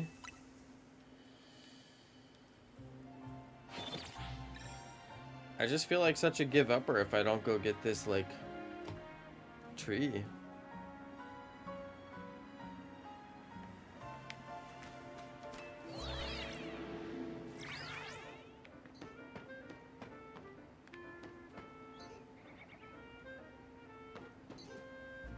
I'm just so shocked by this. Like, how can this be possible? I mean, I've been going at it for 4 hours, right? I did 5 hours. Oh, wow, it's cold. Where you're at? Boston Brat, good luck with that. I wish you the best. Thanks for watching the stream. Thanks for hanging out. Yeah, it's not cold here. I actually just put my pool away a couple days ago. I finally shut down the pool because I was like, dude, why am I cleaning and spending chemicals on the pool? It's cold. We had our first like real cold day, and that's when I knew the pool is over. And it's best to unplug the equipment and not spend the electricity, you know, filtering the water. So yeah, I shut down the pool. Pool is done. Goodbye, pool. Okay, thank you. Thanks for watching, Boston Brat. Stay warm.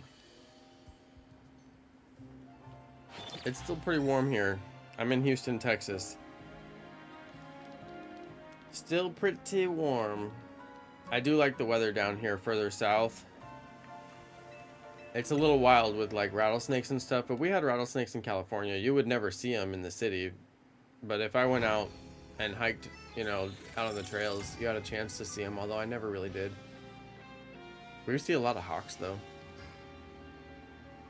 Amal, you need shiny luck? Amal needs the shiny luck. I need all the shiny luck I can get.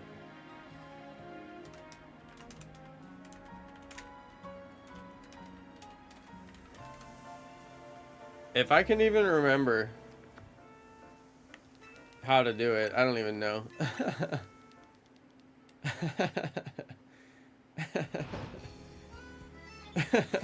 I think it worked.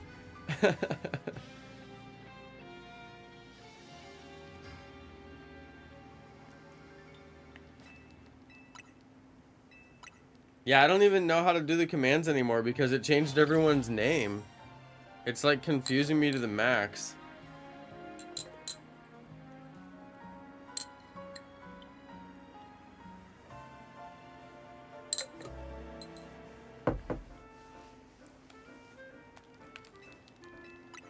This is nuts.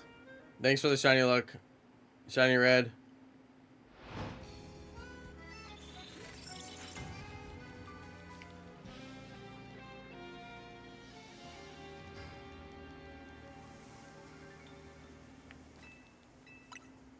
Oh yeah, there's a lucky Amal command. That's so funny. Of course there is. Take the shiny luck. Obviously I can't use it. Obviously I'm not doing anything useful with it, so you just go ahead and keep it, Amal. Besides, I don't know how much longer I can last. This is outrageous. I've never seen anything like this. I guess I have. This is why I gotta get shiny charm. I've been really trying to put this hunt to bed so I can move on to a different hunt. I keep on changing my mind about what that hunt is gonna be. I'm pretty firm on Spinnerack. I know. The game said shiny Beedrill? No, not for Jonno. What would he do with such a thing? He can't need that. Let's give it to someone else.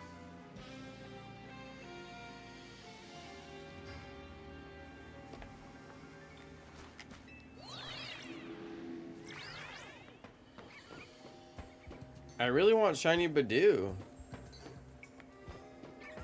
I'm getting disappointed that there's no shiny Badoo.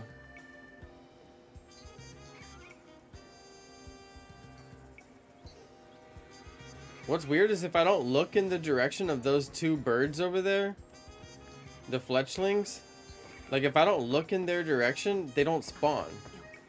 Have you guys noticed that? Like if I don't look over there, they don't spawn.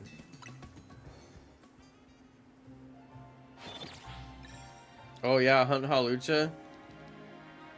I mean, technically there could be a shiny Halucha up here. I guess I should check at night, huh? I know, hunt for Phantom. Many different good hunts.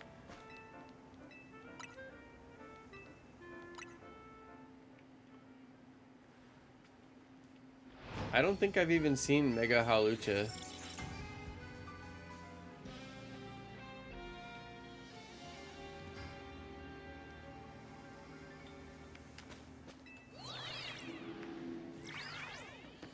Lucha has a chance to be up here.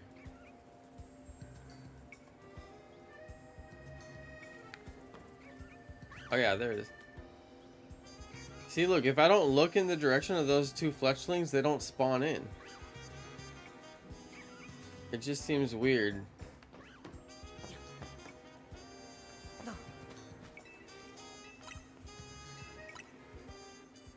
Something fishy's going on. Hey, Mego! Good to see you, Mego.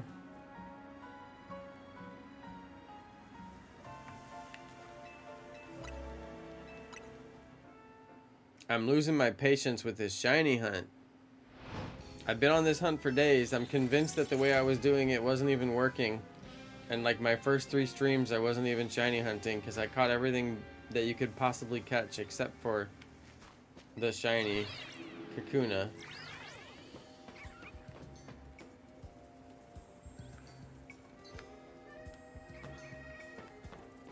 I just don't know. Mego, have you got any good shinies since the last time?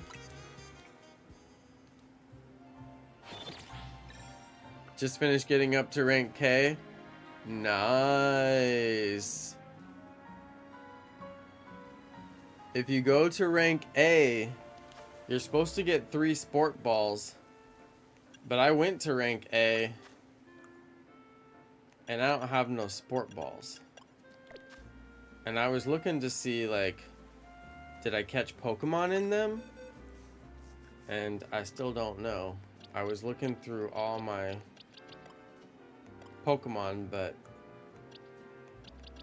I didn't find any that were in sport balls. So I don't know. I just don't know. What happened to my sport balls that I got for being rank A? I don't know. It said online that I would get them, but you get them at the end of the season? Oh. Well, I don't know. People are posting videos and stuff about it, and it's misinformation because they're showing it like in the rewards.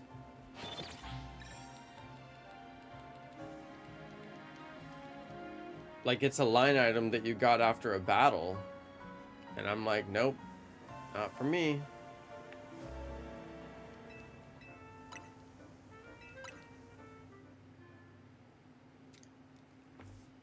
Looks like Aaliyah is trying to get some trade evolutions in the chat.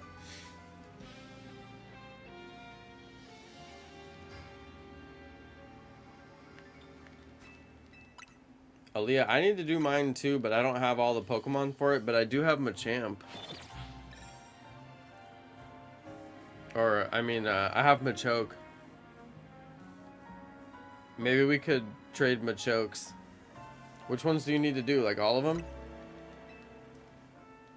Yeah, Shiny Red will probably be a better bet. He's got more Pokemon than me.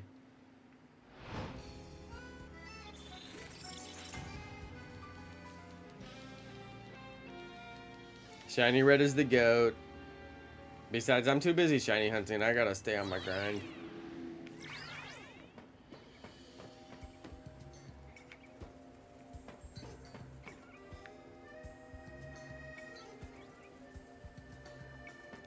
Why? This is crazy. This is really crazy. What do you guys think?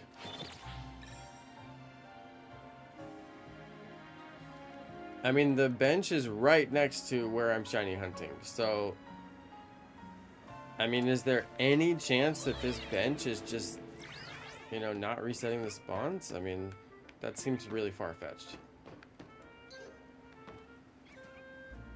But then, like, you know, I look at the Pidgey, and the Pidgey looks like it's just now spawning in. I look at the 2 fletchlings, they look like they're just now spawning in. I don't know.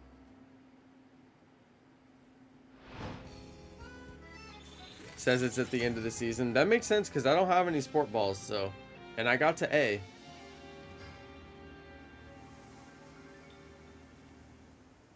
You guys, how do you evolve, what's the name of that Pokemon? How do I evolve this thing? Swirlix. I've got it holding the Whip Dream.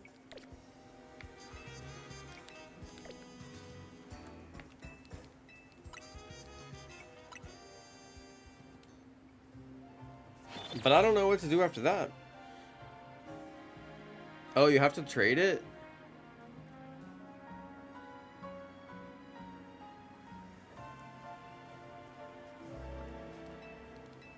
Yeah, people were saying that if you get to rank A, you get 5 sport balls because you get the E rank as well as the A rank. And that's what I'm saying. Like, I think there's a lot of just totally wrong misinformation out there. Like, people who haven't actually got to rank A and they don't know, and they're just posting like whatever nonsense they think because they've misinterpreted the information in the article.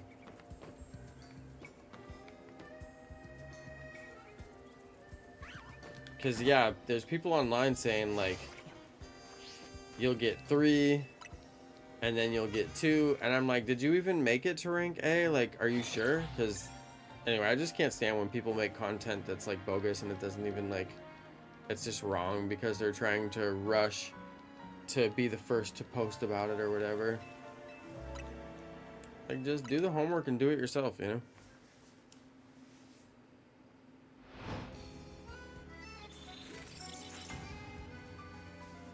How many shinies have I caught today? I got 1. It was shiny PATRAT over in the other location where I was doing this shiny hunt.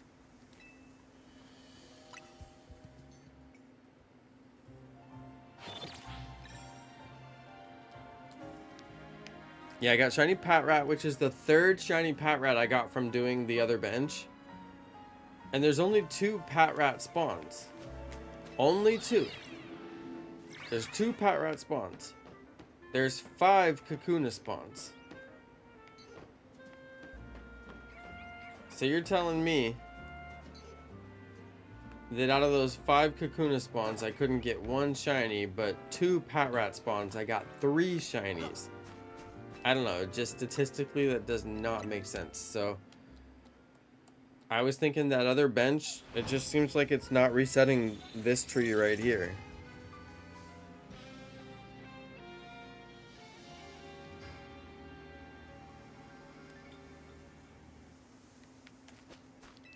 But I'm also weirded out because like when I come up here, those shiny Badoos spawn in. And look, when I swing my camera around, oh well, the Hawlucha's already there. But when it's Pidgey, the Pidgey like spawns in.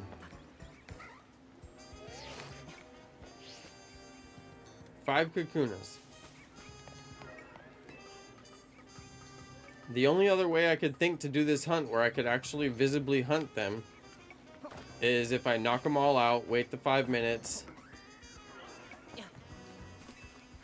and then, you know, and then reload the game right before they come in. Save it and reload. That's another shiny hunting method that you can do with any wild spawn. You knock it out and then wait the 5 minutes, and right before it spawns back in, you save. And then you keep resetting the game, soft resetting, and it keeps on spawning in right in front of you.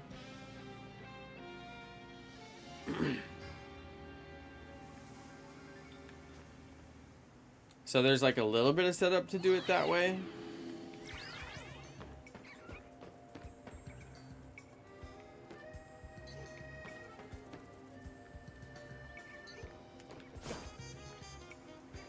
That's the only way that I could do it that would give me visual confirmation.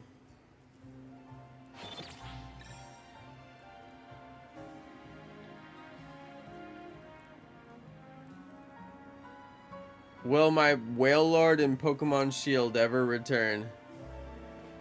Yeah, it's supposed to spawn monthly or something. Mego, I wonder if you had your date set to a certain date. Maybe you were like, maybe you didn't set your time back to automatic time. Because I know during that time, like Animal Crossing, we were doing like some date skipping stuff for Animal Crossing, or I forget. I think there was some date skipping at some point. But I wonder if you set your clock back to regular time, you know, automatic time. But I also wonder if it needs a certain amount of gameplay to be played. Although you were hunting that Sharpedo forever, so if anybody would have got it back in, it should have been you. Yeah, I definitely know it's possible to make it return, but I never figured out what triggers it. Same as a mall. Yeah, shiny hunting that Whale Lord spawn would be fun.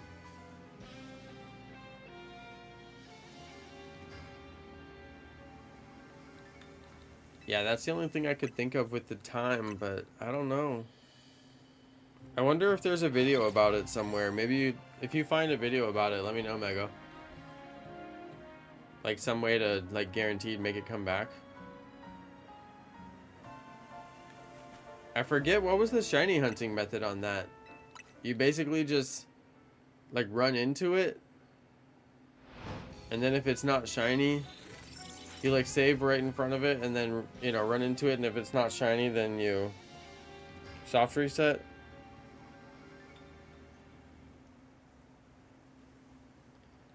That actually would have been a really fun hunt.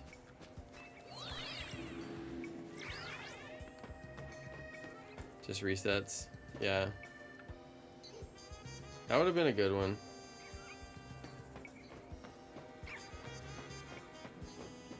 I can't believe this shiny hunt. This is driving me mad. I can't believe that it's actually going down like this. I mean, I guess full odds is full odds, right? But like everybody's getting a million shinies in this game except for me.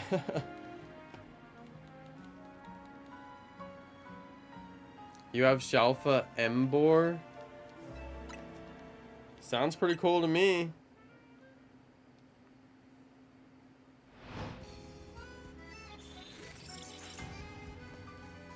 I think my super bright lights are drying out my eyes. I never did check to see if I had eye drops. I gotta ask wifey.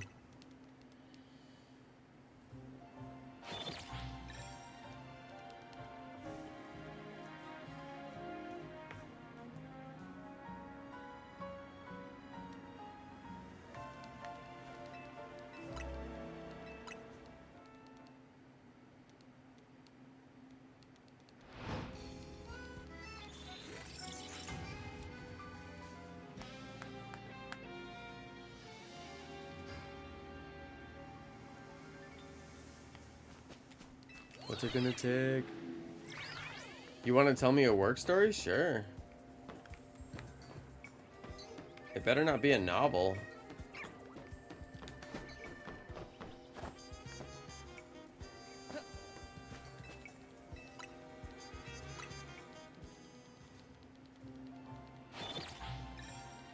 Yeah, go ahead.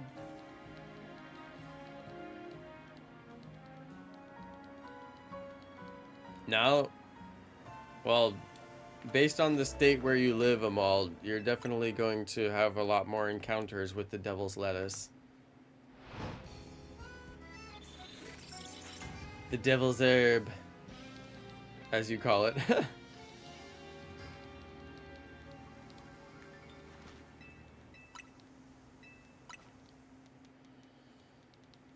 That was one thing you would always smell in downtown Oakland. I mean, always. Always.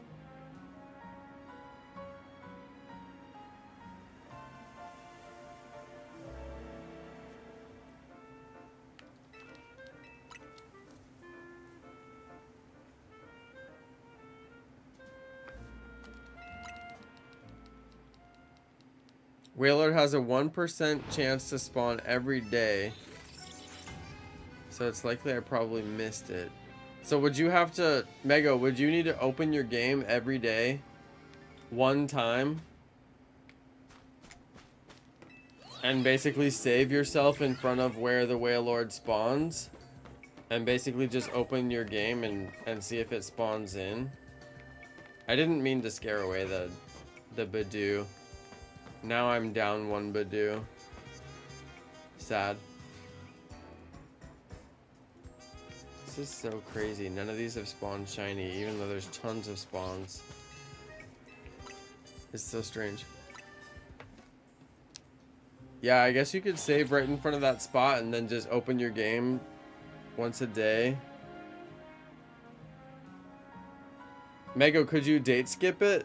Like, just skip forward one day and then check it, and then, you know, skip forward one day and then check it.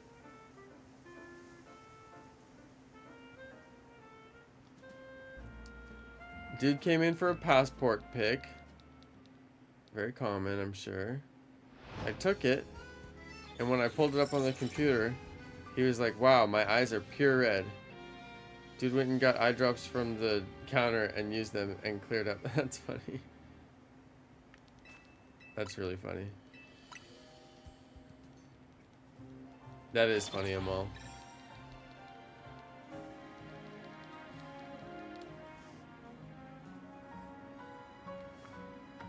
I miss living in Cali.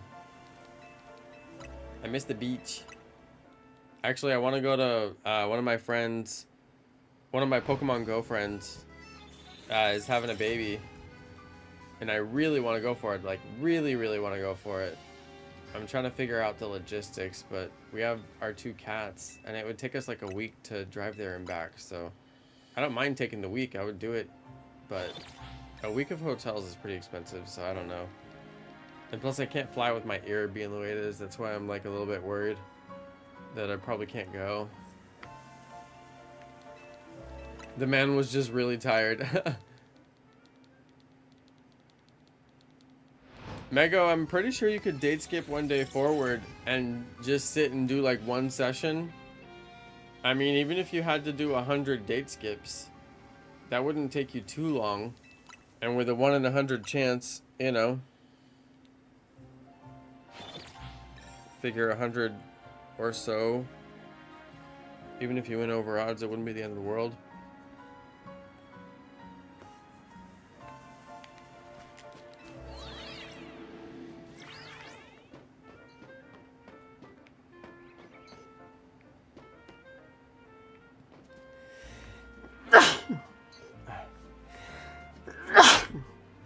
Whoa.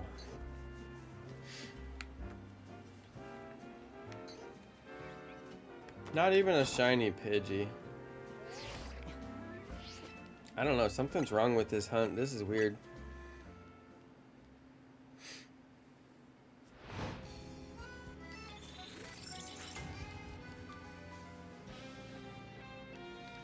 Are there any Pokemon that I want pictures of? I'm just gonna want them when I want to do those hunts.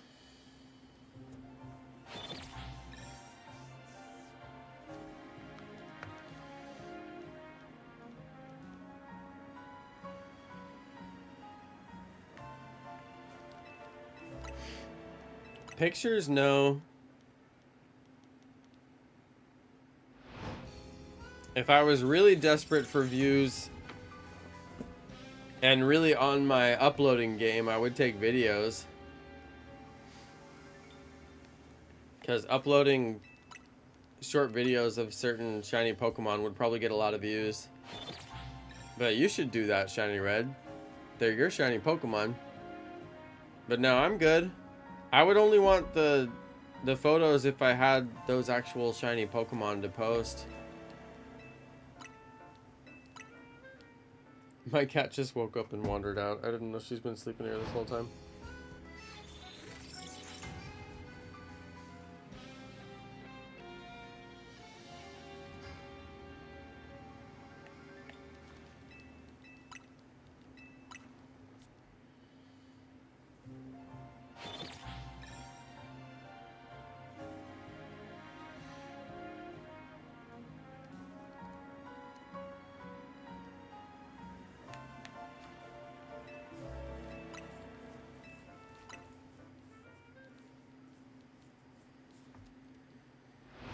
This is making me hungry.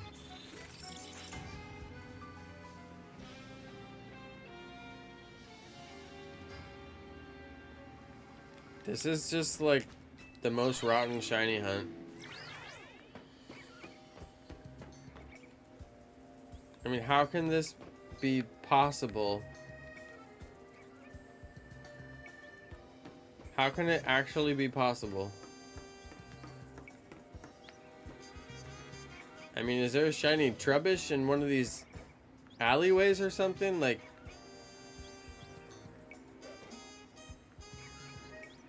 the Pokemon despawn when they're in the corner of your range.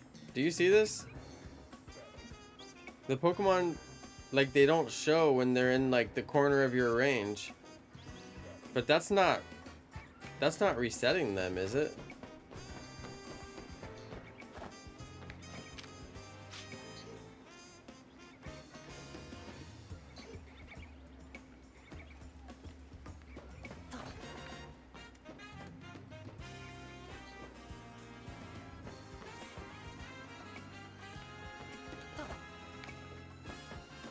I don't know.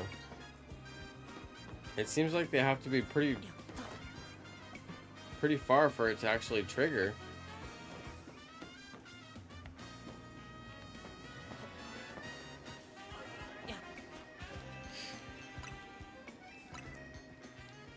You have many shiny videos? Amal, just upload them. You'd be surprised. People like watching that stuff, even if they're short clips.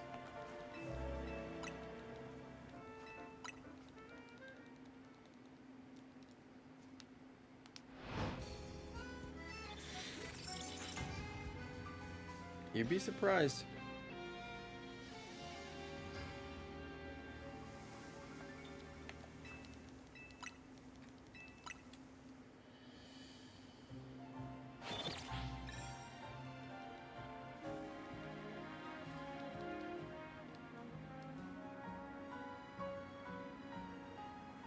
I haven't even posted some of my shiny videos, like the shiny Bumblebee that I got.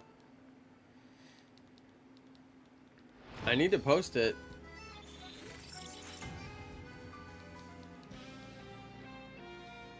I finally got some motivation to do my shiny Trubbish video yesterday. I almost went the whole day and didn't do it, but then I was like, no, I gotta do it. So I made the video, and then today I made the mystery gift video that I said I was gonna make like a month ago. I finally made it. I actually thought it was impossible to make it, and then I was like, no, it's possible. You gotta do it. So then I like sat down and put my thought into it. It was actually easier than I thought it would be. It was super easy. It wasn't as hard as Boutique. Boutique actually took more work. I know, I'm telling you, post them all. 957 screen recordings on your Switch. Are you still holding screen recordings from like Pokemon Sword and Shield days? I don't even know how you can have that many screen recordings on your Switch without running out of space.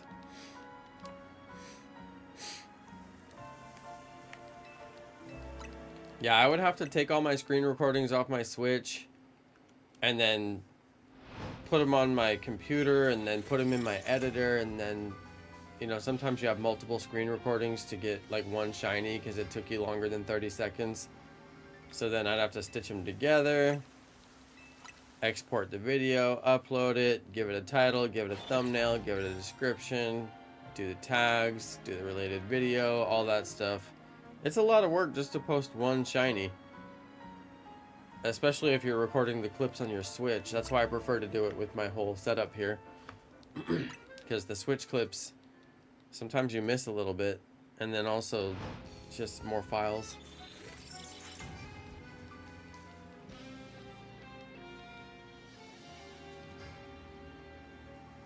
I can't believe the tenant above you overflowed your tub, Mego. Mego, do you have renter's insurance? Like, do you get to like file a claim or like get paid or anything? Because that's crazy. That's actually crazy. That's like a nightmare scenario when you're renting. But a lot of places when you're a renter, they require you to have renter's insurance.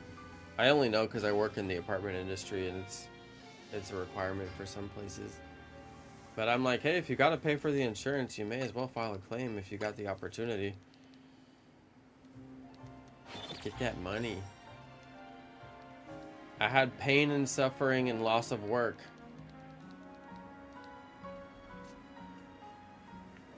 Pain, suffering.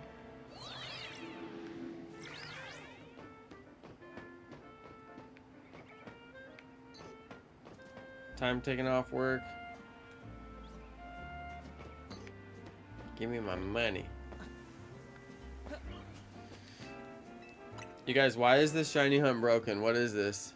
Hey, shout out to King Nasty. I'm gonna go for a shiny Dratini. Which method do you think is better?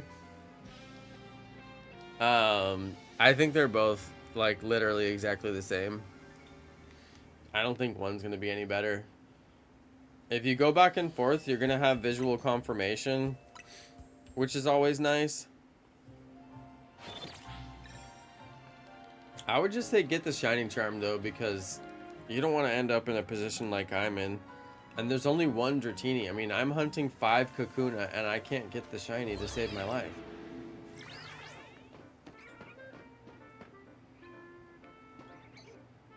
I mean, how is it possible that there's 5 Kakuna on this tree and not a single one has turned shiny? How do I get another shiny Alpha Lopunny and not the Noibat? Yeah, that I can't tell you. I don't know how. How can this dude jump off of a building and just land on his feet and be like, fine? I can't even jump off the monkey bars without making my foot like feel like it's gonna break in half.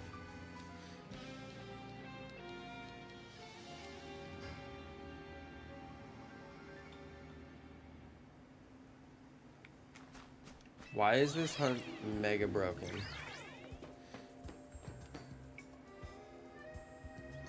I'm stunned.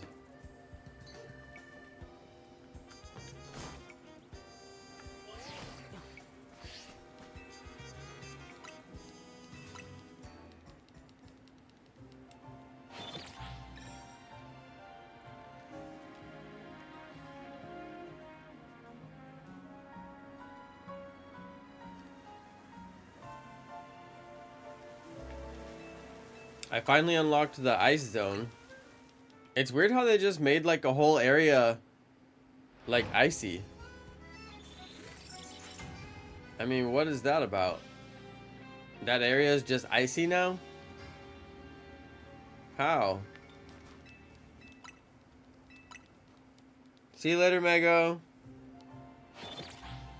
Thanks for stopping by.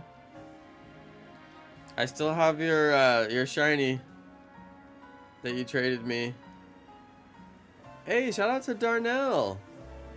Yo, $5 bombski.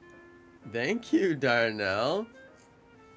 Hey, $5 make ya holla.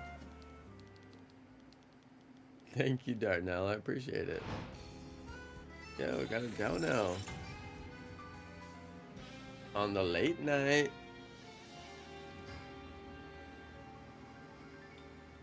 Oh yeah, the super chat shows the name. It doesn't show the handle. Wait a second. Make it make sense. Why would they change it in one place and not change it in the other? Whoa, it doesn't show the name, it shows the handle. Maybe they haven't gotten that far yet, Amal.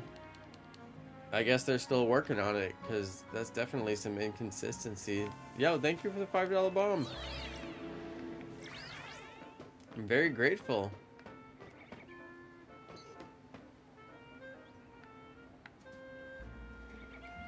I mean, I may not get a shiny Kakuna for another day in a row, but I'll take the donos.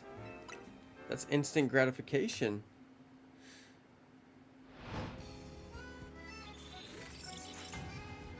Hey, shout out to Wolfenite. Shiny luck. Thank you. Member for 20 months. Thank you. Big thank you, Wolfenite. Appreciate that.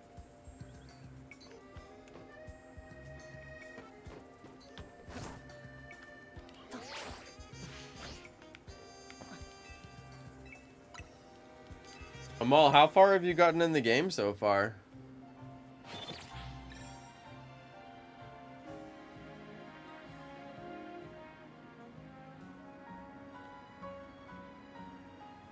The member thing shows the @ name. Amal, did you notice that? The donation shows the channel name, but the member for 20 months shows the @ name. They want you to go fight Canary.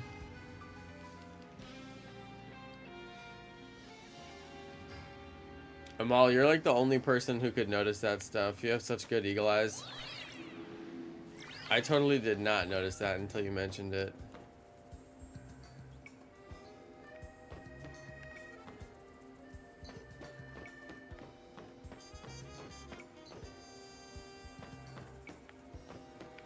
There's like no way to see the 5th spawn except like a little tiny piece of it through the leaves.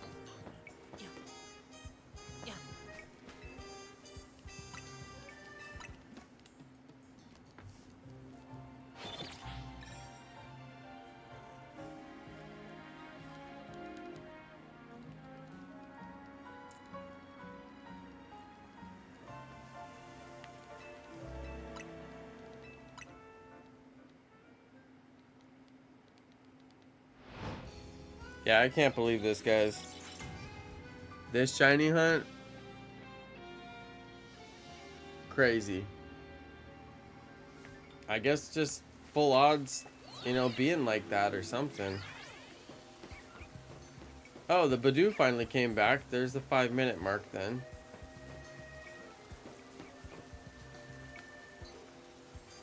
I mean, I wasn't checking like every single time, but now I pretty much am, because like I don't even know why this shiny hunt is so broken. It's weird that nothing up top is spawning shiny. Nothing on top of that building has spawned shiny.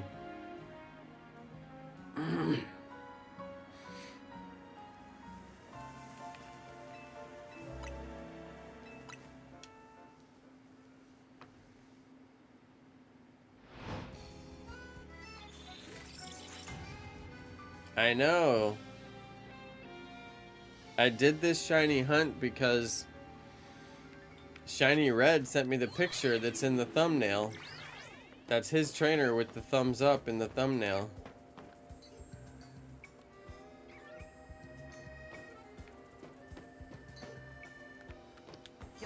And I pretty much never customize my outfit that much.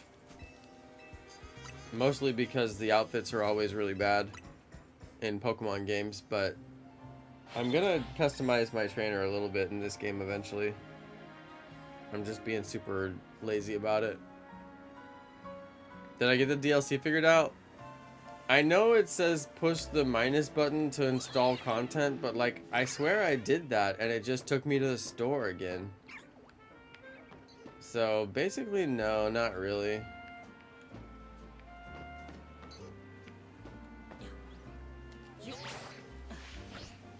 It'd be cool if I could land in this tree.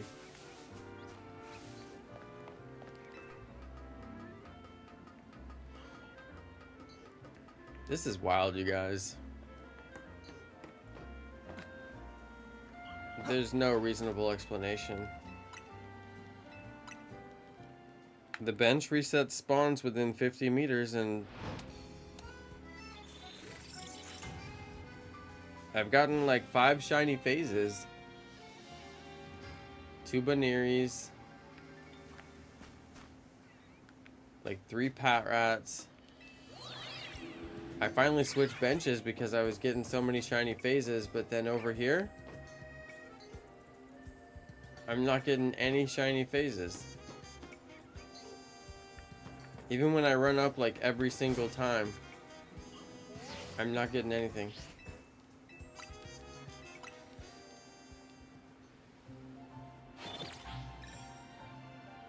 I was a little bit hungry.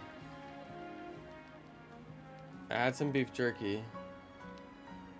I'm like doing alright on hunger, but I really feel like having some soup.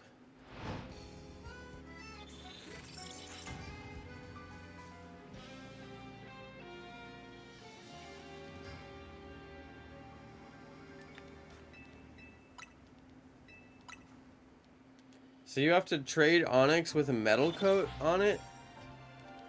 I mean, I haven't even found an Onyx. And I haven't even found a metal coat. So what am I doing wrong? No, Mom, I don't think I'm gonna have soup. It takes too long to make it, and it's already too late now. I might have some granola. Granola and almond juice.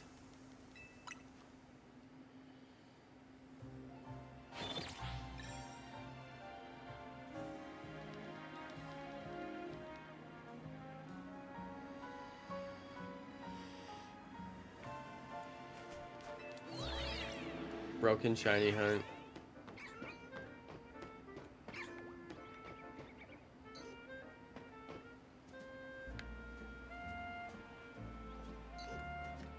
No shiny Pidgey.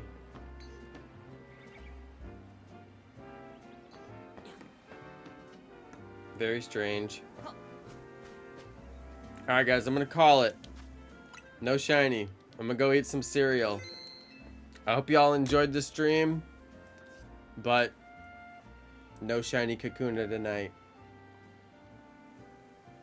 I'm gonna have to prioritize getting the shiny charm. Seems like the only reasonable solution. Alright, you guys. Good night, everybody. I'll catch you next time. Peace.